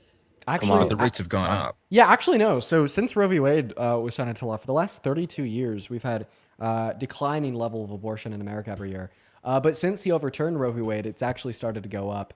Maybe it's because it's like made women think more about abortion, made like access like psychologically seem like more scarce, right? Even if they're like still in states where it's legal, thinking it could be illegal in the future, right? But like whatever like People the reason doing it is, earlier. right? Yeah, whatever the reason is, right? Like the number of abortions have gone up. Okay, but I feel like he would still make a strive to ban it instead of like We e making can't. Well, I mean, he obviously like we have more abortion restrictions under his presidency. Right now, there's 66 million American women and girls in America that cannot elective abortion. So why do you agree with that? Why do you think that elective abortion should be banned? Because I feel like the fetus or the baby in there is a human life, and I don't think it's justified ending a human life if you're like just not being responsible for your actions. Okay, so it reduces down to not being responsible for your actions, or does it reduce down to it being a human life? Which one? I would say I guess then more of human life. Okay, more of the human life. Okay, so do you think it's our species that makes us morally valuable? I would say yeah. Okay. That's a really bad argument, dude. Well, I wouldn't say that, like, for instance, brain dead patients are morally valuable. It's not like murder to kill them. even though like they're members of our species and they're biologically alive. Same thing would go for like human zygotes. Human zygotes, that's the first stage of human development. They're human and alive. Yet obviously I wouldn't say that if you kill a zygote, you should go to jail for 25 to life. I don't think that's murder either. And I feel like these examples and more like easily dispute the notion that like it's our species that makes us morally valuable. Well, with the brain dead patient, I think like you have to think about the quality of life. Like with the brain dead patient, there's no chance of coming back. Okay, well now it's you're just either shifting just your live forever. argument to something that is not our species, meaning you don't think it's our species that makes us morally valuable. So if it's not our species that makes us morally valuable, then what is? Okay, like what do you mean? Like we're just I mean humans. what I asked. So you just told me that you don't attribute moral value to the brain dead patient. You don't think it's murder to kill them, even though they're a member of our species because they won't have a future. So in turn, you're rather telling me it's not our species that makes us morally valuable, but like rather like the existence of a future. I guess. Okay, awesome. Like the chance of life. So are you JJ? JJ? Yeah. I don't know who that is. Okay, well you definitely are. See, I don't know who JJ is, but like you're definitely JJ based upon the way that you reacted. Chat, who's JJ? I'm I so think he was serious. here I the don't other know day who or JJ is. something. Or a different live. I'm so serious. I don't know who JJ is. Okay. All right. Whatever. All right. So if it's the future that you find to be morally valuable, what about the future is morally valuable? Just a chance to have like a life, build their own life, and to live, I guess. So like live, like biologically speaking, or like what do you mean by live? I would say everybody deserves a chance. Life. But what do you to mean by live. life there? Do you mean like literally like be biologically alive, or are you talking about life in the more philosophical sense of like being a Philosophical person? sense. Okay. Well, then what do you Being a mean by person. life? You just said it, like the philosophical one. Okay. Could you Like, expand just- on that a little bit for me? Brother. Like just living throughout life, like experiencing things. Experiencing. Okay, so subjective experiences. So you're saying that subjective experiences or consciousness equals right to life, and because the fetus will be conscious in the future, therefore you're going to extend the right to life to the fetus now. Yeah. We never grant rights to people or things based upon things that they might be or might possess in the future. Like for instance, being 21 equals right to buy alcohol. A 15-year-old will be 21 in the future. Does this mean that we should give the 15-year-old the right to buy alcohol now, or do they actually have to be 21 first? Well, that's just like completely different. No, it's Why is using it that different? same foundation of identifying a trait that grants a right, then identifying an entity that will have that trait in the future, and seeing if we think that we should just give it the right now. Obviously, we would say that the 15-year-old should not get the right to buy alcohol now, even though they will be 21 in the future. They have to actually be 21 first before they get that right. Very similarly, I agree with you. It is consciousness, it is sentience that grants you the right to life, that makes you morally valuable. But I just think that the fetus actually has to be conscious, actually has to be sentient, actually has to have a mind before they get that right to life, which right now, according to neurodoctrine studies, is most likely to emerge at around the 20 through 24 weeks point, with the thymocortical connections. Okay, Can I ask you, why does potential personhood take precedence over bodily autonomy? Well, because in my opinion, I feel like the not talking about the exceptions. Like if you have a kid, like that was your choice to have that kid. Even if you use protections and all that stuff, I just feel like you assume risk every time. And I don't think you're answering my question. So more specifically, why should non-sentient life take precedence over sentient life? Well, because at the end of the day, they're both human, and I believe Okay, both but one is have human not rights. sentient. I get that that's your premise, but I'm asking why should one hold more moral value over the pre-established sentience? They have the same moral value.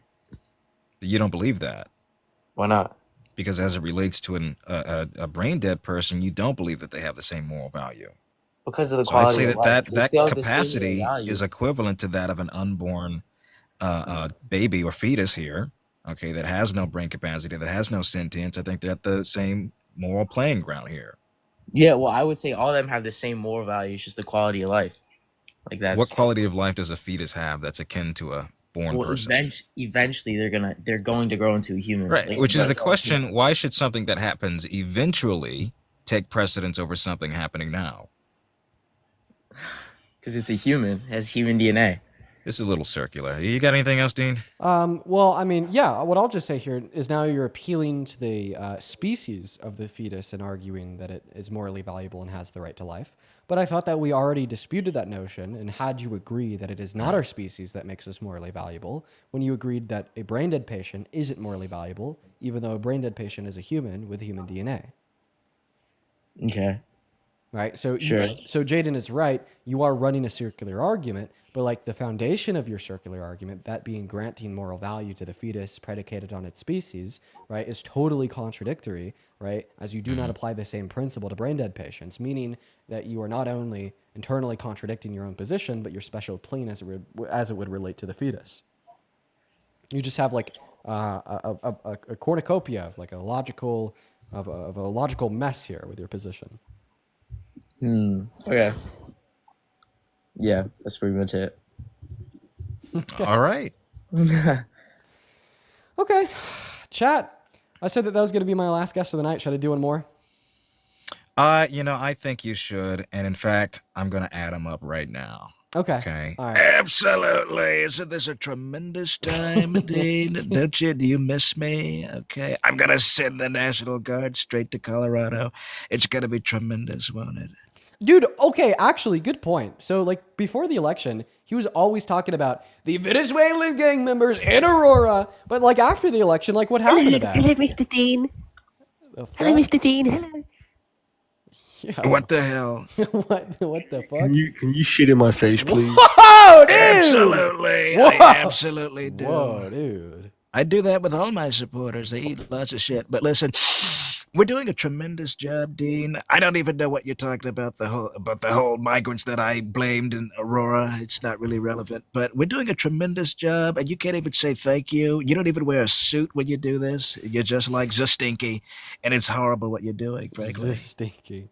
I'm surprised It's he hasn't. true. I'm surprised he actually hasn't called him that. I'm surprised, too. Don't give him any. It's kind of surprising. Don't give him any ideas. Okay. All right, chat. We are looking for our very last Trump supporter of the evening. So if that's you, if you're a Trump supporter, go ahead and hop in that queue. We're going to get you loaded up. I'm going to be honest with you guys, though. I'm like pretty tired and worn out of it. So this is definitely I going to don't be the blame you. last. This is going to be the last guess. Emily, thank you for the $20 over on Venmo. I appreciate you for that, love. Emily with the $20 says, I'm a nurse and I work in oncology. As an RN, healthcare is completely fucked right now, and a lot of my patients are potentially losing their accessibility to cancer care, all because of the Orange Man. Keep spreading valid and evidence-backed info to the uneducated public. Listen, Emily, I really appreciate you for the work that you do on the ground. My sister works on an ER, so I know how, like, oh, sorry, Jaden, hop back in that queue.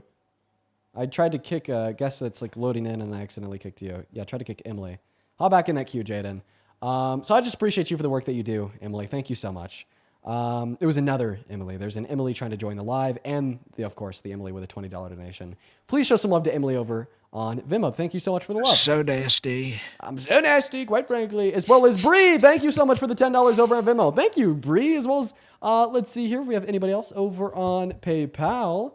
We do. Let's see here. Mark, thank you so much for the $17.87 over on PayPal, saying, great stream tonight, Dean. Thank you. The soundboard these streams give are valued. Have a good one. I appreciate you for that love, Mark. Oh, yeah, the stream today was a little bit nuts. Okay. Looking for our last guest. Christopher, thank you so much for the $15 on PayPal, saying, can I claim a frozen embryo on my tax return? Yes. Guess what? They got to be consistent. You should be able to. Thank you for the $15. Yeah, why won't they be consistent? They should totally be able to claim a frozen embryo. And child support should start then, too. Right. So real. What's up? Do you support Trump? All right. Okay, we're going to go to give it like... Apparently Anne is live right now, relitigating our conversation. Well, we're just not even going to talk about her. Oh, well. We're going to move on to the next guest. We got Colt. We're going to go ahead and try to get like maybe 3 last people up here for the night, guys. We're going to try like 3 more times to get someone up here. If like I can't find a Trump supporter in the next 3 guests, then I am just going to go to an end. What's up? Do you support Trump, Colt? Yes, I do. Age, please. 18. Okay, can you unmuffle your mic? Sorry, is it muffled? Yeah, it is. It's pretty muffled, yeah. Sorry, I'll talk a little. Do you want me to? Can I just talk louder? Is that good? Yeah, whatever. Okay. What year were you born in? 2006. Actually, is there like a phone case you're that you could take 18? off? Yeah, I can take off the phone case. And then what month of 06 were you born in? Hold on, I'm taking. Okay, good. Well, whatever. What month of 06 were you born in? I was born in December. Okay. All right. Tell us why you support Trump. I support his border policies. I think his border policies are better than Kamala, and I feel like sometimes Kamala says things really out of context, and sometimes she doesn't make sense. Is that like muffle like too much for anyone watching? I don't know. It was a little bit. Yeah, that was. Sorry, I'm not. Okay. I'm like really like trying to give you a chance here, but. Okay, I'll try to. Is this good? Can I talk? Is that better? Yeah, that is Are you better. on Bluetooth? Okay, I'll talk right here. Yeah. Do you have like any Bluetooth device that you're talking to us through? No, I'm talking straight through my iPhone. Okay. I swear to you, I'm not. All right. iPhone 6. All right. So what so what immigration policies of Trump's are you a fan of? I just like that he closes the border. With Kamala, you don't know who's going to cross that border. It could be someone What illegal. policies It could he be someone closed that's the committed border with? crimes. No, but what I'm saying is you don't know if it's going to be. It could be anyone, really. And then they come into our country and they commit a dangerous crime, and you never know who that's going to be. So that's why I Can personally you answer support my Trump. question? So what policies he what'd you passed to say? close the border? Well, Dean, I'm not like exactly like sure what policies he passed, but I just generally like, and I've agreed with like the people that said that I just like his policies that they close borders. Okay. Here's what I'll say to you, Mr. Colt. I think that you have a wild misconception of Donald Trump's immigration policy that's likely driven from propaganda in the media. He hasn't really passed any policy to quote unquote close the borders, right? I'd say the reason why we see such a significant reduction in the amount of undocumented immigrants coming into this country is because immigrants, regardless if they're legal or not, immigrate into America because they expect to have a higher quality of life. I think right now Donald Trump is promising them a lower quality of life by violating both the human and constitutional rights of the undocumented immigrants that are already in this country, and including but not limited to his illegal deportation of Abrigo Garcia to a torture prison for terrorists in El Salvador, his illegal detainment of Mahmoud Khalil for 3 months, even though Mahmoud Khalil was a legal green card holder, his illegal deportation of Venezuelan immigrants without due process to that same torture prison for terrorists in El Salvador, or his declaration of war on American cities, and his illegal directive to the National Guard to start arresting people. Okay, so Dean, I understand what you're saying, but I just like one question: do you really think it's fair? So like under Kamala, you know how those borders were open, right? No. Do you really think? Okay, can you let me talk, Jaden? Sure. All right, thank you. You asked So a question, but do yeah. you really think it's fair that anyone, like of any background, can come in, like, you just come in and they can commit a crime? Like you're saying that not all immigrants are illegals, but you know crossing the border is illegal, so technically they are illegal, right, when they cross.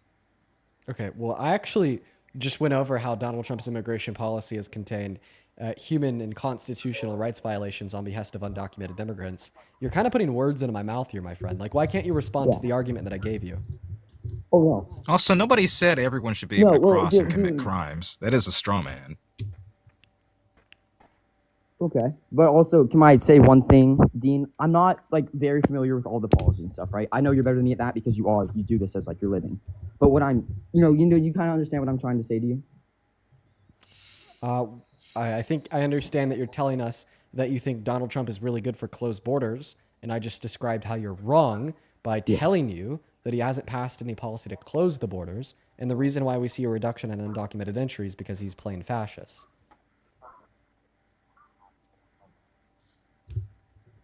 A little harsh. Also, I want to say, can you respond to that argument? Some bad things, but I think what Kamala says too. Yeah, what did you say again? Dude, we're gonna pivot. Dude, oh my God. Okay, I'm gonna say it. Jesus Christ. Okay, well now he's like laggy and muffled and not responding to the counter argument. This may be a little bit too much. I'm gonna try one last time though. Okay. This is going to be the last time. My internet's bad. This is going to be the last time I repeat the argument. You told us you support Trump because you think he's closed the borders, locked them down, quite frankly. And then I responded to that by saying, actually, Colt, can you name any of the policy that he's implemented to lock them down? You're like, actually, Dean, I can't. And then I was like, well, that's because he hasn't implemented any policy to shut them down.